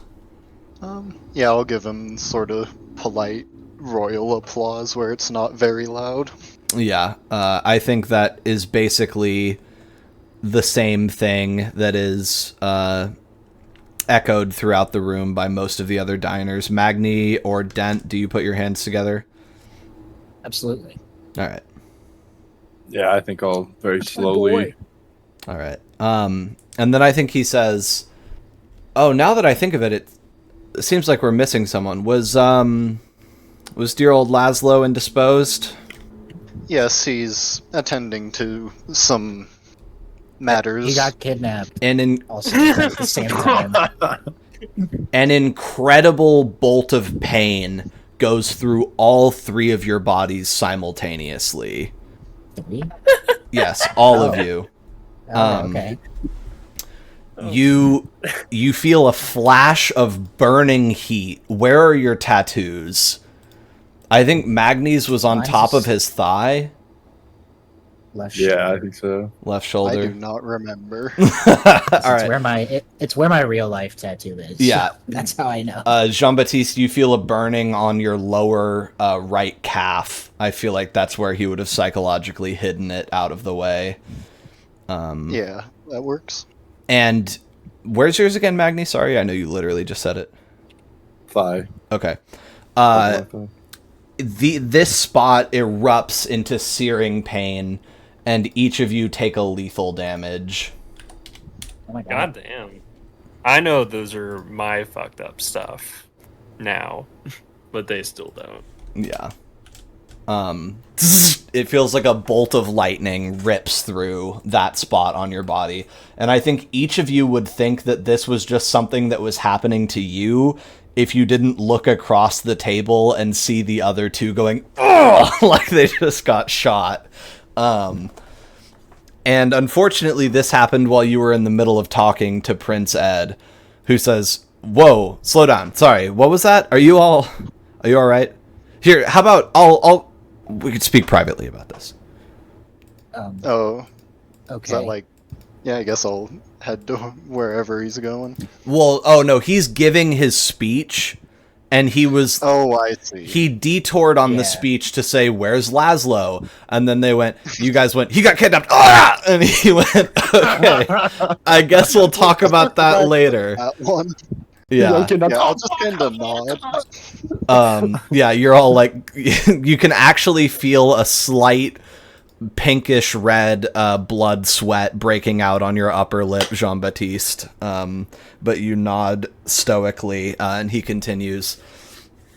Anyway, missing members aside, new members, welcome. And we've got a great dinner for you. We went ahead and tried something different. And I think when we dig in, you will all be pleasantly surprised at the effect that I've attempted to achieve here. And it's lovely to see you all. You look gorgeous, wonderful people. Please, by all means, dig in. And if it's not too much to ask, all your old host could possibly want from you tonight is just to come see me and tell me what you're grateful for. Tell me what you're thankful for, what you value. We can exchange, clevernesses. And thank you so much. Enjoy the food. I'll Julie, start checking out this individual in the table. yeah, Julie says, "What is happening?" Just finish your wine. Okay. Yeah, what's the move, guys? You all I'm just just gonna stare at it. had a lightning bolt through your bodies as well, and it's time to eat. I'll lean over to Jean-Baptiste and be like, "Did you feel that?" Yes.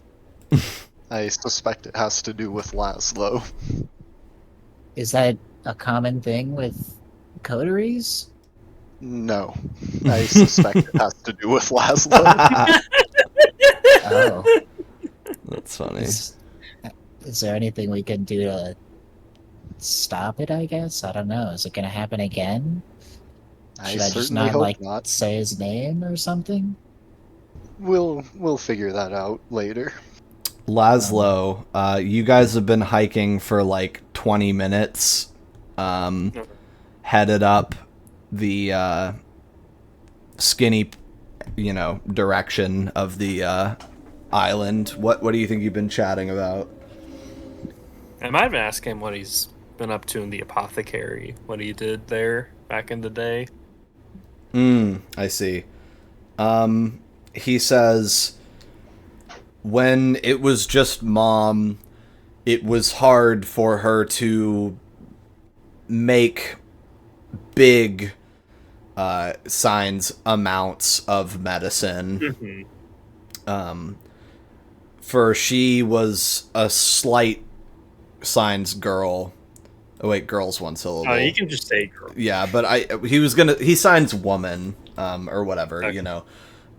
And I won't trouble myself with going through this properly as a Abram, because I'm fried. I can't fucking do his shit right now anymore. Anyway, but so he goes through and basically explains that she was a little bit too small to kind of do the dedicated work of producing large batches of alchemical anything.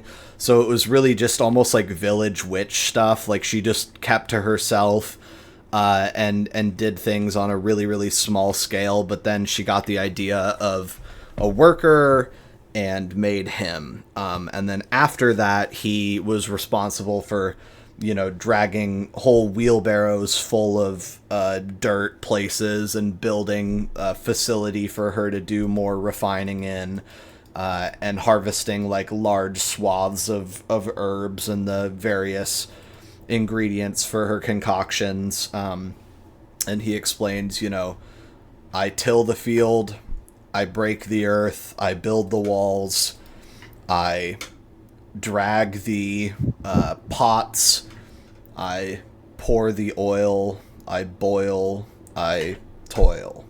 And he just sort of explains his role in the process. And he says, her work, her medicines signed, signs cured, rejuvenated the town. There was a signs factory. This place made the men and girls of the town sick and hurt them. And with me, our big work, our great work was to cure these folk and stop the facility from hurting the town. He finishes with some hasty signs. Were you able to succeed? For a time, but to cure a man, to save a town, is one thing, but to stop a job, to stop a company, you know, is one more thing. And a place, a man who does not care if he makes boys and girls sick to death with his fumes, with his sludge, he will not stop just from me and my mom. He came back, and so it goes. And he just sort of hangs his head and kind of leaves you to understand the rest of what he's attempting to imply there. The, you know, ends of their corporate sabotage. And he says, there's but so much gold you can turn to lead before they come and knock. Yeah, what's funny is Laszlo's equating all this to vampires. You're like, yeah, you know who that reminds me of? Yeah, what else are you trying to get out of this guy, or what sort of information do you think might be stuff you can only get from another Promethean? Especially since you don't intend to stay with this guy. Yeah, that's hard because I don't know what I don't know, so to speak. Yeah. The old unknown unknowns problem. Yeah. I'm trying to think of anything he would need to ask you, but I think with these two, it's probably a lot of walking in silence, and looking at trees and people in cars and stuff and just taking it in. If you don't have anything, we'll probably jump back to the party, but if you have more stuff, we can do that. Yeah, I guess I'm wondering when I explained the business with Laszlo too. Yeah, maybe you can bring that up. Yeah, I guess I will then. The long walk is any place for such a discussion. Yeah. So do you sort of just go through the basic meat and potatoes of like, oh, there was another thing in the place where I was born and it was fucked up and stuff? Yeah, meat and potatoes and rug. Yeah, okay, and explaining how in the end he turned into a rug. And I think also emphasizing how Magni protected me through all of that without needing anything in return. Oh, as a vampire. Yeah. I think he just sort of like narrows his eyes and takes in the whole accounting of like, oh, my vampire friend saved me or whatever. But then, you know, you explain it, and especially once you say it turned into a rug, he says, yes, that was a signs Pandoran, Pandoran. Okay. Which the way that he signs Pandoran as a unit word rather than spelling it is he signs the sign for man and then like explodes it into tentacles, like wiggles his fingers. And he says, they come out when our births fail. Okay. Which I guess you'd know. And they can turn to stone or wood or glass or rug. Yeah, why a rug? Or chair or cup or car. You know, rug. Is what we did, putting a chain in it and throwing it in the lake, does that take it out for good? No, but it is good, since to wake it up from that state, you need a strong flare of the flame. And he points at your belly.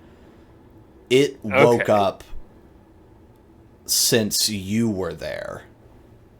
And you beat it to death. Or close. And put it in the lake. And so now it will wake up if you go in the lake. You know what I mean? Or you or one of us. It needs a flare to come out of that form. Okay. If it lacks that, it will stay that way for all of time. But all of time is a long time.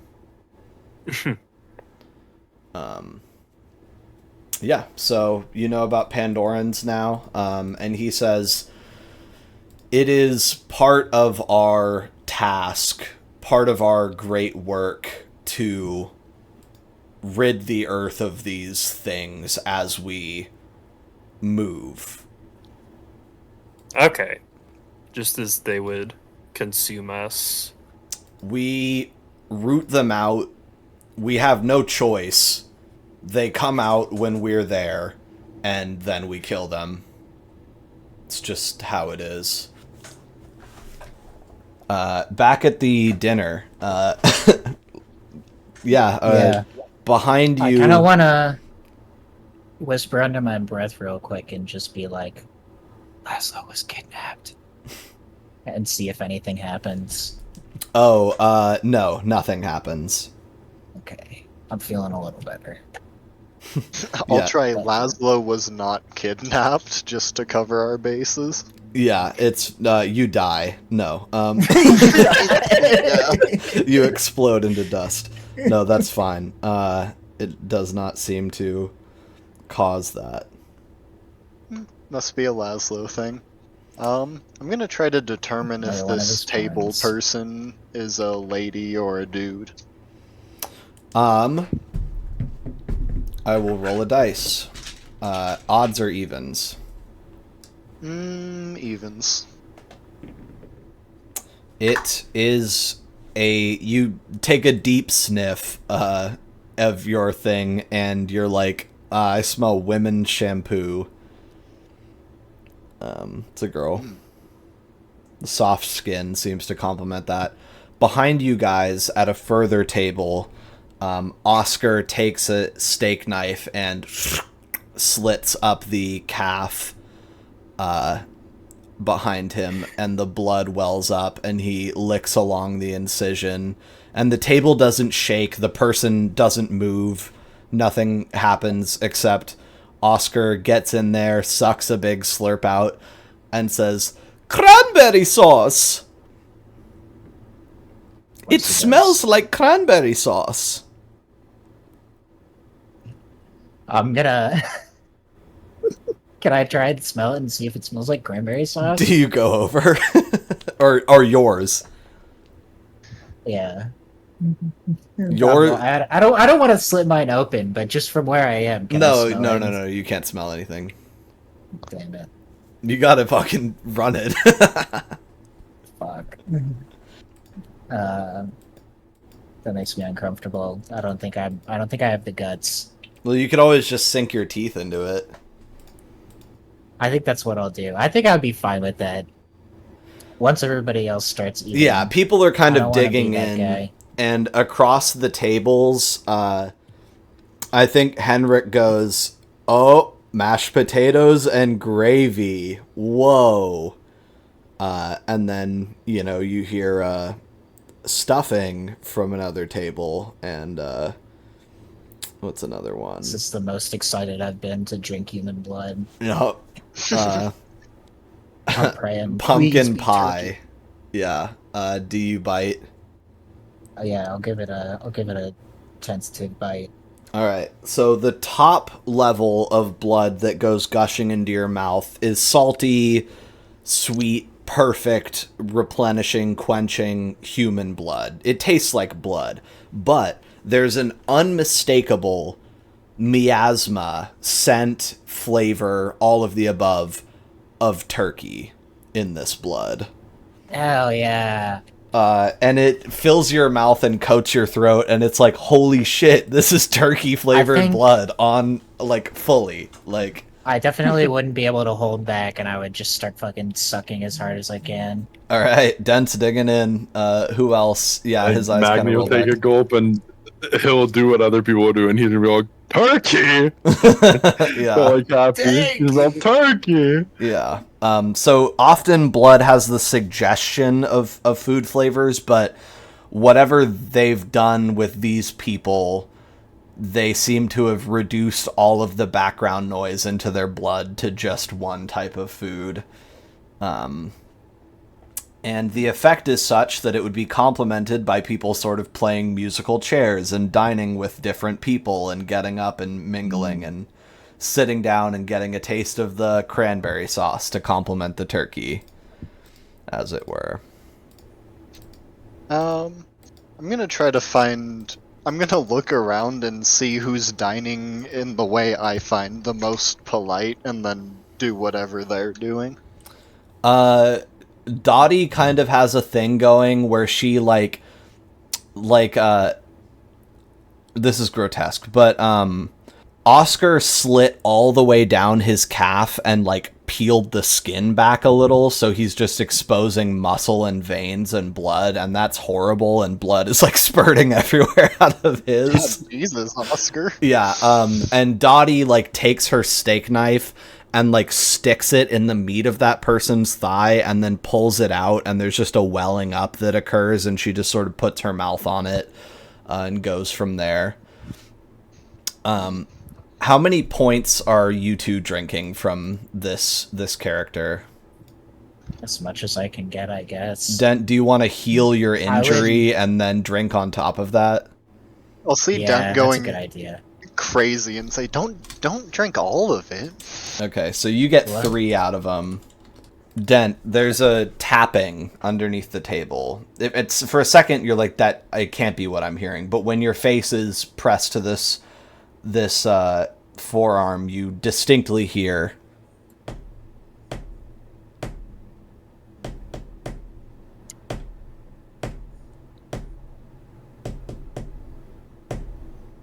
Mhm. I'm gonna definitely immediately stop sucking and try and like peer under the table without like bending down or anything.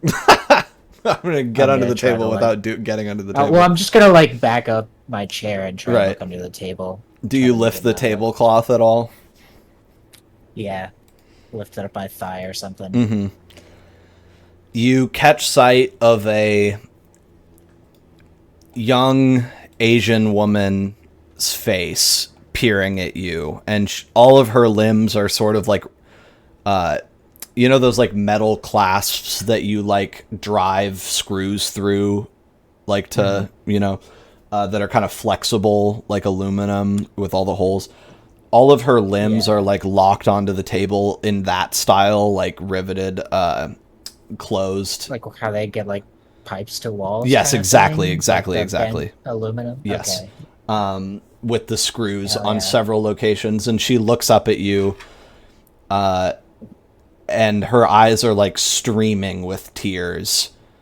And you can see that she is not mesmerized or anything like that. Like, she seems to be completely cognizant of what's happening. And you can see that, like, she's shaking a little bit in a way that none of the other tables are, like, shaking. But she's trying to keep it cool. Magni, how much are you drinking? I'm gonna like stand up and fucking gasp really loud and There's a people here. Magni, how much are you drinking? This is a person I was eating. yeah. I think I'm only gonna take like 2. Okay, is one going to be used to heal your health? Yeah. Okay. And then also that means that you still are going to have a big blister on your thigh, even though you haven't seen it because you don't heal your stuff. Yeah. Anyway. I think Dent, she would have been trying to mouth something at you. So do you stand up and draw attention to it? Yeah, I mean that would be my like instant reaction. I don't think I would really think before doing that. Okay. Harrison, is there a problem with the turkey? I'll look around and get kind of sheepish and just like I'm like more afraid of the social interaction than I am of fucking torturing this poor woman. So I'll like sit back down and try and like peer back under the table. Okay, so you want to continue to interact with her? I want to continue to interact with her, but I'm not gonna like make such a show of it. Okay. We'll follow up on that. J-Bat, how's your feeding going? I think at this point,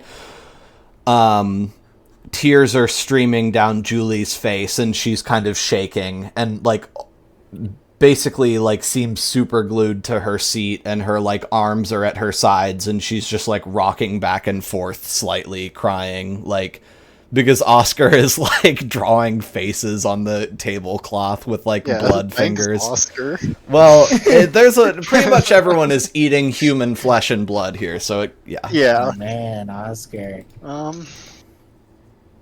think I'll have Old Lady Ghoul just bring over more wine and just continue to mesmerize. Finish this glass.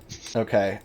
There comes a point when human beings lose integrity from things, and watching people be murdered and not helping is a breaking point. So she's not going to be able to stay just placated by mesmerization through this, because it's like corrupting her to experience it. So the breaking points are breaking the mesmerization for her. Good job, Jean-Baptiste. So you're gonna have to do something with her, The because first broken human. yeah, she's not like, she's gonna start screaming, it looks like, or throwing up or something unpleasant. Gonna just be kind of generally annoyed at this circumstance. Yeah, I think I will try to get in one more mesmerize, just oh, come here, and almost like sort of cuddle, hug her type of thing, and then I'm just gonna go right for the neck. Yeah, I think at this point, whether or not the mesmerize takes, she basically just leans into you like, just fucking get it over with. Like, get rid of, I don't want to be here anymore, you know? And then you begin to draw blood from her. And how much are you going to take? I'm thinking one, like, good mouthful first, and kind of swish it around and get a taste, and then the rest. Good blood, seasoned with suffering, seasoned with broken dreams, unrealized aspirations, tastes like an abortion, tastes like lots of prescription medication, tastes like heroin, tastes like cocaine, tastes like wine. Well, at least it tastes like wine. Sort of where J-Bat's at. Yeah. And so if you chug her, that would fill you up +1. Okay, I'll blush of life then. That's fucking crazy. He's just flexing. Okay, so you... Hey, gotta make... At least she'll have a warm arm to hold on to as she dies. Yeah, so you grip her and she shudders, but ultimately leans into your pull because it's just preferable to slip off into some deeper dream than it is to continue to live this nightmare. And you drink her completely dry. She had 6 blood in her. Wait. What were you at? I was at 5. Okay. Then she had 7, healthy girl. Because I already promised Oh, you. I would get the 1 from my preferences, so that could be it either way. Oh, yeah, that'll be good. Okay, so then the extra is for Blush of Lifing. Yes, good call. So you fill yourself up on her. You get a blood beat for total exsanguination. Which looks like you don't have any of. Nope, first one. Okay. You get... Did I give Dent one for drinking past his fill? No. No? Forgot about that.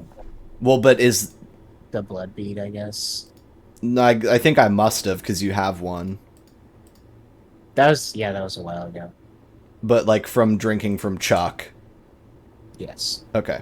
That's that one. So then Jean-Baptiste gets a second blood beat for thoughtless consumption. And then you're going to have to make a humanity check for the killing. I feel like I have to make a humanity check for how fucked up this Thanksgiving is. It's coming down the pipe here. It just depends it's so on... bad. It's just... It's like a fucking scene in goddamn fucking Skyrim when you first walked in there and there's just like corpses everywhere. I'm glad it's effective. So this, I would consider... I'm willing to do you a favor and say that what you've specifically done is impassioned killing, because you are sort of like, well, maybe there was a more decorous way to do this, but I have to just run this right now, you know what I mean? Like, it's less cold-blooded than if the party finished and you took her out back and shot her. Like, there's some... Which basically was the plan. Yeah, so this is more humane. Okay, so then we're looking at your modifiers, and your modifiers are -1 to all of those checks, +2 from an attached touchstone, and it's a 2 dice roll, so you gain 1 dice for 3 dice on this roll. Okay.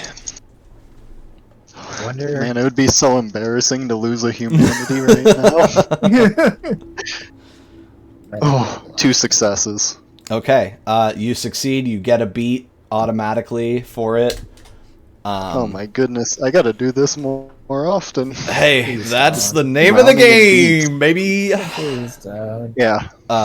And yeah, you come up actually looking more flushed and more human and less peaky than you went down, with a nice juicy slathering of blood across the front of your face, and your battered glass of wine is dropped slumped into her chair, and her arm hangs down and almost touches the carpet. You have to like sort of sit her up properly and primly, and I imagine you fold her hands in her lap. Yeah, probably sort of sit her up and then, like, wave at the ghouls or something. Get her out of here, bro. Like, sort of remembering, oh yeah, corpses suck to be around. Yeah, and I think that's a pretty typical vampire thing, is it's like, oh, I love killing people, and I hate looking at dead bodies. And so, like they're clearing a messy plate, the old lady and another young man, who sort of comes out of nowhere, there seems to be 3 ghouls shuffling around, grabs her by the armpits, and tugs her out of her chair and sort of drags her away. And the feast is really in full swing now, and we are just about out of time here. So Dent, let's get back to your situation. And Magni, are you gonna cross to another table and get more blood or anything, or? Yeah, that was my plan. Okay, cool. That's why I only took 2. Yeah.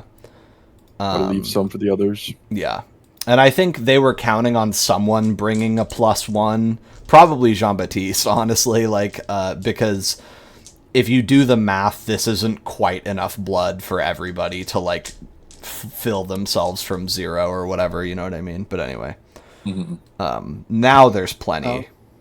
I think I'm gonna ask Dent if it would be terribly unpolite to not try the food. Dent, you look over at just various spurtings, and like it just doesn't seem like people are that keyed in. I don't think I'm even gonna respond to that. Well, that's rude. I think I'm just gonna like stare at a point on the table where I can't really like see anyone. And Okay. Just try to like. Okay, I'll get up and head out. over to wherever Adrian is. All right. Dent, were you going to try and interact with the lady under the table? I'm going to say if you don't, you will get a willpower back from your I could honestly see it being from either your survivalist or your everyman tendencies. Like, this is fine because I don't want to die, and this is fine because I'm being conditioned, like, not to care, but I think if I think it's honestly a Jean-Baptiste had survival. left, I would have just like stared at the table Mhm. just to like not make a scene. But I think Dent would just be like like he would be like, "Oh my god, what is going on? Yeah, okay. So Can I do you anything?"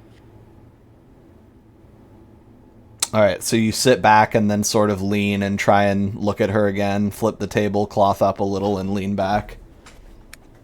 Yeah, and I kind of want to like look around and see what the situation under the table is. Like if I can see under any of the others, I guess. You would have to do some kind of stealth thing to not, like, make it obvious. Because you can, as a mechit, sort of free look under your table, but there's tablecloths to contend with elsewhere. Okay, then I'm just gonna look at her. She mouths, "Please help me."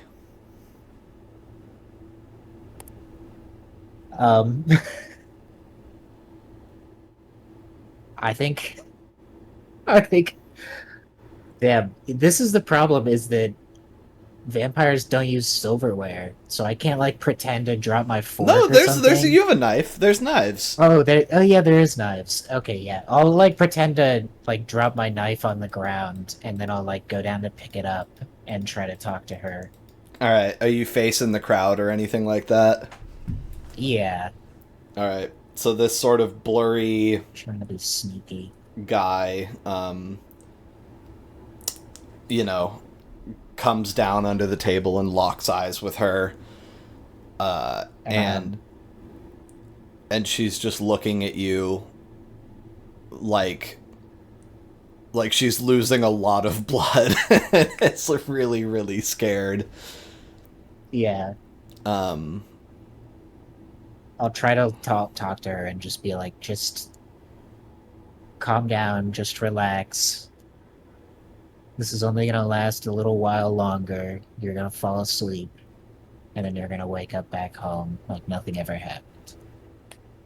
Just, and then I'll All right. I'll just make like a calming gesture. That's gonna be manipulation plus subterfuge, because that's a lie as far as you understand it. Yeah. Thankfully, I got 5 dice on that. All right. Lose 1 for her being almost certain she's going to be killed. She's like out of it. Oh. I got 3 successes. Then she says, very shakily and in like an absolutely like hissing whisper, "Then make me sleep." I'll actually like go onto her neck instead while she's like right in front of me, and I'll just try to take 1 more like vitae from her, Okay. even though I'm already full up. Is that even possible? You can blush of life and then do it. Okay, I guess that's what I'll do. I'm a little Jean-Baptiste. And I'm considering this not to afford a blood beat because this is like almost directly antithetical to the spirit of gorging yourself. You know what I mean? Yeah, I mean, I'm not really looking to fucking Yeah. take out my Anyway, so blood you potency. drink the final drops from her, and her, as she's sort of heaving her final death breaths, you can smell rolling waves of belches coming up from her stomach, and you're almost certain that this woman has been eating nothing but turkey for weeks. All right. Dude. Yeah, that's about what I thought. Oh my god. Alright. And then I think what we're gonna do is Dent comes up from the Worst table. fucking Thanksgiving. You're gonna need to make a humanity check. Yeah. That's gonna be, I think, honestly, a different. Because I'm like, where's the mercy killing one on here? That should be a thing. You could just make it up as one. yeah. I mean, it's just like it's gotta happen. Yeah. I'm gonna call mercy killing a humanity 5 sin. So you get to roll 5 dice. It's 3 plus 2. And you get a beat. Okay. I got 1 success. All right. Dent stays human. You come up from the table, and then you guys continue to. You give me a beat. Yeah, I did. Yeah. Okay. You guys continue to mingle and make your time pass, and then we're watching this scene play out, you know, as we're coming to an end here. We're watching you guys meet each other at tables, seeing other people drink their fill, having small conversations. Dent, like, sitting in the corner of the room, like, biting his knuckle, like, you know, and then we're watching Abram and Laszlo threading their way up a winding road deeper into Mercer Island, almost crossing it completely this evening on foot. It's not very big.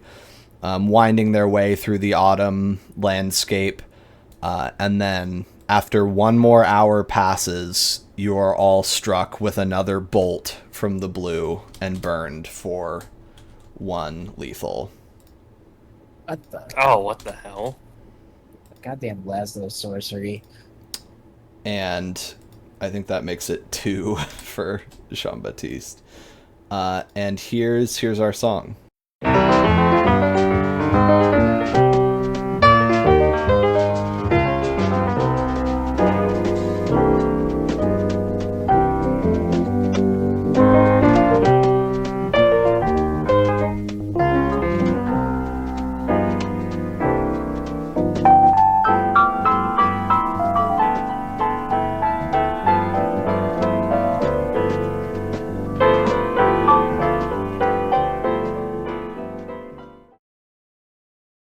Magni already didn't want to be here, and now he's being burned.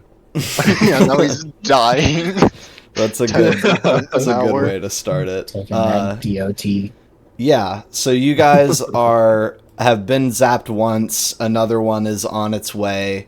I guess I wonder if any of you are thinking, well, hopefully these aren't like gonna get faster or stronger. So you're sort of counting. Jean-Baptiste is like, okay, I can tank these. We can keep doing our social work here, but there's always a possibility that this could get worse. Anyhow, you guys are in, and I'll start with the vampires, because the other guys were mostly in a traveling type lull. You guys were in the sort of mysterious mansion somewhere up north, probably of good old Prince Ed. There's a variety of people here, mostly Invictus. Important events from last session is you witness the swearing in to the Invictus, more or less, of Henrik, who's cutting and running on the church. That also sort of went public, that the church is not, that was something Jean-Baptiste was holding back, and then mostly it's been kind of put out on the ground, that it's not looking good for them. Then also there was a picture of Mary in black that was under the cloche that Prince Ed had in front of him, and that upset him quite a bit, although he seems to have recovered with sufficient drinking of blood. And speaking of that, as we sort of talked about before we got started, Dent has taken the life of a woman under the table that seems to have been improperly sedated or something like that, because she was tweaking and the other people are mostly holding it together. So one table's dry, people are sort of moving through the rest of the blood, and what are you guys up to with your limited time here? I'm actually wondering if I can do some kind of roll to see how many people I can talk to in this sort of hour, slightly less than an hour that I'm going for. Yeah, okay. So it would be like an hour and 20 before you take your 3rd damage. So let's have you do a roll that will be... Social finesse is manipulation. So what do you got there? 3. Plus socialize, what's that? Another 2. Okay, and then do you have any skill tags in socialize or anything that might be relevant? No, I don't think so. Okay, and then I'm just gonna... I think I'm just gonna have you straight roll that, and that number of successes will be your number. We'll just do it straight up, no negative mods. Okay. Big money. 1 success. Okay, well, I'm glad I didn't take one from you. What I'll say is, because you came in with specific intent to talk to, what's his name? Adrian. since Adrian was like a guaranteed there will be time for you to talk with him, like you sort of set out to do that, you can have Adrian and one more with sort of ease of access. Yeah. And then the other guys will have the chance to talk to at least one person then. Do you think it would be possible for the other one to involve me just sort of quickly talking to Frank, Dottie, and Carla? Not in like a... Not even really getting anything done, but just talking to them to just sort of be respectful and stuff? I would say that Frank, like, I think is sort of already covered in terms of you've already like spoken with him today, you know what I mean? So he like he's not going to feel disrespected if you don't get to him. And you can chat up both Dottie and Carla. They can be having a conversation that'll be okay. And then the good news for you is that Prince Ed is going to want to talk to you as well. So yeah, I figured that one was... The prince is usually somewhat of a freebie, and then if it's superficial, yeah, you can have those two in one as well. Yeah, because basically my only goals for those are be nice to them and maybe find out things Dottie does or likes. Yeah, that'll be fine. Okay, so then what... Magni, who is one person that you think you might be interested in speaking to, or nobody is also fine. I can't really think of anyone. This isn't necessarily a recommendation, but Henrik is here and Carla is here if you needed to sort of do something about your aunt and the church and all that such, and figuring that whole situation out. But that's just something to think on. And I'll say Ed is looking at you quite a lot too, like he might need to speak with you. I'm also curious I want a window into Jean-Baptiste's mind as far as what he makes of the whole Marion Black ordeal. I actually have a theory that Marion Black was, if not the leader before Ed, something similar to that, some sort of threat to Ed's order. Gotcha. And if not that, just something purely supernatural that doesn't seem to like Ed, which may be worse. Yeah, that is never a great get.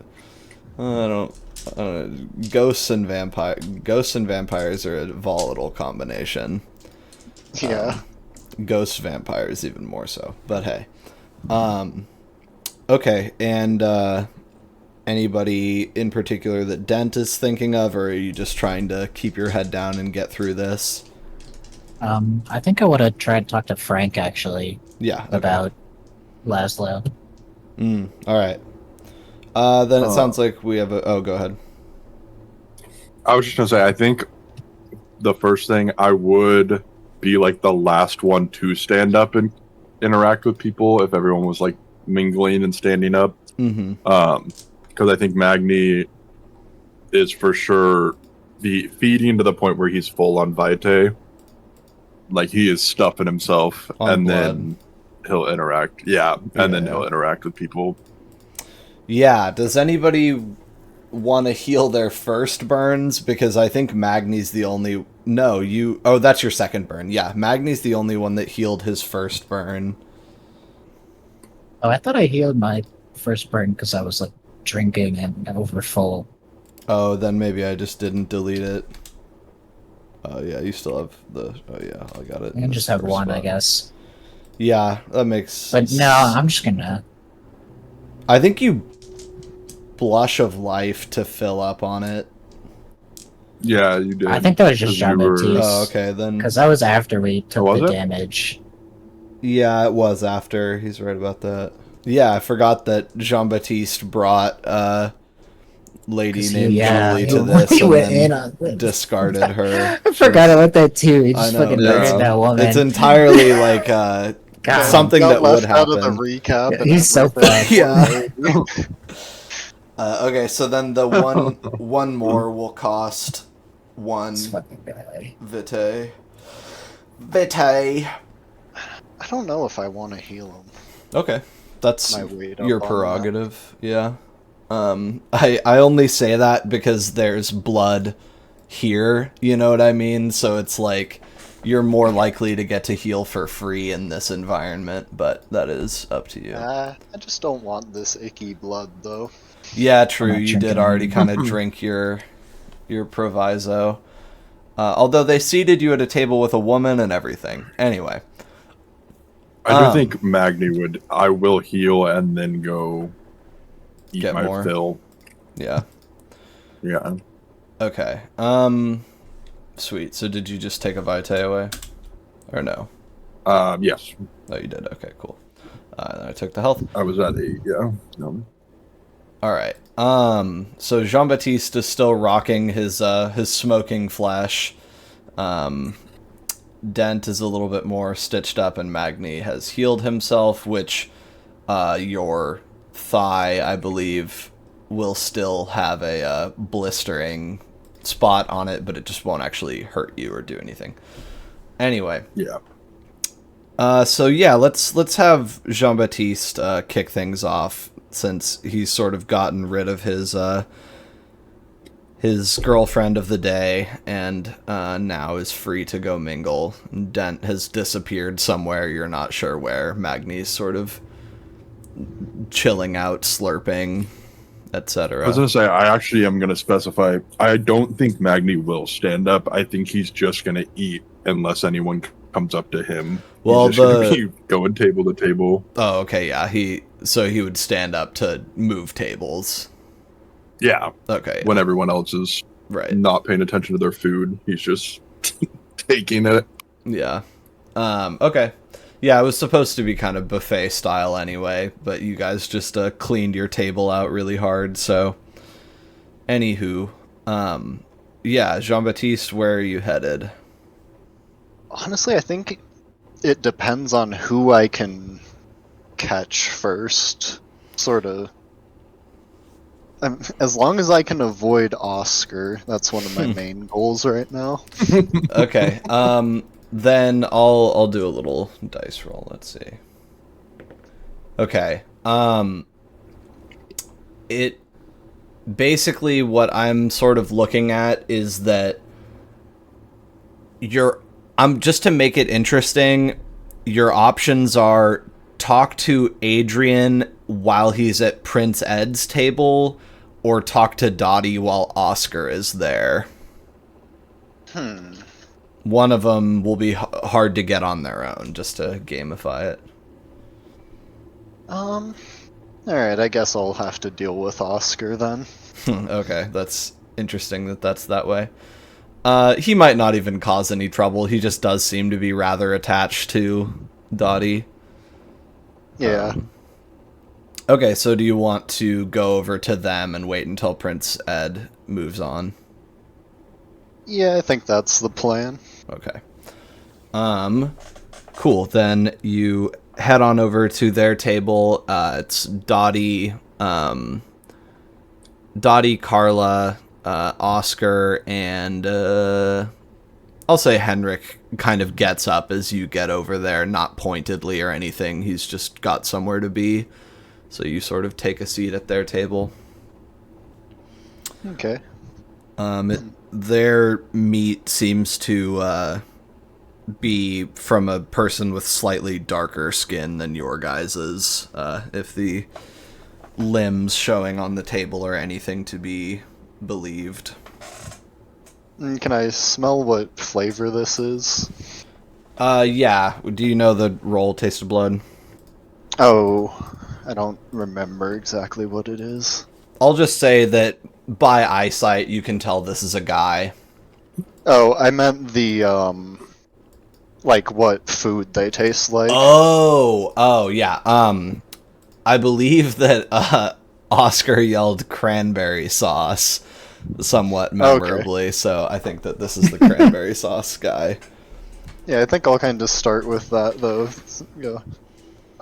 I'm gonna act like I'm just sort of smelling it and like get a little bit on my little bit of blood on my finger or something, and go, "Oh, what is this? Cranberries?"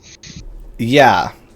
Dottie says, interesting little experiment he's cooked up here. Not entirely unsuccessful, although I do wonder at the necessity of having cranberry sauce be its own table, but, you know.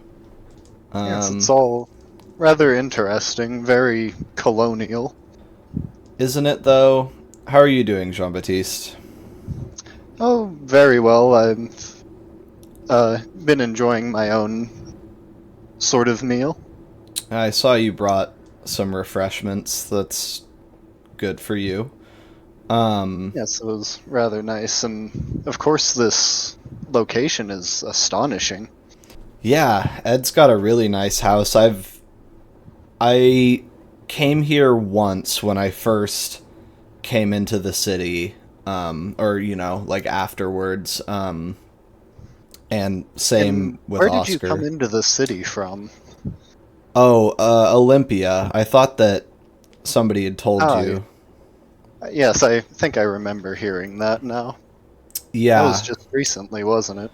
Yep. Oscar too. We were working for Ambrose for a while, kind of off and on, and then that all fell through, and we had to be more or less pulled out of the city. But things are a little bit more stable now, although I'm not going back anytime soon.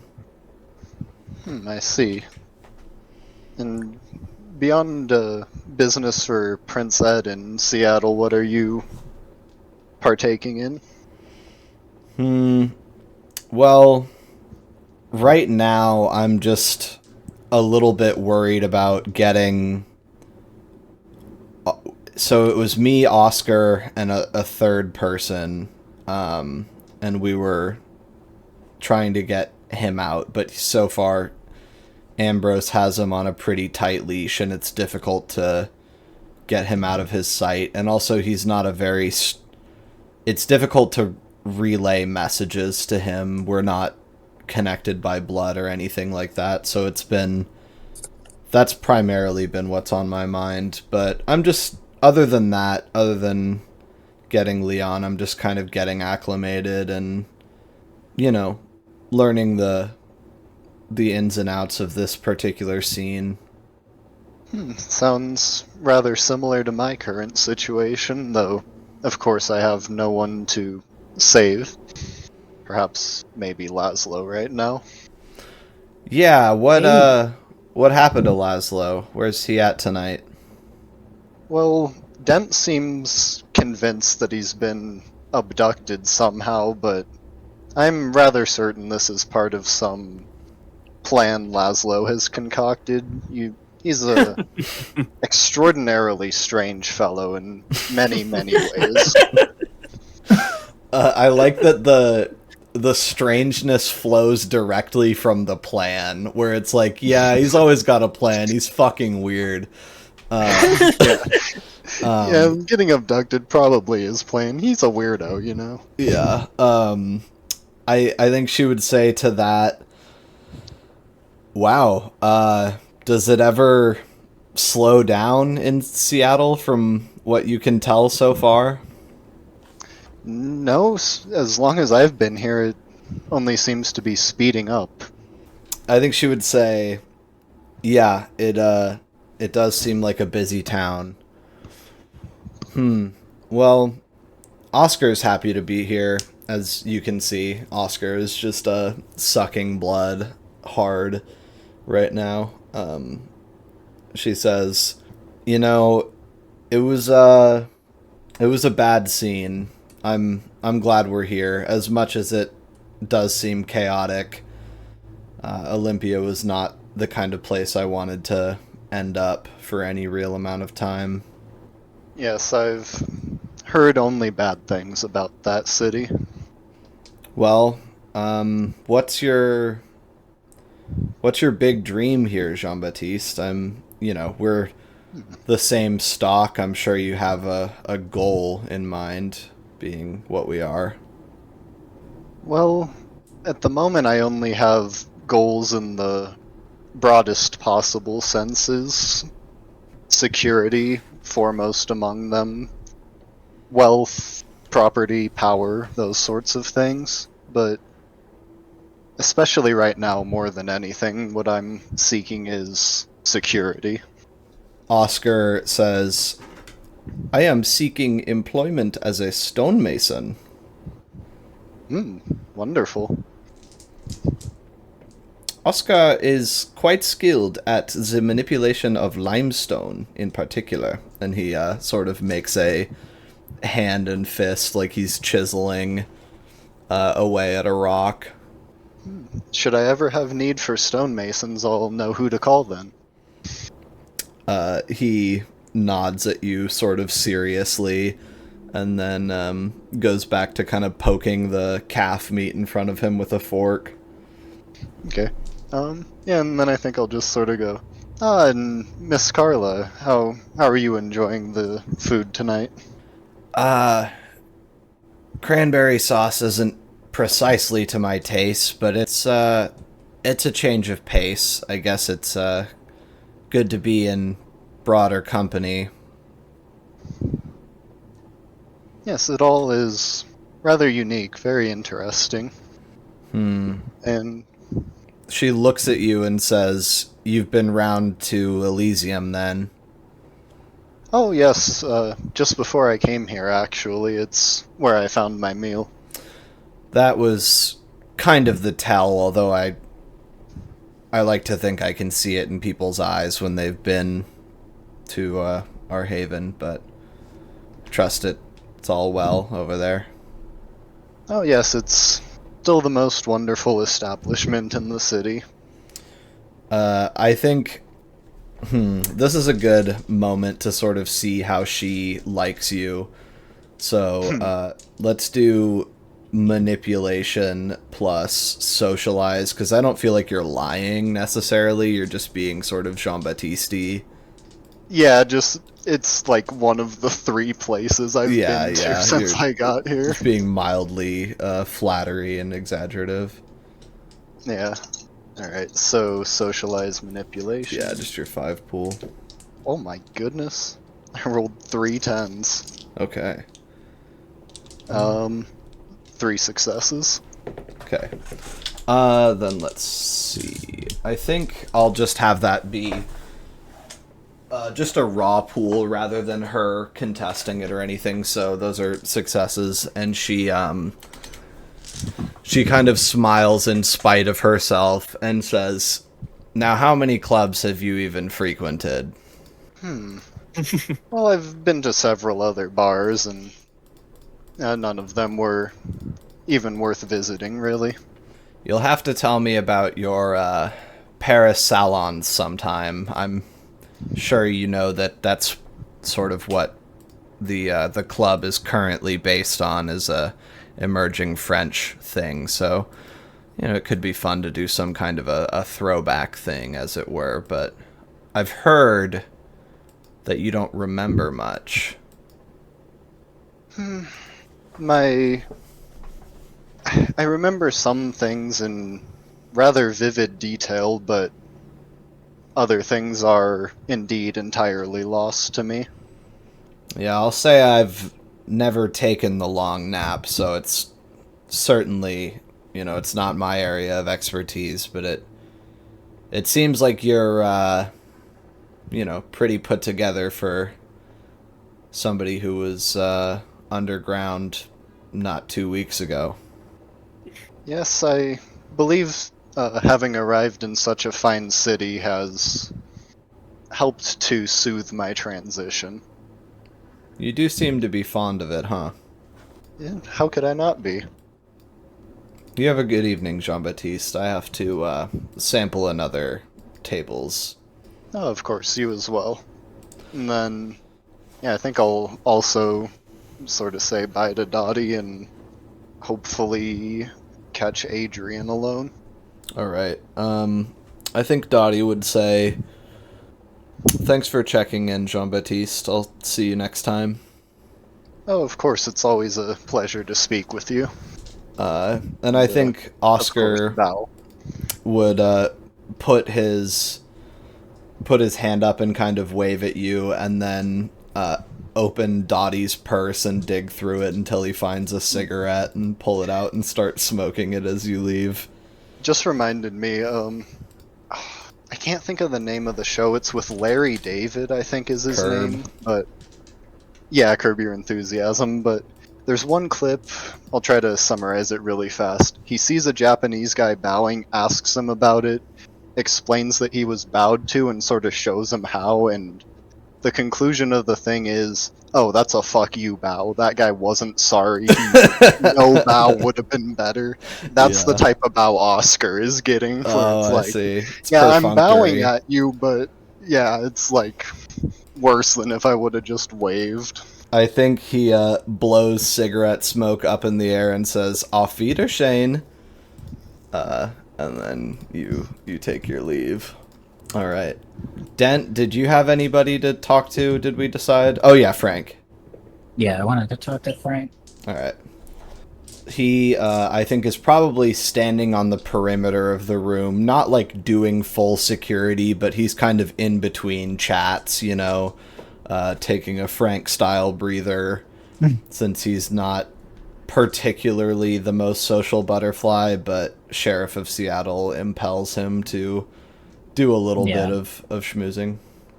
I think I would walk over, kind of sullenly, and light like a cigarette, and offer him one as well. He takes it, and he accepts a lighter if you give him one to do it himself, and says, "You look a little green around the gills, kid." Yeah, my meal, I guess, was getting a little rowdy. I looked under the table. It was... Well, I guess it's what I should have expected. Oh, it was, wasn't stunned all the way? Yeah, it's fine now, though. I got more than my fill. How are you doing? No doubt. I'm alright, kid. I, was hoping to go watch some football in a minute here when things kind of clear out, but Oh, yeah. for yeah. the time being, They it's got all the turkey bowl going on.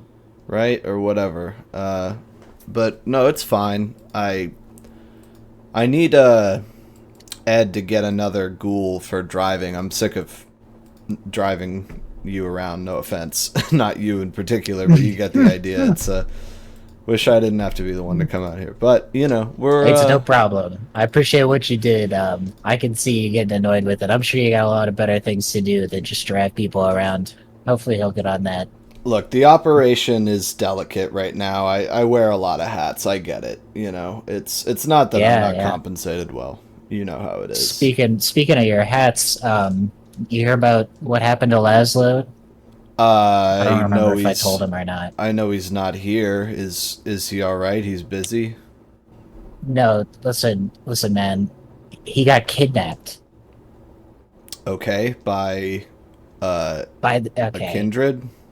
Yeah, I'll just like relay the story basically yeah. of what's happened so far to him. But so is it? Are you omitting that this is a non-Kindred type entity, or I'll just try to like leave that up to him. I wouldn't say that. you just like? I'm by definitely some- not telling him that it's not a Kindred. I don't want to imply that it wasn't a Kindred. It's just okay, yeah. By It's just somebody. big fucking guy that Yeah, was yeah, yeah. resistant to bullets came and kidnapped. He says, honestly, you know, that's strange, but I'm not. It's really hard to say whether or not I'm worried about that, I guess, because I'm thinking, well, who the fuck would kidnap Laszlo? I mean, the guy. What does he do? Anything? Like, he just hangs around with you.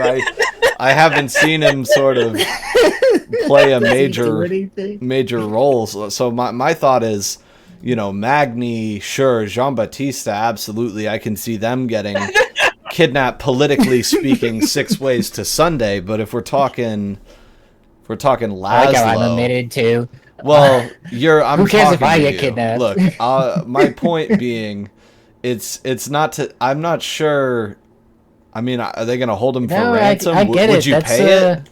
That's the mystery, isn't it? We haven't gotten any contact with them or anything. I just know where he got taken initially. You know, they could be far, far away by now. But listen, do you know my Mark has been hurting a lot ever since that happened? Do you think that's got any kind of association? Have you heard anything about that? Your what?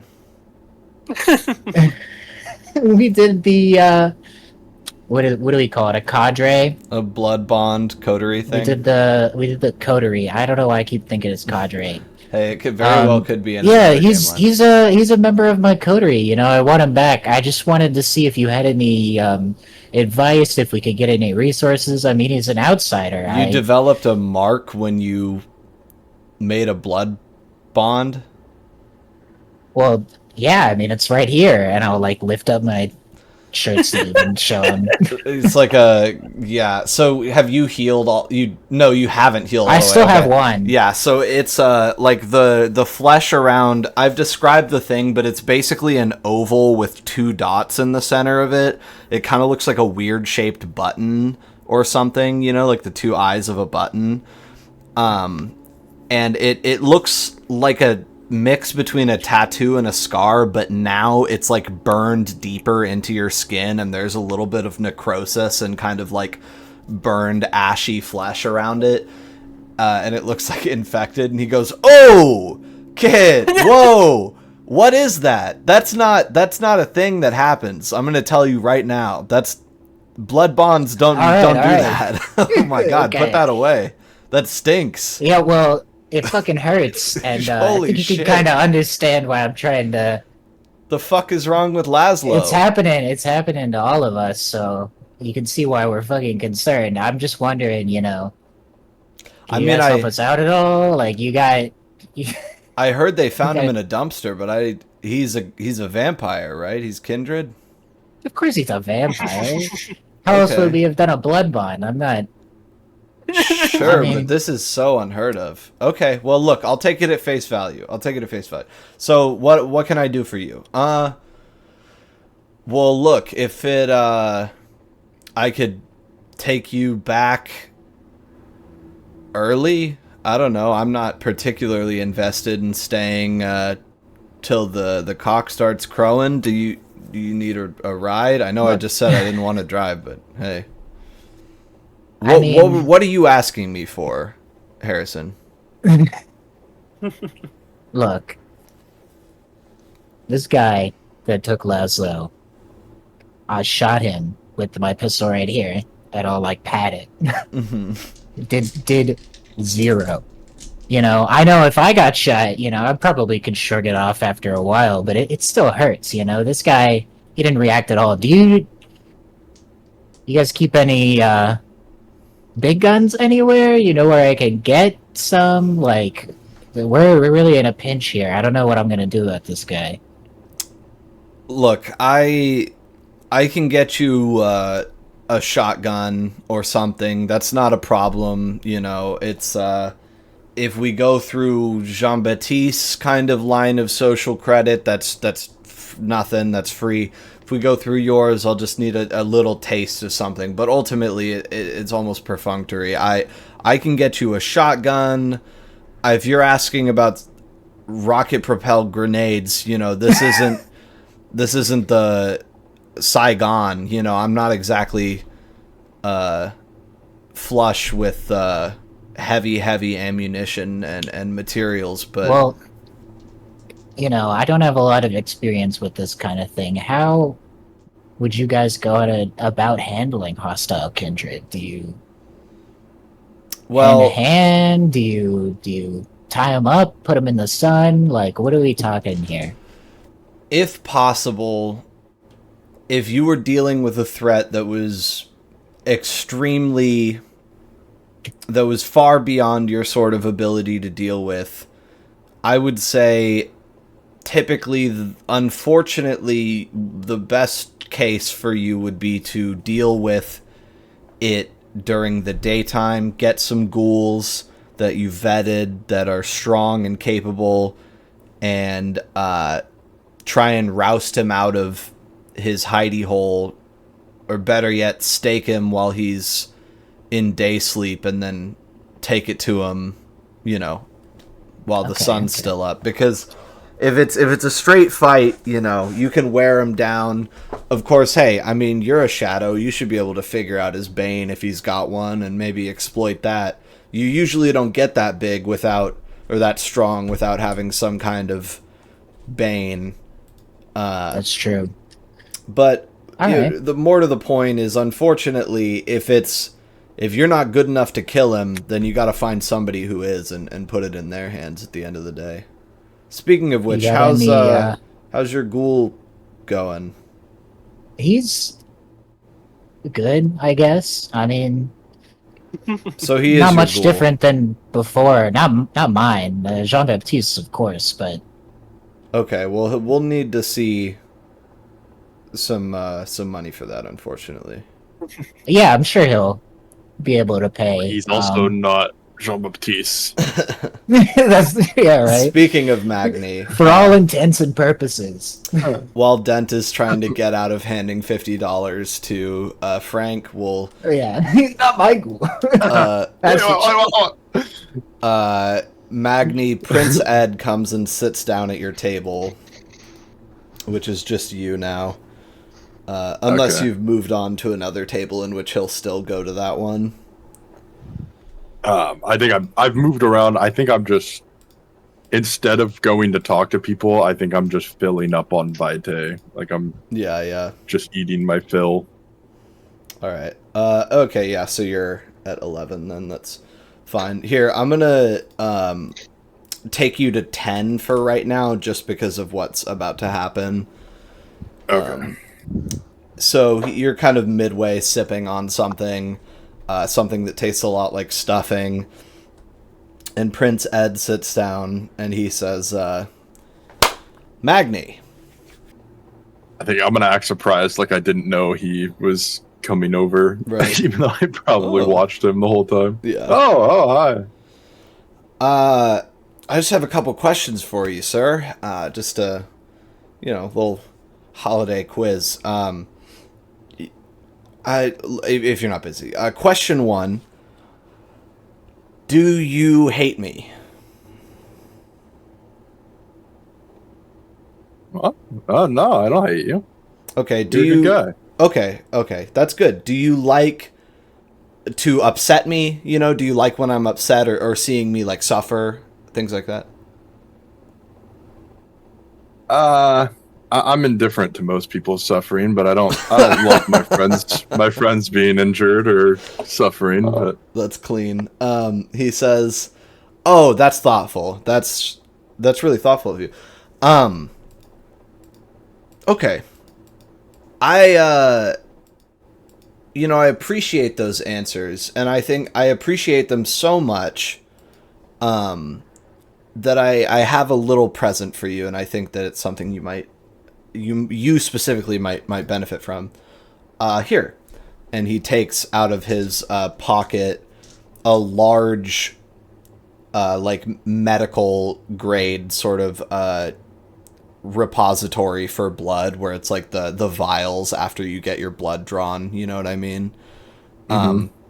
It's like a big one, like if you sort of put your thumb and forefinger together in a circle, it would like fill that, and then stretch your it's hard to explain, but it would, you can hold it in your hand easily, but it's a robust jar of blood.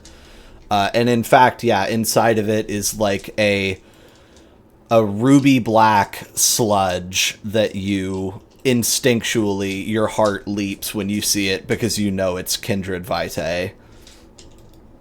okay. And he places it on the table in front of you, and he says, that, of course, is my blood. Tell me this. You like the taste of Kindred Vitae, yes, you have a taste for the finer things in life. Yeah, you could say that.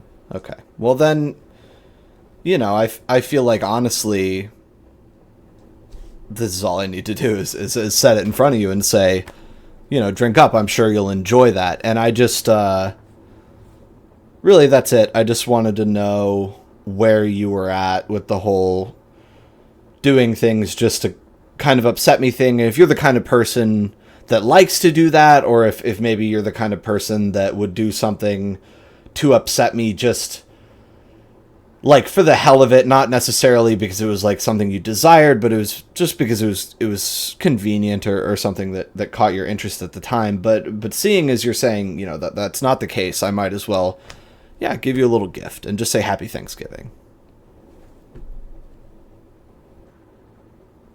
Okay, yeah. No, I never want to make you supper or anything. Okay, yeah. I don't want to. I don't want to see anything bad happen to you, Magni, either at all whatsoever. Speaking of bad things, I will say that we should be mindful of leaving Miss Delilah to her own devices at present, and I'll be in touch with Mrs. Carla and the others, as it were. There's sort of little family tree, but I'm aware that you spent some time with Delilah, and things being what they are, I just thought I should warn you to maybe check in with her or make arrangements to absorb her if things go pear-shaped. Yeah, of course. Okay. Well, eat, drink, and be merry. Have a happy Thanksgiving, Magni. You too. And he gets up and swishes across the room. Okay. There's an Ed scene. Then we're going to go to Laszlo. All right, Laszlo time. I think maybe you guys have stopped for a little bit, hanging out on like a footbridge, leaned out over a creek on the island, just taking a break from your trek to maybe chat some more. Or Abram seems very much like the type to just kind of reflect in nature, and he's got like a length of string in his pocket that he's kind of twisting and doing knots in and undoing and stuff. And periodically he looks over at you and kind of studies you. But other than that, my freak's nature. Yeah, he's just got to take your temperature here and see exactly how he's feeling. What are you up to? There's no indication to me that my vampire friends are taking crazy damage. Yeah, I'm not... There's no indication. You maybe have felt, at times that you were sending out some kind of signal, but it wasn't super pronounced, and you certainly didn't think that the people on the other end of it were getting hurt. So no, I would say there's not really a big notification in your mind that that's happening. Yeah, I guess I'm just reflecting on what the hell I am, wondering what this ready person will be like. Yeah, do you have anything to say to Abram, or any questions for him, just because he's pretty reticent to talk at this point? I think I've gone over all the important bits of my backstory to him. Maybe at the point where I don't know what to ask anymore. Okay. Yeah, it's hard because I've kind of semi-intentionally created just a very awkward dynamic between you and him, where Abram is not all that chatty of a character, and neither are you. I'm trying to think. He says, where would you go if not for the licks?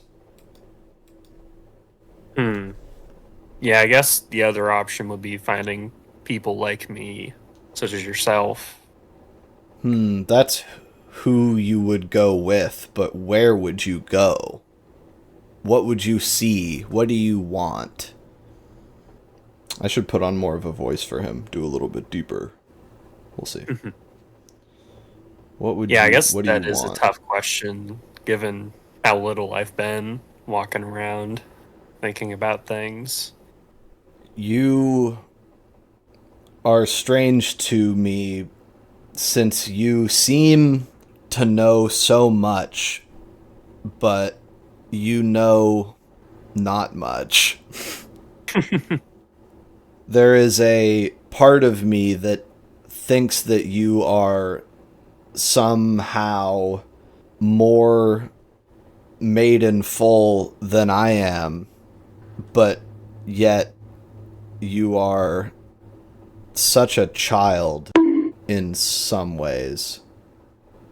Yeah, you've been around for over a decade, as far as I understand it. Yes, it was not... I wish I was done. I do not love how long I have lived. What is your rage? Have you Oh, found I your think rage? it's honesty, funnily enough. So, for you to tell the truth is pain, is rage? Yeah, I think it all spills out. The facts I know, the things I've seen. To tell a lie is rage, or makes it. He's sort of like coming to an Yeah. understanding that honesty is like the thing that you're trying to suppress. Mm-hmm. Yeah, I guess that makes sense. Have you been broke? Have you... He makes the sign for breaking, being broken. Mm. Have you let all of that out? Like maybe once or twice. He looks at you and he's kind of unsure about that. Yeah. Laszlo does not know anything. Yeah. It's not fun, he says. Mm-hmm. But with me, my rage is strong. I make a good beast. It's been a long time, though, since I broke. For me, at least, a long time. Mm-hmm. And he kind of thinks, and he says, if you don't move, and you don't do things with your signs refinements, which he's sort of discussed, and you are still led, and you don't do your roles, what of your wastes? Waste? Waste land. What waste do you make? I think I understand the implications of that at all. How have you not made a waste? And he looks at you really hard, like he's starting to sort of get a little bit confused and paranoid. And he says, when we do not move and we do not change or grow, or our flame spills out on the earth and burns it. Mine is and mudslide, and it is bad. I have to move on all the time, lest I break the earth I walk on. Do you have no waste? I haven't seen anything like that. He picks a rock up off the ground, and he looks like he's gonna throw it into the creek, and then he just like crushes it in his hand and like lets it spill out as sand onto the ground, and he says, let's move on. And he kind of Alright. shepherds you off the bridge and continuing down the coast. And then we'll go back to Jean-Baptiste. I think the Good reason timing. it's I just hard. got finished putting up the Olympia section of my board, which is a separate piece. Nice. I think it's so hard to do the voice with Abram because you have to think so hard every time you speak. Yeah. So you can't do both. Yeah, totally. It's too fucking hard. Yeah, that's what I learned with Jean-Baptiste. It's like, I cannot do this in a French accent. You can't think and speak at the same time. Yes. Yeah, I definitely have a hard time trying to lock in each sentence because it is like 3 layers because I also have to come up with what I want him to say and then fuck it up further. You know what I mean? Like it's Yeah. I need to know what I'm expressing first. But anyway, okay, yeah. So Jean-Baptiste. All right. Yeah, maybe I'll try to catch Adrian while Prince Ed is talking with Magni. Yeah, sounds good. Okay. What do you say to him? He's hanging out just probably by his lonesome right now. I think he might be the only person at the head table. Sarah might have moved on. Okay. Yeah, I think I'll just walk right on up and say, "Oh, Mr. Adrian, it's wonderful to see you again." He looks a little bit more dried out than he did at the last gathering when he was pretty visibly drunk. And he looks up at you, and it almost is like it takes a second for a switch to flip in his head. And he says, "Oh, Jean-Baptiste, right? How's it going?" Oh, rather well. Been enjoying this wonderful city we call home. How have you Sure. been? I'm just fine. Just got, pulled up here for this this little holiday. What can I do for you? What's up? Well, as we discussed, and I'm sorry to bring business up so soon, and especially at a gathering such as this, but That's fine. there is the matter of my lacking knowledge in finance and law, the subjects that I can only assume you are a master of. I have my uses, sure. Yeah, that's, at the end of the day, that's why I'm here pretty explicitly. So, no, it would be Okay, and nothing I'll new. Start taking out a piece of paper with probably Kieran's handwriting all over it. I think at first he's like, "Oh, what does this guy want?" Like how he's chatting me up, and then you pull out a piece of paper and he's kind of like, "Ah, fuck, yeah, okay." He was not kidding. Like his ass was not joking. Bro was not lying about the learning stuff. Yeah, he's not scowling at you, but he is sort of like, "Oh shit, okay, well." There's a look on his face that says, "I should stop saying I'm a good lawyer. I should stop telling people I'm good at this." Okay, I forgot I can't copy and paste into Discord as much. I'm gonna send it into the master doc maybe, because it's kind of a lot of writing, and basically it's a whole bunch of stuff ranging from property ownership to banking to money laundering, and generally just a lot of, hey, I remember buying gold and silk and silver and cocoa. What do people buy now? And yeah, generally just a whole hell of a lot of questions, which I'm imagining he isn't super happy about.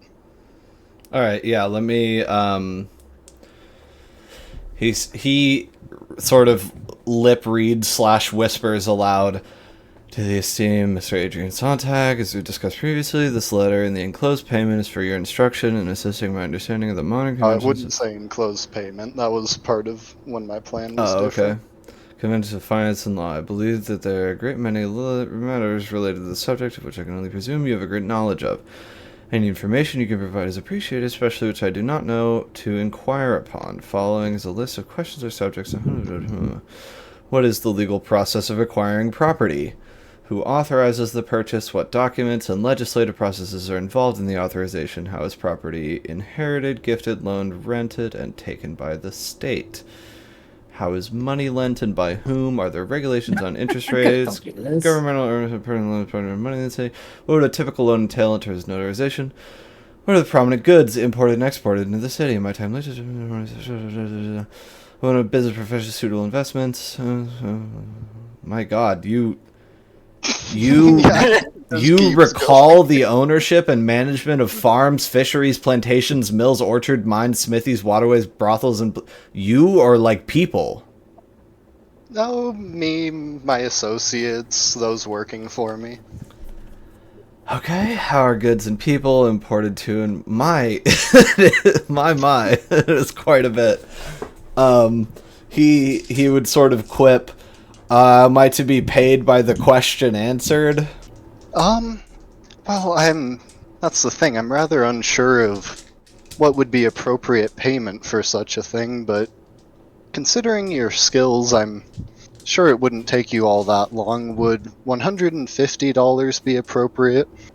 Well, here's what I'll say, Jean-Baptiste. I'll say that I would take a one-time sum to provide you essentially a one-time write-up in an attempt to answer these questions and provide you some leads for pursuing, I could set you up with a line at the notary's office and things like that to generally get you to be able to handle this yourself, or you can hire me as your lawyer, I'll give you the crash course, and then you can hand things off to me, and with reasonable time investment, and again, a bit more money, I could basically do all of this for you as it stands. So, what I'll say is, I'm looking at it.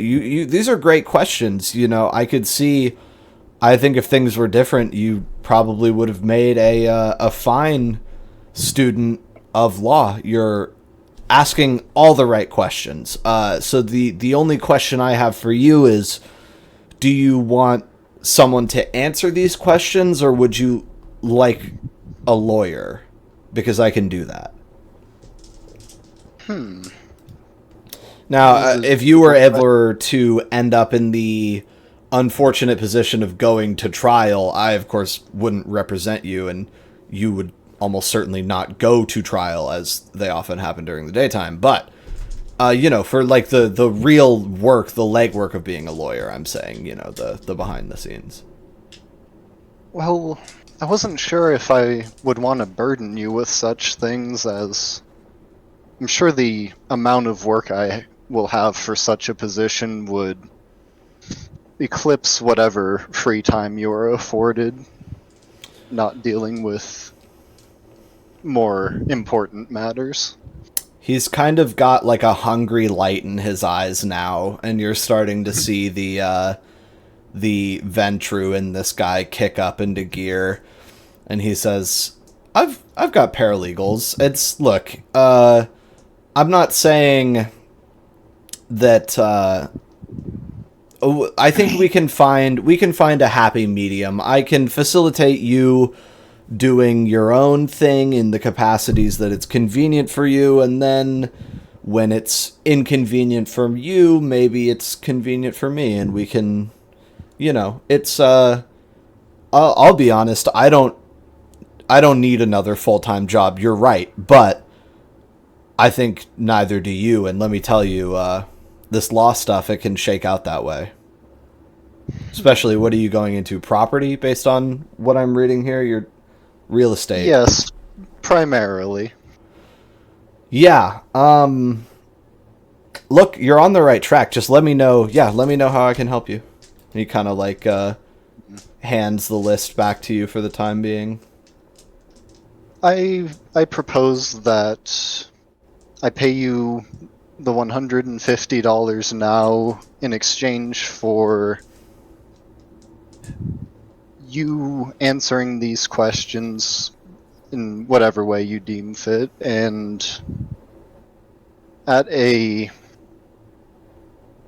as quickly as you reasonably can, and then depending on how things go beyond that, I will definitely consider hiring you in a more official capacity, or if you could find me some sort of lawyer, perhaps working for you, perhaps even working against you that I could use, that would also be excellent. But for the time being, I would most certainly like to pay you to have these questions answered. Okay, I can understand your reticence, and I'm not holding it against you. Like I said, we're all busy people. Sure, let me, let's shake on it. That sounds like a good plan. Here. Very well. And yeah, I'll shake his hand, and then sort of make not too big of a show, but just kind of casually take out this wad of like $200 and then pay him from it. Okay, sounds good. Where'd you get all that money anyway? Forgot. All his money. Oh yeah. Okay, so 227 minus 150. I didn't say this, but I went for 150 as a number that's kind of noticeably overpaying him. Yeah, for although it what depends he's on doing. how many hours he spends answering your questions. But it Yeah. it's certainly a generous rate. An amount that makes him go, oh, I'm gonna do a good job on this. Yeah, totally. No, I think you get the sense from this conversation that he's not particularly. It doesn't seem like he would blow you off after this and just not do this for you. Yeah. I think he's looking at it and he says. He takes the money and tucks it away, and then he also looks at the letter one last time before sticking it in his coat pocket. And he says, "Well, it'll make a good change of pace from just handling Ed's books for a change. No, I'm excited. This should be fun. We'll have. I was gonna say I'll mail it to you, but why don't we set a date? Couple days, we can get a drink together." Oh, yes, that sounds wonderful. Okay. Do you have a phone number I can reach you at? I would just expect I need, 3 or 4 days, depending on what I have going on, to just get all of this ironed out. I'd see you in 3 days, 4 days. Yes, I'll give you the number for where we're currently staying, but I think it may be better if I get yours as well. We've been rather nomadic lately, as it were. Well, why not? Here. And he scribbles it down and says, how about you... No, I'll call you, but here's this. And he gives you... We need a just straight up phone number section to see all of the people you can call. Yeah, I might have to do that. I mean, you could just be like, okay, you can now call this guy. Well, that's Or what I'm you can call saying. anybody. Oh, I thought you meant actually making up phone numbers. No. I just because That would be fun too. in the group inventory we have Frank Fabretti's number, Adrian Sontag's number, Discotheque Elysium's number, the mysterious phone number from a con's pocket, etc. Yeah. We do. Okay. Yeah, we should make a list, because we also have non-kindred numbers, too. Yeah. Okay. I might do that later today. So, and I think he would sort of allow you to extract yourself from the scenario. Yeah, I'll just politely excuse myself, give him a not disrespectful but not super respectful type of bow, and How is Jean-Baptiste feeling about that interaction? I'm curious. went about as expected. wasn't expecting him to want to actually be my lawyer, but that could be quite useful depending on how things shake out. Gotcha. Okay. Gotta have a lawyer to buy property. What else? Could come in handy. Yeah, Magni, anything that you need to do in here if nobody else approaches you, or should we move on to another person? I don't think there is anything that I had planned. Okay. Dent, you were kind of finishing up your conversation.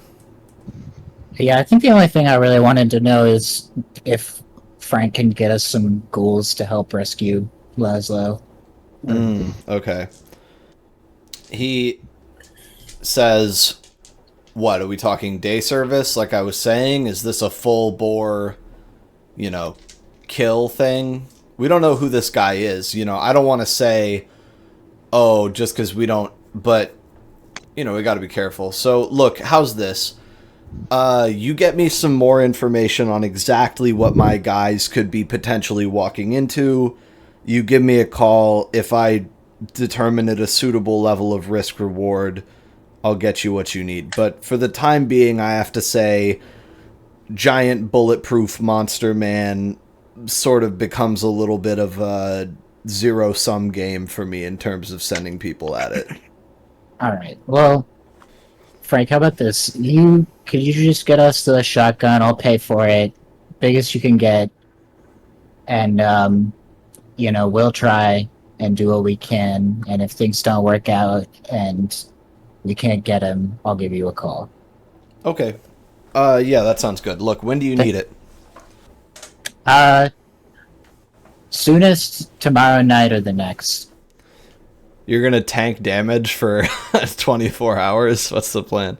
Oh, the shotgun. For some reason, I just thought it was the ghouls. As soon as you can.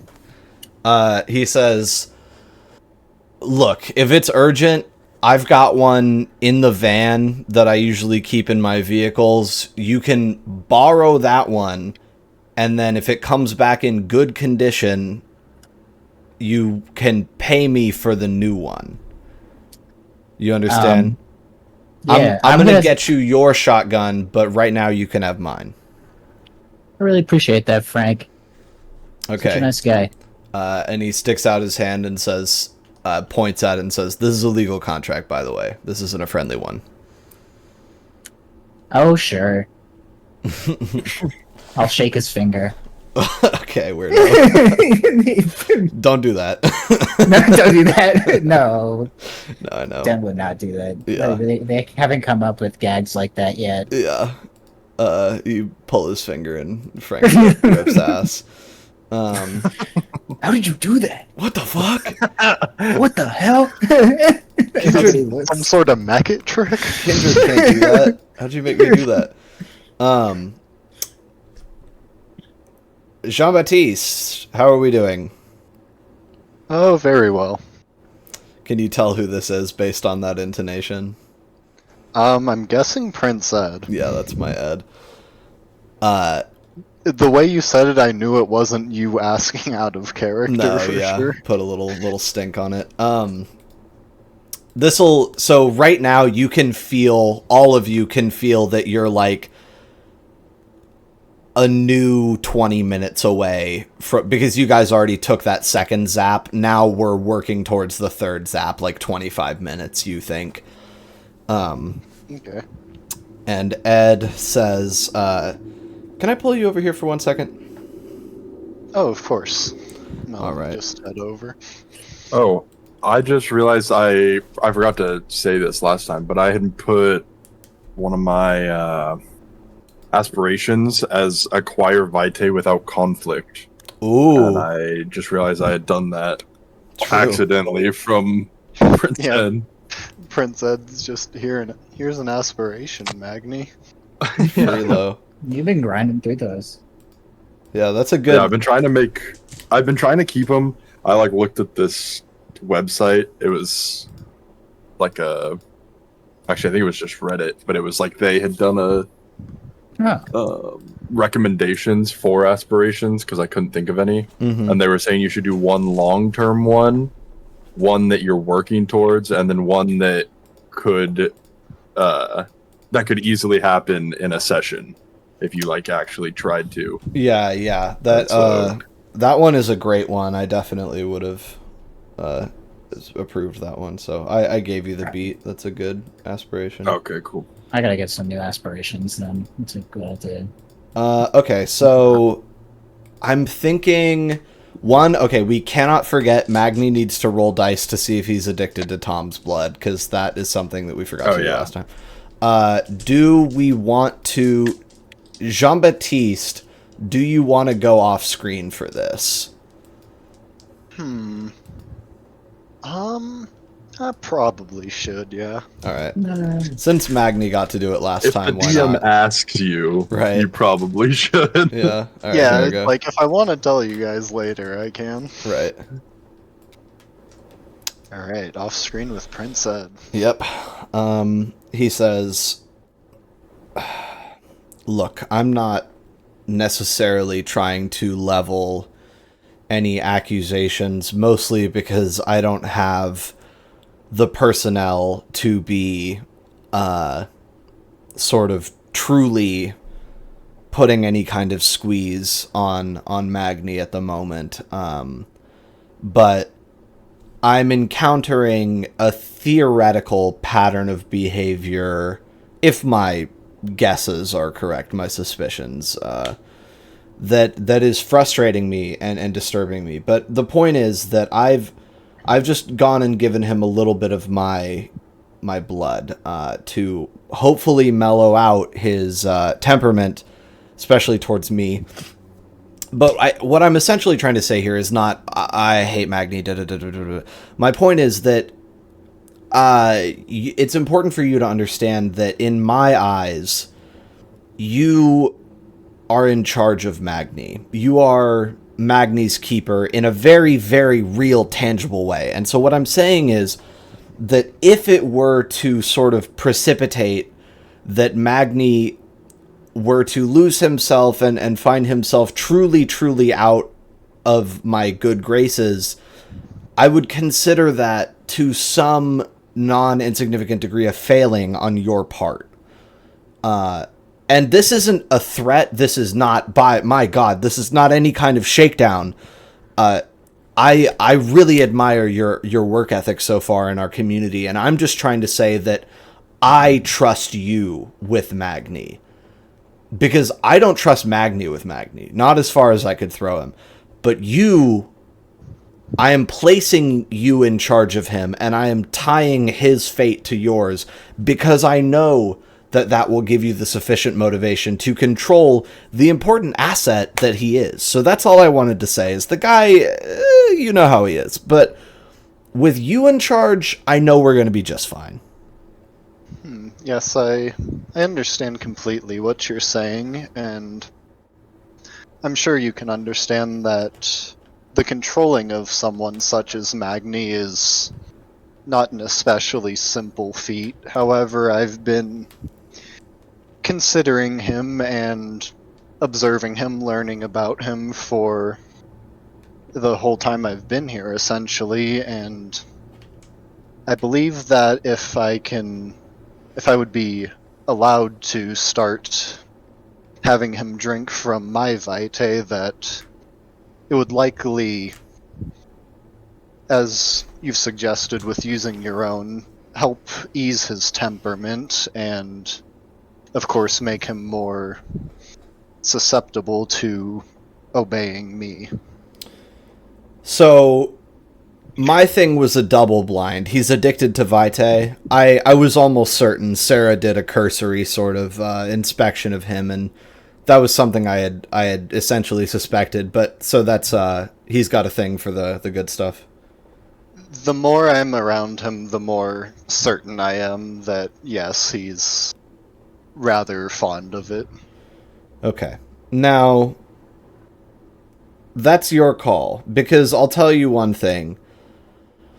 Vitae addiction is a dangerous disease, and the Vitae addicted vampire invariably will become prone to extracting it from Kindred, you know, with or without their consent, or whether or not they're being handed it.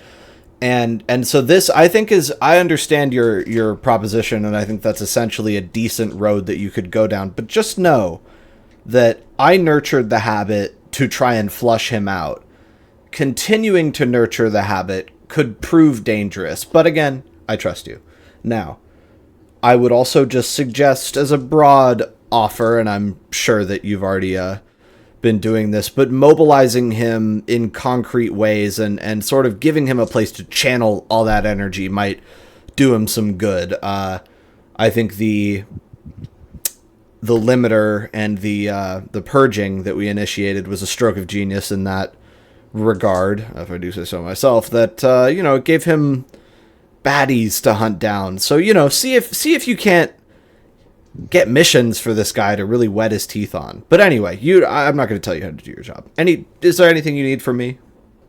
No, I don't believe so. I did want to, and then let's go I'm back to gonna do it general off screen at least. Yeah. Yeah. Just go into me talking about what I'm thankful for. Yeah. All right. Like Yellow. it'd either be nothing happens or everything goes to shit. Yeah, well, that's for Matt to figure out. He has to make it Yeah. work no matter what we do. True. We can fuck it up as much as we want. That's all. That's a great thing to jump back into. I'm glad I caught the freaking tail end of that. We were talking about all of us joining factions, and then we were like, "Oh, Laszlo has to join a faction." And No, then he it got doesn't. into, what if they figure out he's not a vampire? All right. So the tail end of what we were talking about is this. He asks you what you need from him, and you say, Oh, I don't believe I need anything other than I believe you have asked us to express our thankfulness, and "Oh yes." well, I of course have a great many things to be thankful for. Foremost among them being that I have arrived here specifically at this city at this time. There's, so far as I can suppose, not very many better places for me to have found myself outside of perhaps France in my own time. And there's, so far as I can tell, abundant opportunities here, and I am very thankful for you allowing me to pursue those opportunities. You know what they say, Jean-Baptiste? I think that a man who is grateful for the fruits of random chance is just a man with a beautifully sunny outlook. Your can-do spirit, your positive attitude is staggering to me. I think that there are many people out there that would say that this is not the greatest city in America, and I think that it would be just as easy for any given person to curse their fortune to wake up anywhere besides their home in the time that they fell asleep in. And so to hear you say that you're grateful for the hand fate has dealt you just reassures me that you are that you take it as it comes and you put that spin on it. That's a beautiful Thanksgiving. I appreciate that very much. I nipped over to Frank's elbow there just a minute ago. Not to segue too violently, but I heard that you guys had successfully produced a ghoul, and isn't that something to be thankful for? Oh yes, certainly. It's rather an interesting history, but in short, after the incident at Sterling Street, a mortal that Magni has found himself rather fond of was injured, and so naturally I allowed Magni to heal him using his Vitae, and things have progressed since then, and he's proven himself a loyal servant to us. That's excellent. So should I seek the payment from Magni, do you think? Oh, I can pay. I was actually rather unsure as if to pay you or Frank or Sarah. Oh, If I could well, just pay you directly, that would work fine. given And that I'll we're start here, we taking could just out money. go right off the top, of course, no problem. And we'll bring you down to $27 cash to pay Would you your... believe it if I said I plan on spending more money in this room? Wow! Holy fuck. I almost wouldn't. How? Ow. What money? Okay. Hey, I've got ghouls to tip.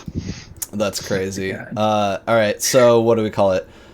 Magni owes Frank $80. I need like a debts tab for you guys. A finances tab. Yeah. Just Phone wait till number you have to tab. figure out all the real estate that I Jean-Baptiste is know. peddling. This shit's fucking insane.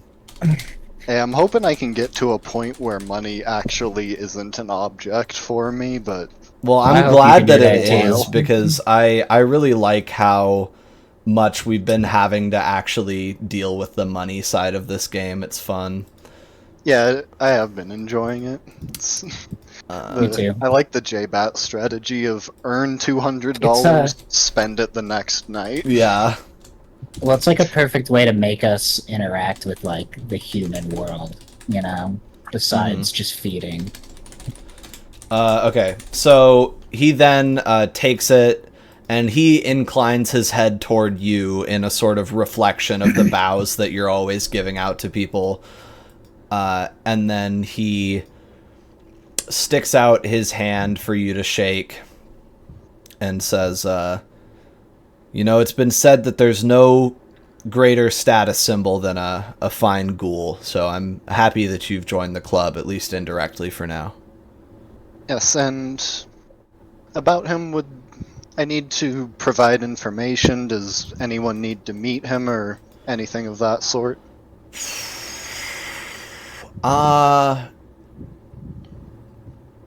You know, I think I heard something about a mortal that you were living with from Spencer. It was this whole thing about how Spencer knew he was there when they were liquidating the drug den, and he let it go because he fooled Frank and such and such. It's that character? Yes, that's exactly the one. He's... I'm glad to hear it worked out for the poor sap. No, I mean, listen, again, you're one of my ranking officers. If I can't trust you to manage your ghouls appropriately, who can I trust? So no, we'll see young Master Thomas around, I'm sure, sometime. Okay, wonderful. I'm sure you will. All right, thank you, and happy Thanksgiving, Jean-Baptiste. To you as well, and I'll give him the bowiest bow I can muster. Zap! All of you get zapped. I've been zapped. You kind of come up from your bow. Like, I think Jean-Baptiste is such a consummate bower that I'm not even like, oh, like, you probably successfully don't even show it because you're in the middle Yeah. of doing a really important thing. So, yeah, you take He's your... bowed under duress before. Yeah. Take your third damage. And then as you, like, walk away from him, you hear him say, does anybody smell that? Just burned fucking flesh. Anyway. Yeah. What is Magni thinking about his jar of blood that he's been given? He is very suspicious. Yeah. Yeah. I don't blame you, I guess. Not sure I'm going to be drinking that, but... Well, you then... could, like, have Jean-Baptiste test it for you since he's so acclimated to seeing those Being details. a kiss ass for Prince Ed. Yeah, that was kind of my plan, to either have, like, either have Dent auspex it, or have J-Bat taste it and see if he can see what it is. Yeah, we'll have to... I think basically the I want this to be a fork because it's possible to overcome Vitae addiction. And essentially, I want to use this as an inflection point where if you successfully don't drink this, it's possible that this leads us down a road of cutting off, of putting you in Vitae addiction recovery, as it were. And then if you do drink this, the path continues, you know. So we'll have to sort of play with that more later. Let's do that roll for you, your Deva thingy. Oh yeah. Let's pull that up, and then we can maybe start getting out of this party. What is the rule? Okay. Roll humanity. Roll 5 dice, please. 3 successes. Okay, so for now, you certainly enjoy Tom's blood, but you have no special dependency on it. But this roll needs to be repeated every single time you take a second drink from any, I think, mortal. So, First time you drink from a mortal, no roll. Every subsequent time you drink from that same mortal, you roll. So anyway, another one goes by and it's fine for you. Okay. What's the plan here? I don't want to deprive Laszlo too much of getting to do things, but we're running out of things he can do concurrently to you guys, basically. I mean, my plan after this is to get that shotgun and try to get everybody on board with getting Laszlo back tonight, if we have time in the night. Yeah. My plan is rather similar. I think I want to kind of figure out who's giving us a ride home, probably Frank, and then, like, right as we're leaving, I want to try to talk to Marty. Okay, Just sure. like, because essentially my goal is to give him a little bit of money and speak just enough Latin that he doesn't realize I speak almost no Latin. Okay.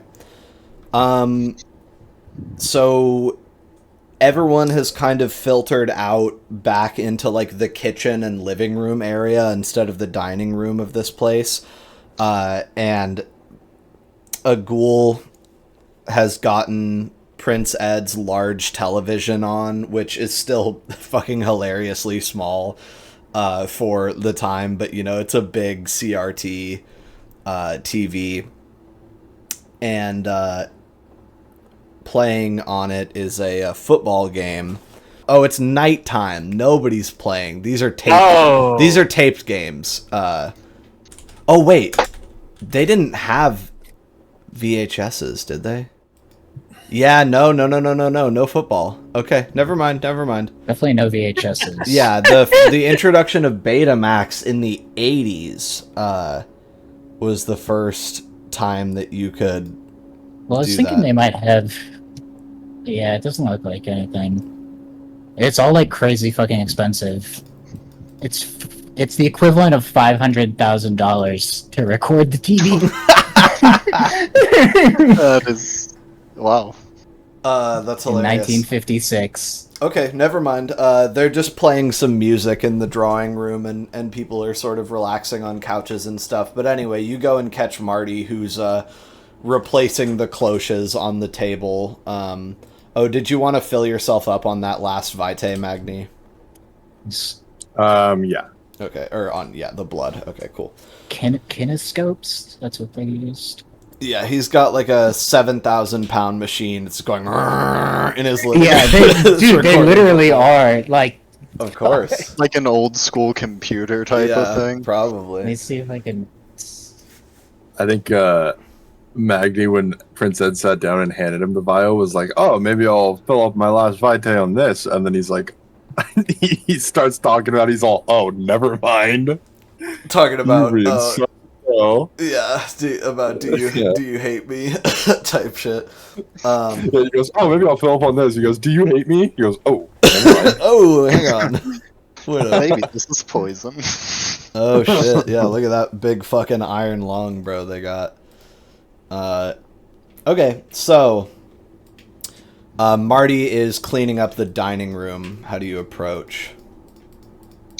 I think I'll just kind of walk up to him, and if he doesn't notice me, like, tap him on the shoulder or something, and then try to say in Latin something along the lines of, "Oh, thanks for your service tonight," and give him like $3. Okay, so you stumble through an exchange in Latin here. You thank him for his service, and you try and give Could I him money. do a roll to see Yeah, if you can what do it sort of well. Latin skills he remembers? Or you or him. Oh, you, Jean-Baptiste. Yeah, see how well Yeah, Jean-Baptiste can speak Latin. Yeah, intelligence plus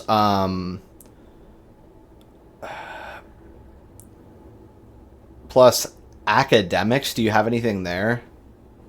No. Could I use my +2 to language, maybe? Yes, you definitely can. So what, still all combined, what is the language tag under? Oh, it's just your merit. Yeah, Okay, so what's your intelligence? 2. Okay, so then a cumulative of -1. Okay. So you get 1 dice. 1 real dice. Okay.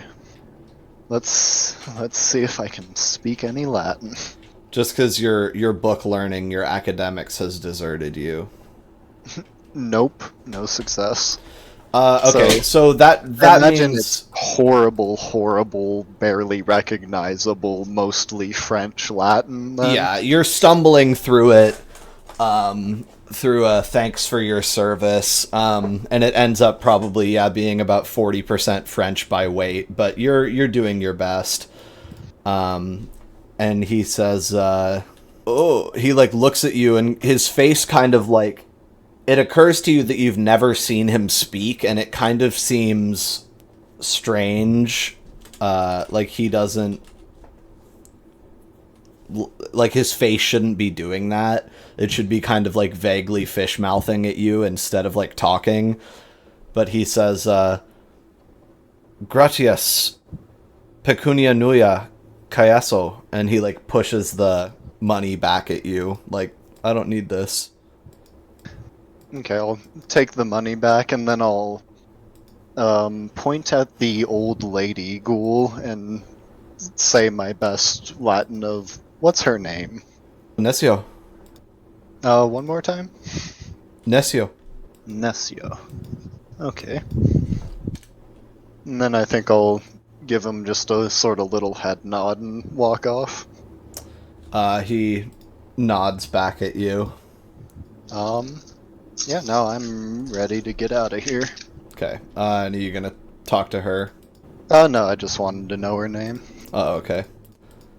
Sounds good. And you guys are on your way. So do you, Dent, want to kind of bug Frank to get you out of here? Oh yeah, Okay. I'll give him another cigarette. He says, thanks for the bribe. We're doing our first boat out, first shipment. Anybody who wants to get out of here, we're going to be headed for the hills. Thank you. And it looks like Carla is going to be departing with you guys, and everybody else is standing by. Magni basically runs out the door. Get me the fuck out of Get here! me the fuck out of here! And he takes you back into the garage, and then I think he would sort of pop the back of the van open and say, and here is 1 shotgun. And then, let's see. Probably got some World War II stuff. Yeah, the right. 60s had all sorts of good shotguns. It's hard to decide. I think he's actually going to give you a pump action shotgun. So there's, it's got a couple shots in it, you know what I mean? You can load multiple shells. Fancy. Yeah, so this is his pimp shotgun. He's giving you a Winchester Model 1200 pump action shotgun. It started being manufactured in 64, so this thing is pretty spanking. Looks like that. The classic. Yeah, it's an incredibly utilitarian but beautiful gun in its own spare way. They are militarizing it right now to be used in the Vietnam War, and it's like a cheaper version of the Model 12, but this is it's a great looking gun, and I think he would also press like 6 rounds into your hand and say it's fully loaded. It's got a tubular magazine, pump action, and well, if you need more than these 6 shots and what's in it, then you're fucked anyway. Yeah. I'll just like put them into my pocket. Thanks, Frank. Yeah, he says, you know how to use that, right? Oh, of course I do. I gotta badge it and everything. Well, that's excellent. Just, like I said, mint condition, please. We'll talk about it again sometime soon. Hey, I'll do my best, Frank.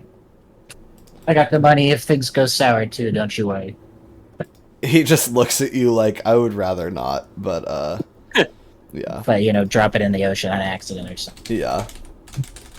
Okay, so let's get... Everyone piles into the car, and then sort of putting your blindfolds on, Dent, like, has the shotgun in his lap, like, just, and is blindfolded, but...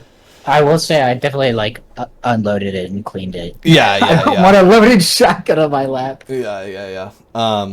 Okay, so then, I'll say you have 10 shots. Okay, thank you. And, we're headed home. We've departed the facility. That's where we're leaving it. Alright, so...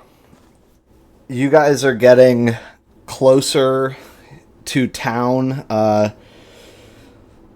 and then I'll say, like, by the time you guys get back to your house, like, dropped off at the gallery, and then make waves back to your house, it's been over an hour, and a 4th thing has not come down. Oh, thank God. Do not take a 4th damage at this time. I'm gonna spend a vitae to heal one of those off. Okay.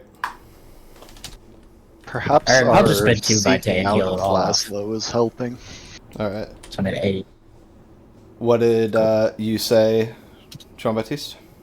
Oh, perhaps our seeking out of Laszlo is helping with the dying randomly thing. Oh, maybe. Yeah, do you guys want Maybe to... it's like a distance thing? Yeah.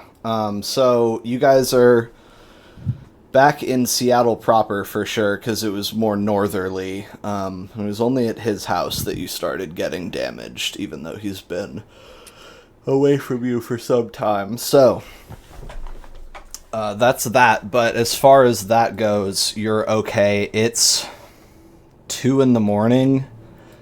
right now, basically. So you guys have about 4 hours before daylight starts breaking out. And 4.5. And Laszlo, what are you doing? Just still hanging out? Pretty much. I'm waiting to see who his friend is. Who Abram's friend is? Yeah. When did he say he had a friend?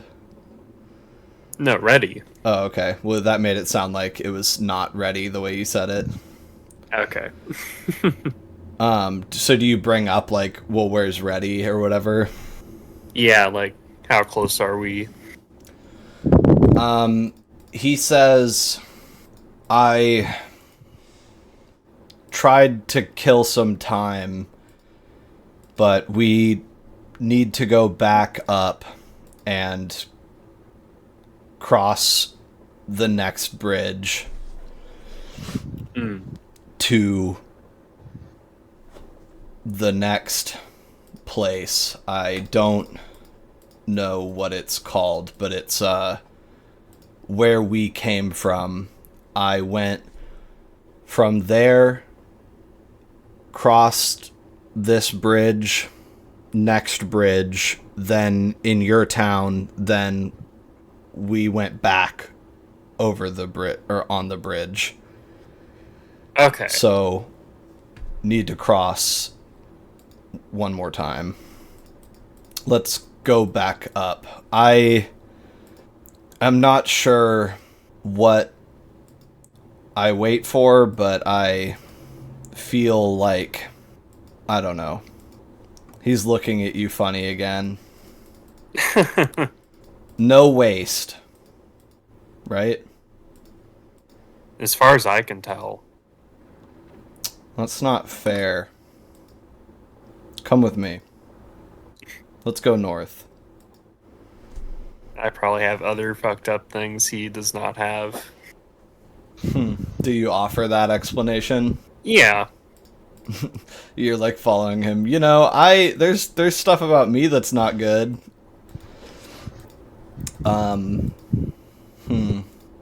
I think he would say, did the town you tried to save fall to the earth? Wow. Yeah, no. That is pretty awful. Yeah. So, I don't know. Some things aren't fair. This will be fine when we get to Ready and we can go east, leave. What's the plan with the vampires? I think check in, make sure Thomas has things under control, and then go find Laszlo. Okay. So do you guys just go into the house and everything? Yeah, I do want to ask Jean-Baptiste, do you know how to shoot a gun? Oh, yes. I've done it before. How do you do it then? Aren't you a war The veteran? trigger? Pull I the thought you were in the trigger. Korean War. He's trying to figure No, out if he I'm can like, do it. yeah. I'm gonna So, find the nearest gun and well, no, I'm gonna go pull where I out can shoot my it. pistol and be like, "Listen, Jean-Baptiste, this didn't seem to do much, but I think maybe if you hit the guy in the face, it might, stop him for a bit. And I think you need more than your sword. You know how to use that thing, right? This is a dagger, Dent. Oh, the knife. So are you trying to think give him your gun? Basically, I just want to give him my gun and just show him how to reload and use it. It's rather simpler than a flintlock. I'm sure I can use this fine.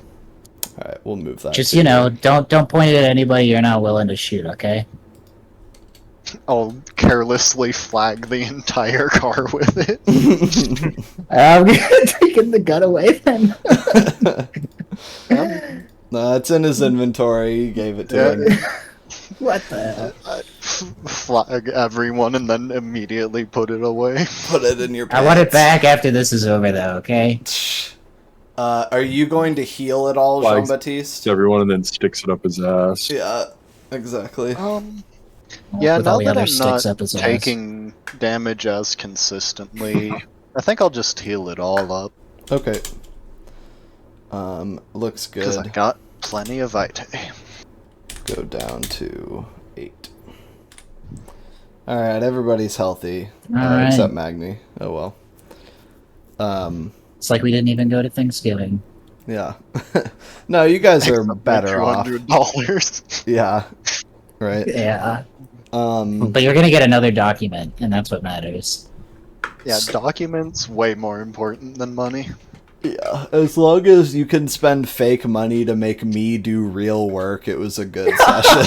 That's what I was thinking when that whole time. I was like, damn, that's gonna have to do a lot of research. It's He's okay. gonna have The to whole thing Google is all you this don't shit. actually have to write up his side of it, because Yeah. I understand at least vaguely how all those things Yeah, work. Yeah, you I'll could just have to Google it do when the stuff kind of- comes up. There's some things that I want to do in his voice and like broad strokes reply to, but the like nitty gritty, yeah, I'm just gonna hand wave. But anyway, you guys go into the house. and it's much as you left it, maybe slightly more stinky of cigarettes. But ultimately, I think were the orders to keep Chuck in the bathroom no matter what?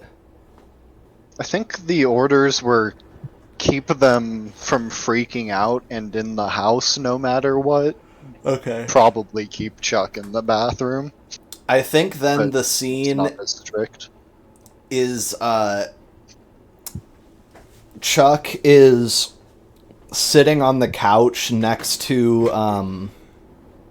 Tom, and they're watching like late night television, and Chuck has his hands like bound with a length of rope, but he's holding like a bowl full of like it looks like it used to have ice cream in it. And then Kieran is nowhere to be seen. Thomas, where's the other one? Sleeping. Alright then, go check on him and ensure that he's still sleeping. Okay, can I go to bed too? Not yet, no. Okay. Alright. And he goes upstairs, and Chuck is still down there, just looking kind of emaciated and sick, but not as bad as he has been. And on screen there's like a chimpanzee sort of loping across what looks like a sort of suburban kitchen. We need to get out of this apartment. This fucking sucks. Tom comes downstairs like 30 seconds later, unless you don't want him to, and do you want to talk to Chuck without Tom or no? No, I just want to make sure my eggs are in their baskets still. Yeah, he says he's fine. It's fine. Okay. Excellent. Well, we're going out again. We should be back within a few hours, certainly before sunrise, and at that time you will be allowed to sleep and do whatever else it is you wish to do. Okay. I don't want to, tell you how to do your job, but I feel like at some point I should start sleeping at nighttime if you need me to be in charge during the daytime. But we'll figure that out. Sorry. Well, at the moment we need you to be in charge right now. Yeah, okay. Understood. How was dinner? Oh, it went fine. Okay. I have no complaints. Um, Are we ready to go get Laszlo now? Kind of looking at the other guys like, I don't want to talk to Tom. I don't know. I Magni, think when wanna... you said we were leaving again, Magni's like, "We are," and then you're like, "Are we ready to go find Laszlo?" I'm like, "Oh, we're doing that right now." Okay. Tom, you notice, also there's like a tennis racket stuck into the couch next to him, like by his sort of left hand, and then Chuck's like on the right side of him. So it looks like that's his primary deterrent. I'm gonna pick it up and go, Thomas, what is this? You know what it is, right? What, just... I think that tennis was invented, was it not? Well, I'm asking just, why do you have a fucking tennis racket here? Okay, yeah. I guess at first glance, either way, it is like probably carbon fiber, and you're like, the fuck? Although I'm not sure if that was... Anyway. I guess I'll ask, what is the purpose of this? Because I don't really care what it is. Well, this guy is pretty chill so far, given that he can't seem to really stand up without getting lightheaded. But if anybody makes a break for the door, bonk. Alright. I suppose that's acceptable. What did you think it was? I figured that's what it was. Just J-Bat wanted to make sure it was indeed a man-whacking device. Yeah, the big fly swatter. Okay, then I guess time is of the essence. Got 4 hours and change before the sun comes up. Look, if we can't find them in 2 hours, we're coming back. Yes, that's a good idea. All right. Right. Let's head out. All right, I'll drive. So you hop in the seat. Do you pass the shotgun off to someone? No, I think I like stuffed it barrel first in between the seat and like the center console next to me, or like to keep it around me. Excuse me. Do you have any weapons in the vehicle? Shotgun in the fucking. Say hello to my little if we friend. get pulled over, I'll dominate them. Don't Yeah. worry. All right. And so you guys are headed to where you saw him last. Yes. Yeah, to where the bridge was. All right. The end of it. Sounds good. Then, do you want to sort of do this at an even pace, or do you want to try and like make up time here? We could make up some time. All right, then I'll have you do a little drive check. Yeah. Let's have you do Do you got okay dexterity? Oh yes. Let's do Bonus room for dexterity strength. plus drive. It's gonna be 2 dice. It's the driver. The driver. Oh, I got a 9 though. Hey, all right, good success. So Dent sort of speeds around, gets out of the northern neighborhoods through downtown, and is making for the freeway.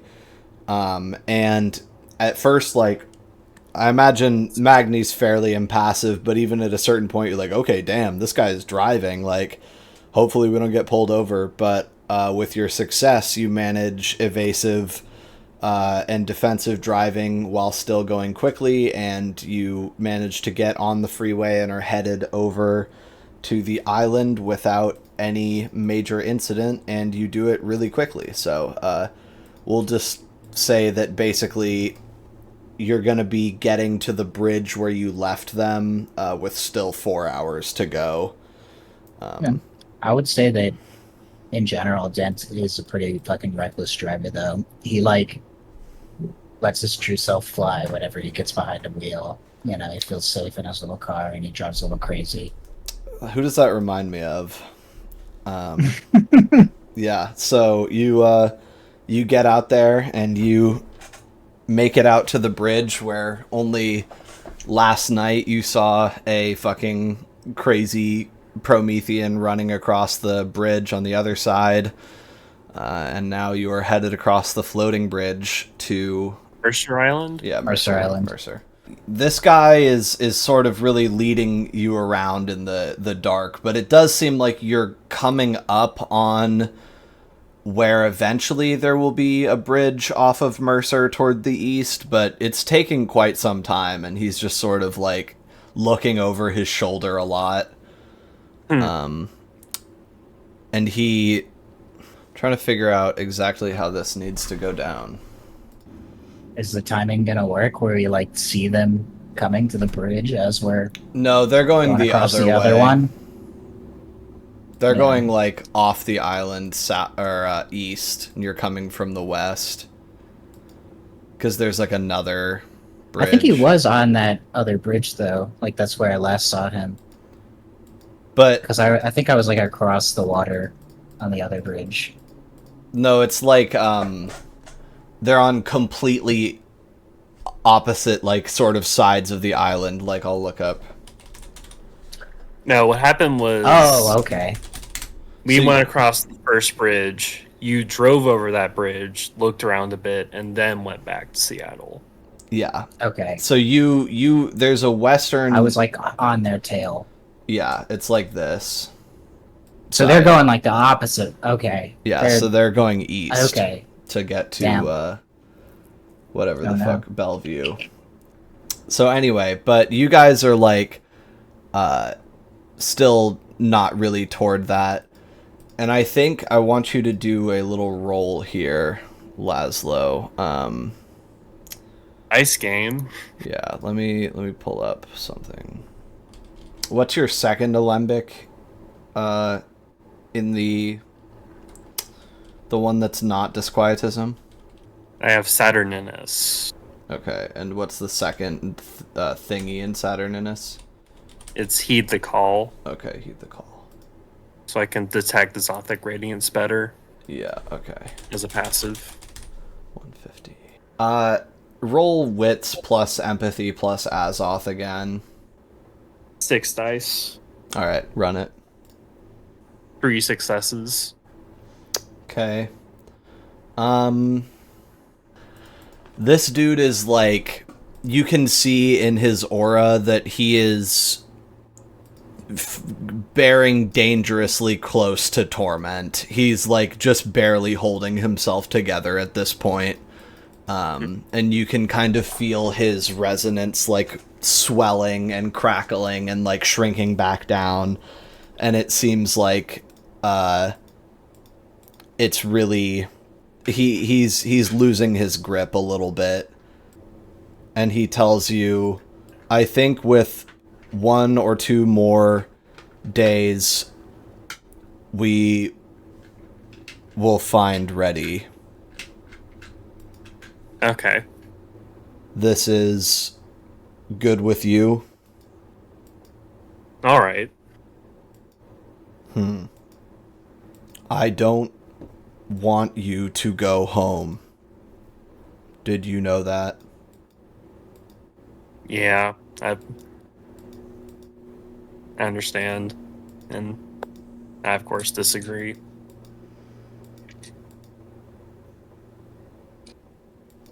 Why do you think you get to get help from me and Reddy, but give us not? No things. We need your help, but you want to play lick. Why should I help you if you don't want to be with me and my friend? Tell me how you think in this way. He's like kind of at a standstill now. Yeah, I think Laszlo really has to think on that. Like, so far, what Laszlo's given him is, here's a new Promethean who's weird. You can learn about him a little. And also a little bit of money. And that's it. I may not have signs saved you from the licks in the way that I thought I did, but I saved you from the dark, from blind. You were blind, and I saved you. I save you. I will save you. But you do not care. You want to go home. And I don't care.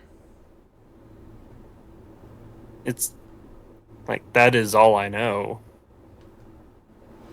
That is where I have become comfortable, so to speak.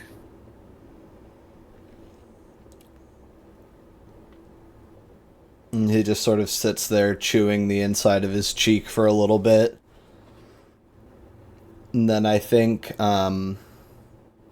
he says, go home then.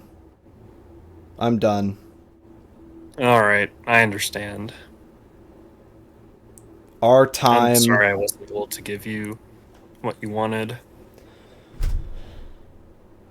It's not that, but someday, I pray someday soon, you will know that this was a fuck up on your part. I do not hate you, but you are dumb.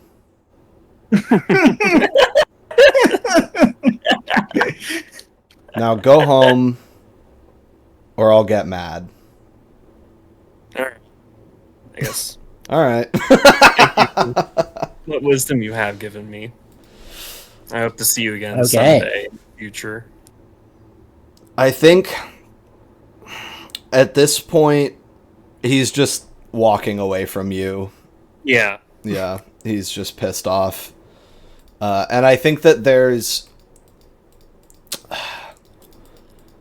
I think that you can kind of read in his body language, like he occasionally kind of peeks back at you as he like heads east down the road.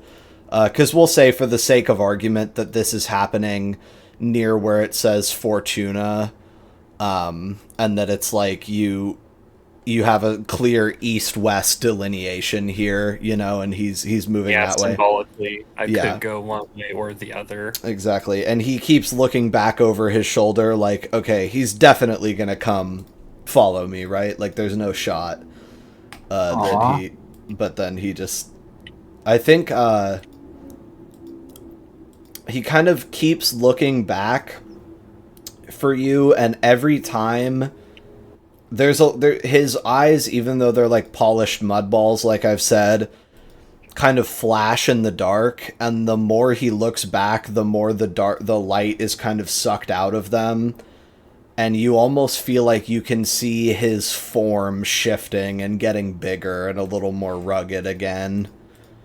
Right, he's switching transmutations. Yeah. He's no longer getting the info. Yeah, he's not doing lead anymore, certainly. Are you standing or are you walking the other direction? I think I'm walking the other direction. Maybe yeah. Okay. And then as you begin to turn and walk the other way, you hear heavy footfalls sort of break into a run and recede into the dark. That's not how I was expecting that to all end up, but it makes sense. Laszlo's just like, I was also expecting some kind of confrontation, but it's just like, he's too sort of even-tempered, you know what I mean, to sort of elicit. Laszlo is good at pissing people off, especially people like Abram, but he's bad at making those people want to hit him in the face. You know what I mean? Like, it's like, what am I gonna do? Just attack this Laszlo guy? Yeah, it's like, he's making me mad. I should just get away from him. Yeah, and so it's like, look, I think there's a big part of Abram that was like, well, I'll just pick you up and put you over my shoulder again. Like, that's fine. But then it's like, he already did that, and this is exactly what happened from it. And it's just like, there's not... Yeah. So anyway, you've stonewalled him and driven him away, which is, again, slightly unexpected. But now, so are you just trying to get home now? Yeah. Okay. Then, let's get a move on. Yeah. Do you want to just follow the main highway that you sort of walked on out here? Because he basically took you guys out that way and then took a detour, like he was looking for something or didn't want to cross just yet. You're not necessarily sure why, and then walked all the way back up. So then, yeah, you can just head that way. Where are you guys vis-a-vis the bridge? Did you cross over to Mercer and are just hanging out now, or what's your plan? I want to go over to where I last saw them and try and get to the underside of the bridge. Okay, yeah. So you go and park somewhere, and are you just unarmed, kind of going and looking for him? Damn. I would say I would how can I fucking hide this goddamn big ass gun? We do have a big-ass man. Sure, Jackie. Magni's jacket is plenty big. I would just take my suit jacket off and wrap it around the gun and try and hold it Keep it Okay. as inconspicuous as possible. Just like not He have it does super out not of the want Magni open. having that gun. Yeah, Magni doesn't need the fucking shotgun, okay? He can just fucking punch people. Well, I'm a little basically, baby. I would say that this isn't gonna fool anybody in a bar or whatever, but because it's Yeah, like but somebody driving 2:50 at past. night and there's nobody really around, you're able to get it across the road basically and downstairs, and you see nothing except there is a sort of large depression where it looks like the dirt was disturbed. I'm just gonna auspex the place. Okay, yeah. I got one success. Okay.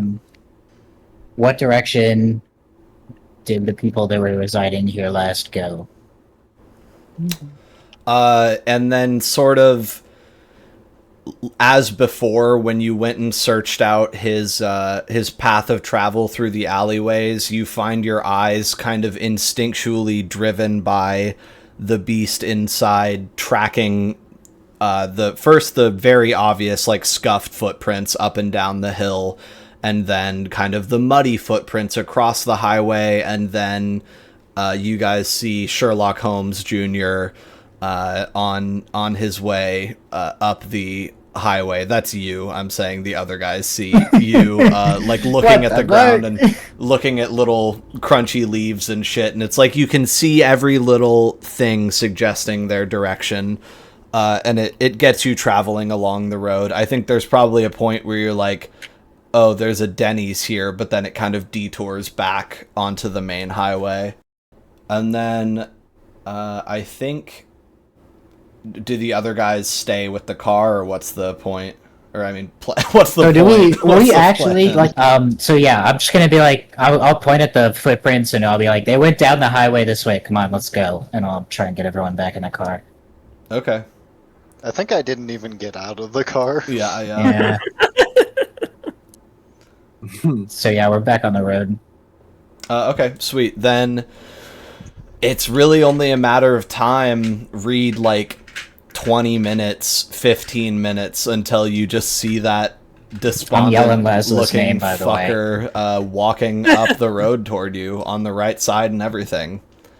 All right, I'm gonna like skirting stick this my bitch head to out the window at him. I'm running out of the car. I'm leaving the shotgun. I'm gonna fucking. I'm gonna jump hug him. We're gonna do a movie moment. All right, Laszlo, Dent missed you. He's trying to embrace you. No, I'm not doing all that. I'm sorry. I'm just gonna run up to him and just like look at him. Be like, oh my god. Hey, What is the? I'll kind of look around and try and peer into the darkness. yep, Where is he? gone. He went He's- the other way. He just like He was left another you? guy like me, and he basically said either I go with him and his friend, or he just lets me go. well, I wish he had done that the first time. Look, let's get out of here. Hey, I told him a bit about who I was. Yeah, you'll have to tell us apparently- the whole story. Yeah, I will. And then fade to black. Explain it on the car ride home. Yeah, if thank you. Laszlo is sort of insistent that nobody else needs to go see Abram and we are leaving that motherfucker to his own devices, Oh, I don't want to see him. No way, dude. I'm terrified of that guy. then the car ride home is spent with Laszlo explaining it, and then at one point his explanation falters as Laszlo, for the first time since you had interacted with him, you once again regain him as kind of an azothic point on your radar off in the distance. And Interesting. you can feel him receding from you. And yeah, so there's there he goes out there. Are we just headed home after this, or what's the plan? And basically also on the way, I'm curious what the vampires make of this development and the strange mud man that told Laszlo to get fucked.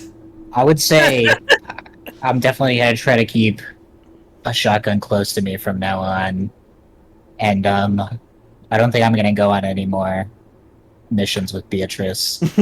It's all her fault, yeah. That's how I'm gonna think it in my head, at least. Just be like, yeah, this is. Laszlo's Beatrice staying did behind next nothing time. Yeah, And Laszlo, shit gets weirder and weirder. why did you deem it necessary to harm us through our marks? I'll kind of What? show him my ankle. Like, what? You. While we I were didn't- having our most wonderful day at Prince Ed's estate, we were being harmed. It was so painful.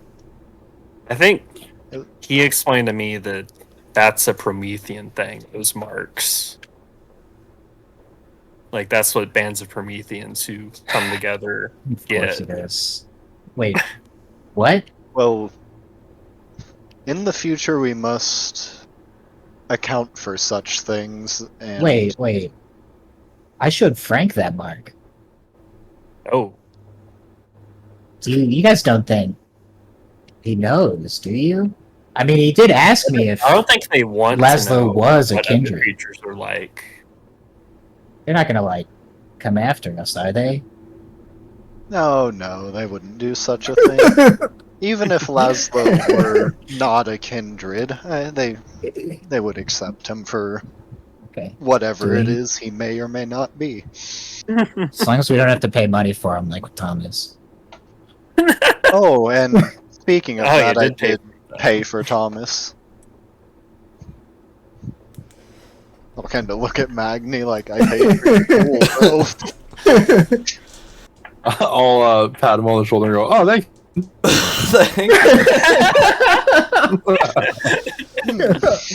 And that's it. Yes, of course. I just leave it at that. He's such a nice guy. Well, in the future, Laszlo, if you could avoid any spontaneous trips outside of Seattle, that would be rather helpful for the rest of us. Yeah, all right. Or at least go to a payphone and give us a call. Yeah. Yes, Dent was worried sick about you the entire time. Who's feeling intelligent? I'm always I'm feeling feeling fairly intelligent. smart. Okay. What I wonder. got a doctor. Magni is never feeling intelligent. J-Bat like- always feels intelligent, but he's not always. Yeah. What was that, Lessa? I was just about to say that. I actually think Magni always feels intelligent, but is never intelligent. Yeah. That tracks, all right. actually. I'm dying to hear I think- Laszlo. My theory about the marks is it's electricity, so it would help a Promethean. that Oh. way. Yeah, so that's why it's like shocking us. Laszlo, how about you roll intelligence plus occult, please? I love occult. Oh, okay. That's 7 dice. Oh, beautiful. Damn. Bro got some occult knowledge. 1 success. Hey, we like that. Ooh. Looking at the sort of, or not looking, but feeling the azothic resonance that you're leaving behind, you think about how it, knowing that that Abram was coming, was something that only happened at range. And as you got closer, it sort of, the signal dropped out. And I think essentially you would probably be able to put together that that was basically a homing signal to kind of, you know, put it plainly, that if you get too far away, you start to send out azothic pulses to let them know where you are, your throng. Okay. But That's very because they're vampires, the divine fire's little, what would be literally not even like actual pyros exchange is so offensive to them that if you get too Goddamn it, far away, Laszlo. they start zapping them. And your body is like, "Hi, friends, this is where I am." And they're like, "Oh, fuck! Oh, shit! Oh, my arm!" Laszlo's killing us. Yeah, exactly. His secret plan. God damn it, Jesus. Laszlo. So, Does he say it? I mean, he went through the trouble of rolling a success, so yeah, do you share that this is probably like a your body trying to tell them where you are thing that's going wrong? I'll explain it. Alright. Now they know. No, so we're just That's gonna get tased every time you... Get further than Go on 20 miles vacation. away from us. Well, you know, Well, that please does don't do that. sort of put a finer point on him not going off with a Brahm. You guys are lucky he didn't run away. I'm glad he likes us so much, thank God. Yeah. Yeah, that is an interesting dynamic that it's like all of the vampires were trying to get him so that they wouldn't die, and he's trying to get home because he's like, "I miss you guys, help." Like, we My need new you. friend's weird. Yeah, we need you to not die. Yeah, I'm curious if like this wasn't just a TTRPG campaign and these people were the people. If I'd have made a different choice. That's a good question. Well, I feel like... Laszlo has so little It definitely makes- external, context but that's the question Well, that it's we're like- ultimately asking. It just doesn't need to be answered right now. Well, it's like when, baby geese hatch and the first thing they see becomes their mom. Like, we're basically your parents. I feel like you would never leave us, ever. We're like the first people who treated him like as an equal at all. too. Yeah. So, Certainly. please don't. I like that though. He's imprinted on us. Yeah. Well, I think it's time we return home. All right, and you do so.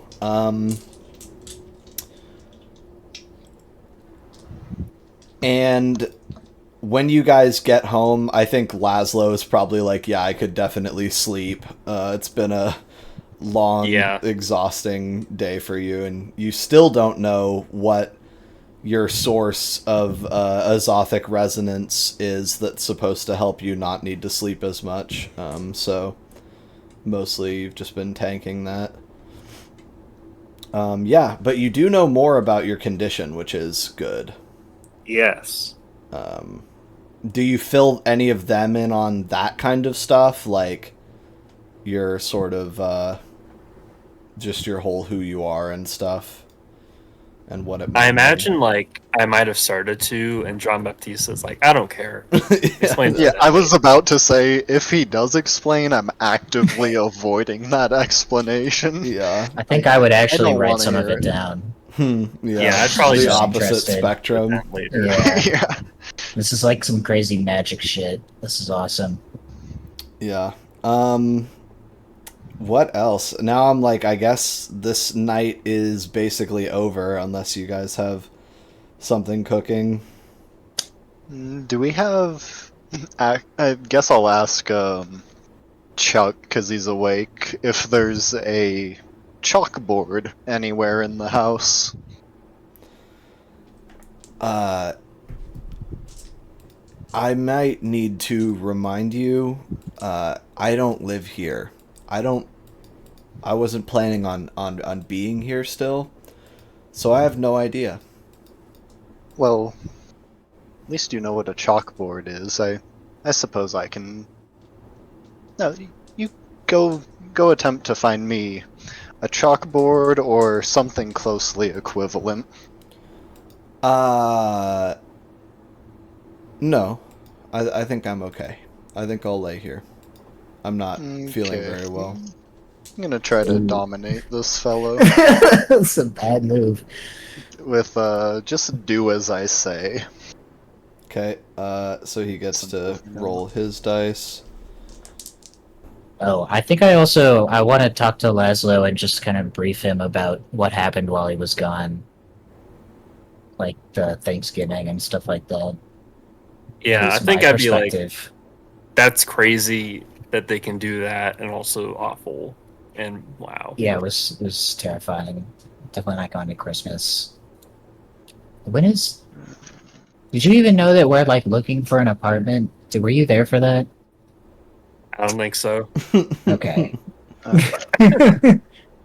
Well, I'll tell him. He walks into the room and he's like, "Who the fuck is this guy?" if I don't get at least one with 7 dice, something's wrong. 3 successes. All right. He stands up, like bolt upright, and then he has to make a check here. Stands up and instantly passes out. It's more likely than you might think. Let's see. Hey, I've done that before, not being Not having 1 pint on of blood. drugs. Yeah. Yeah.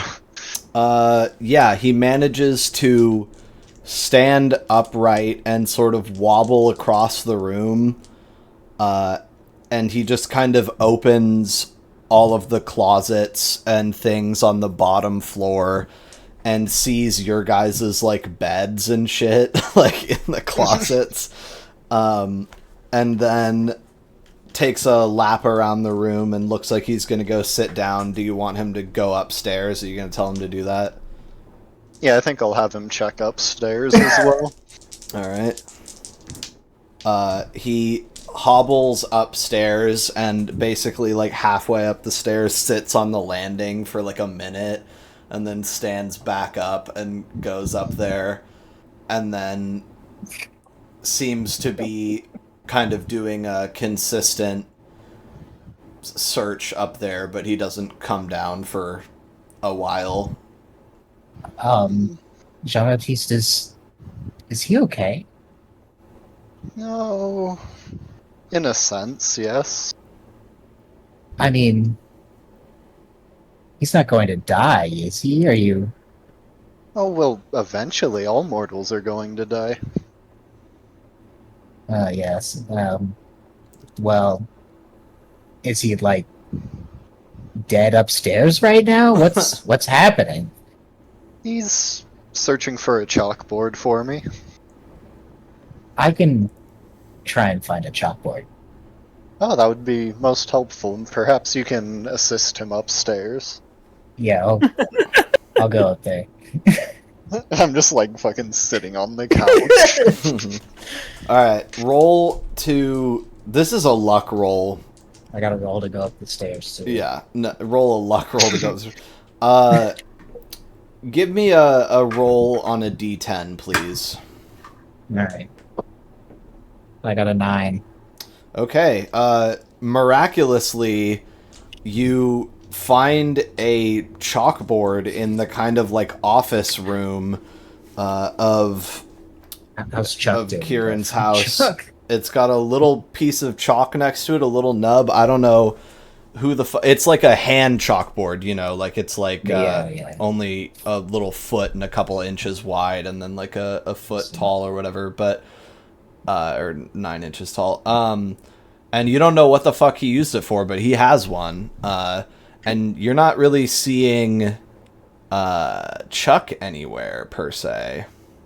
Oh well, I'm gonna look a little harder then. I guess I'll start checking under the furniture and stuff in closets. Okay. Let's see. Roll wits plus investigation, please. Got 2 successes. Okay.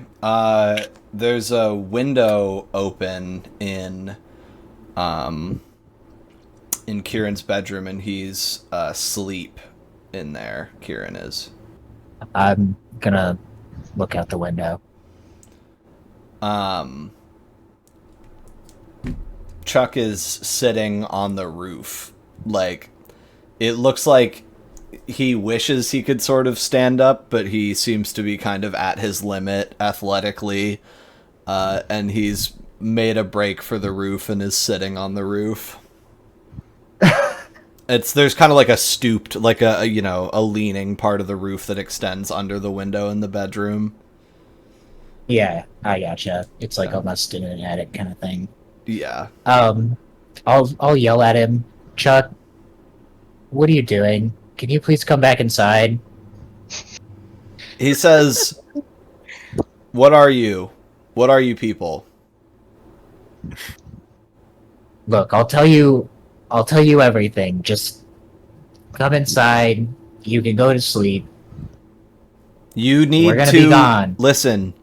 You need to make him not do stuff like that to me again, or I'll just kill myself. I'll jump off the roof right now. Promise. Look, I know. Look, I'll talk to him, and this is gonna stop. We're gonna leave, and you're just gonna go back to your life, and nothing's gonna be changed. I don't know if I believe you, man. I think by Look, this this point, will all just seem like a dream. That's Just never. come back inside. I've heard that tonight. Okay, before You don't Jean-Baptiste comes understand up, who let's you're just do a quick roll-y-oly. So Okay. how about you do manipulation plus what is this? Are you lying to him or what? Oh, I'm definitely like lying to. All right, manipulation plus subterfuge. yes, Dent's picking up the art of bullshit. What's that pool? Because I'm gonna have him subtract. God.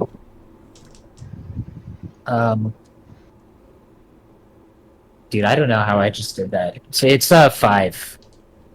Okay, did you like roll them? I have to and- roll again. Oh, okay. So that didn't even matter. But just for the record, I've rolled like 4 10s in a row. Holy shit! It was Okay. insane.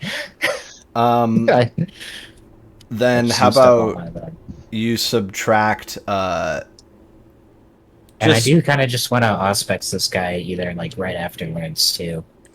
Okay, And see if I can glean any more information. subtract 3 dice, please. Okay. So This guy's a shrewd guy. yeah. Chuck low diffs Montresor, so Oh, I got 1 success still. okay. So he kind of looks over his shoulder at you, and you manage to show him a human being for a second there. You know what I mean? And he's thinking about it, and he's thinking, okay, this guy seems nice enough. He's a handsome guy. I have his word that fucking evil twink down there isn't going to bully me anymore. Evil French twink. Yeah. Okay. I need to figure this out, but maybe I can get out of this if I don't kill myself right this second. And he says, okay, you need to help me get back in. And then he sort of like worms his way back in, and while you're pulling him in through the window, you can auspex him.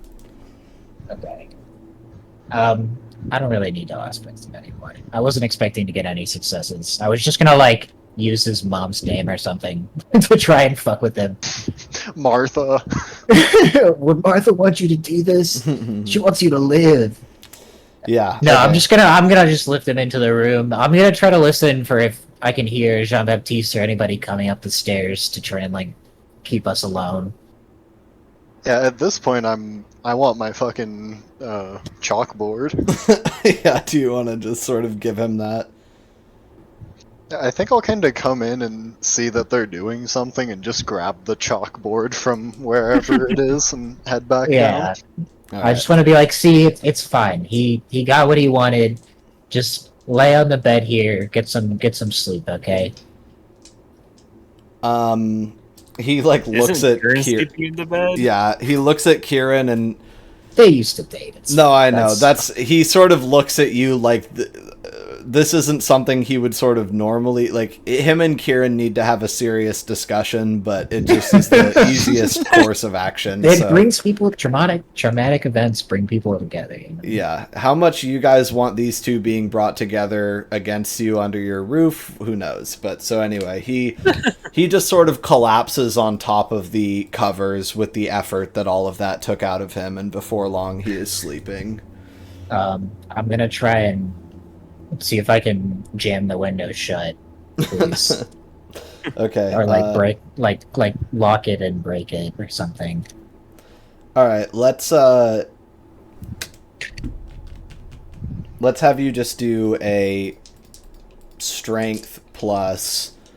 I have to call Magni up there. Yeah, you can just be like, Magni, break this lock off. Yeah, I'll just for now. I'll close it. Realize, oh fuck, there's nothing I can do. What the hell?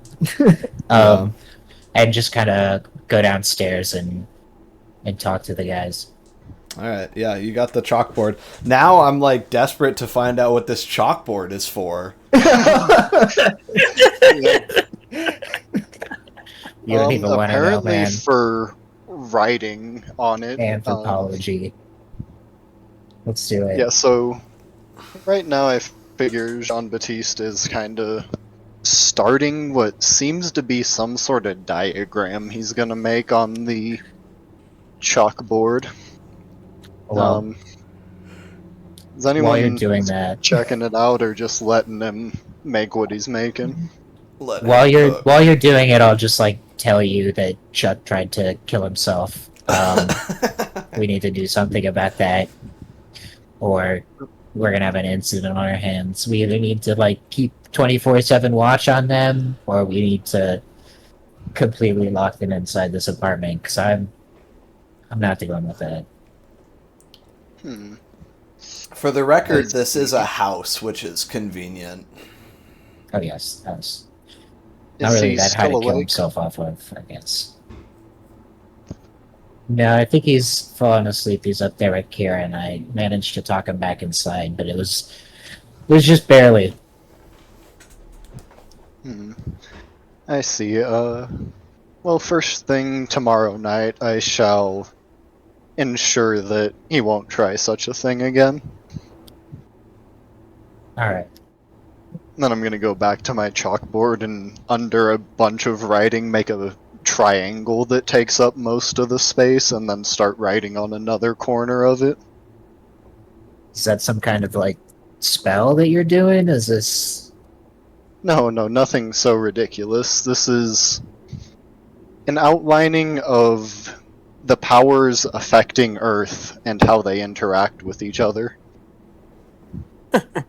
oh like And you What can do you- now see that it's a big triangle with Kindred at the center, and then on the 3 points are military, people, and commerce.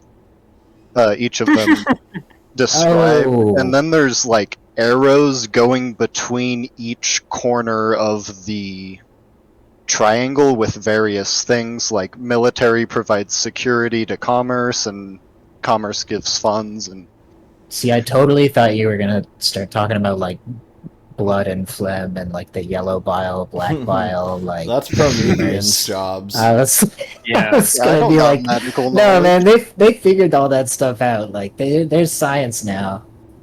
But is there We got science medicine. about how the military affects people But as no, a yes. resource? Yeah, it still generally works the same, I would say. And yeah, once I've sort of made this little thing on a chalkboard, I'm gonna try to get everyone together and just kind of present it to them and ask, does anyone have any flaws within this framework they can detect? So, what exactly is it? How is it laid out? At the top is military, at the right is commerce, and on the left is people. Do you want me to read out the descriptions of what those things entail? Okay. Is this like a real like diagram? No, this is or is this this is just some shit that I how made up. Jean-Baptiste Okay. Okay, it's just making sure. So, It's just kind of how his mind works and how he categorizes things. okay. I would say there's a little more nuance these days. Do you happen to know what a democracy is, Jean-Baptiste? Mm, Or capitalism? Have you heard of that word before? I'm not.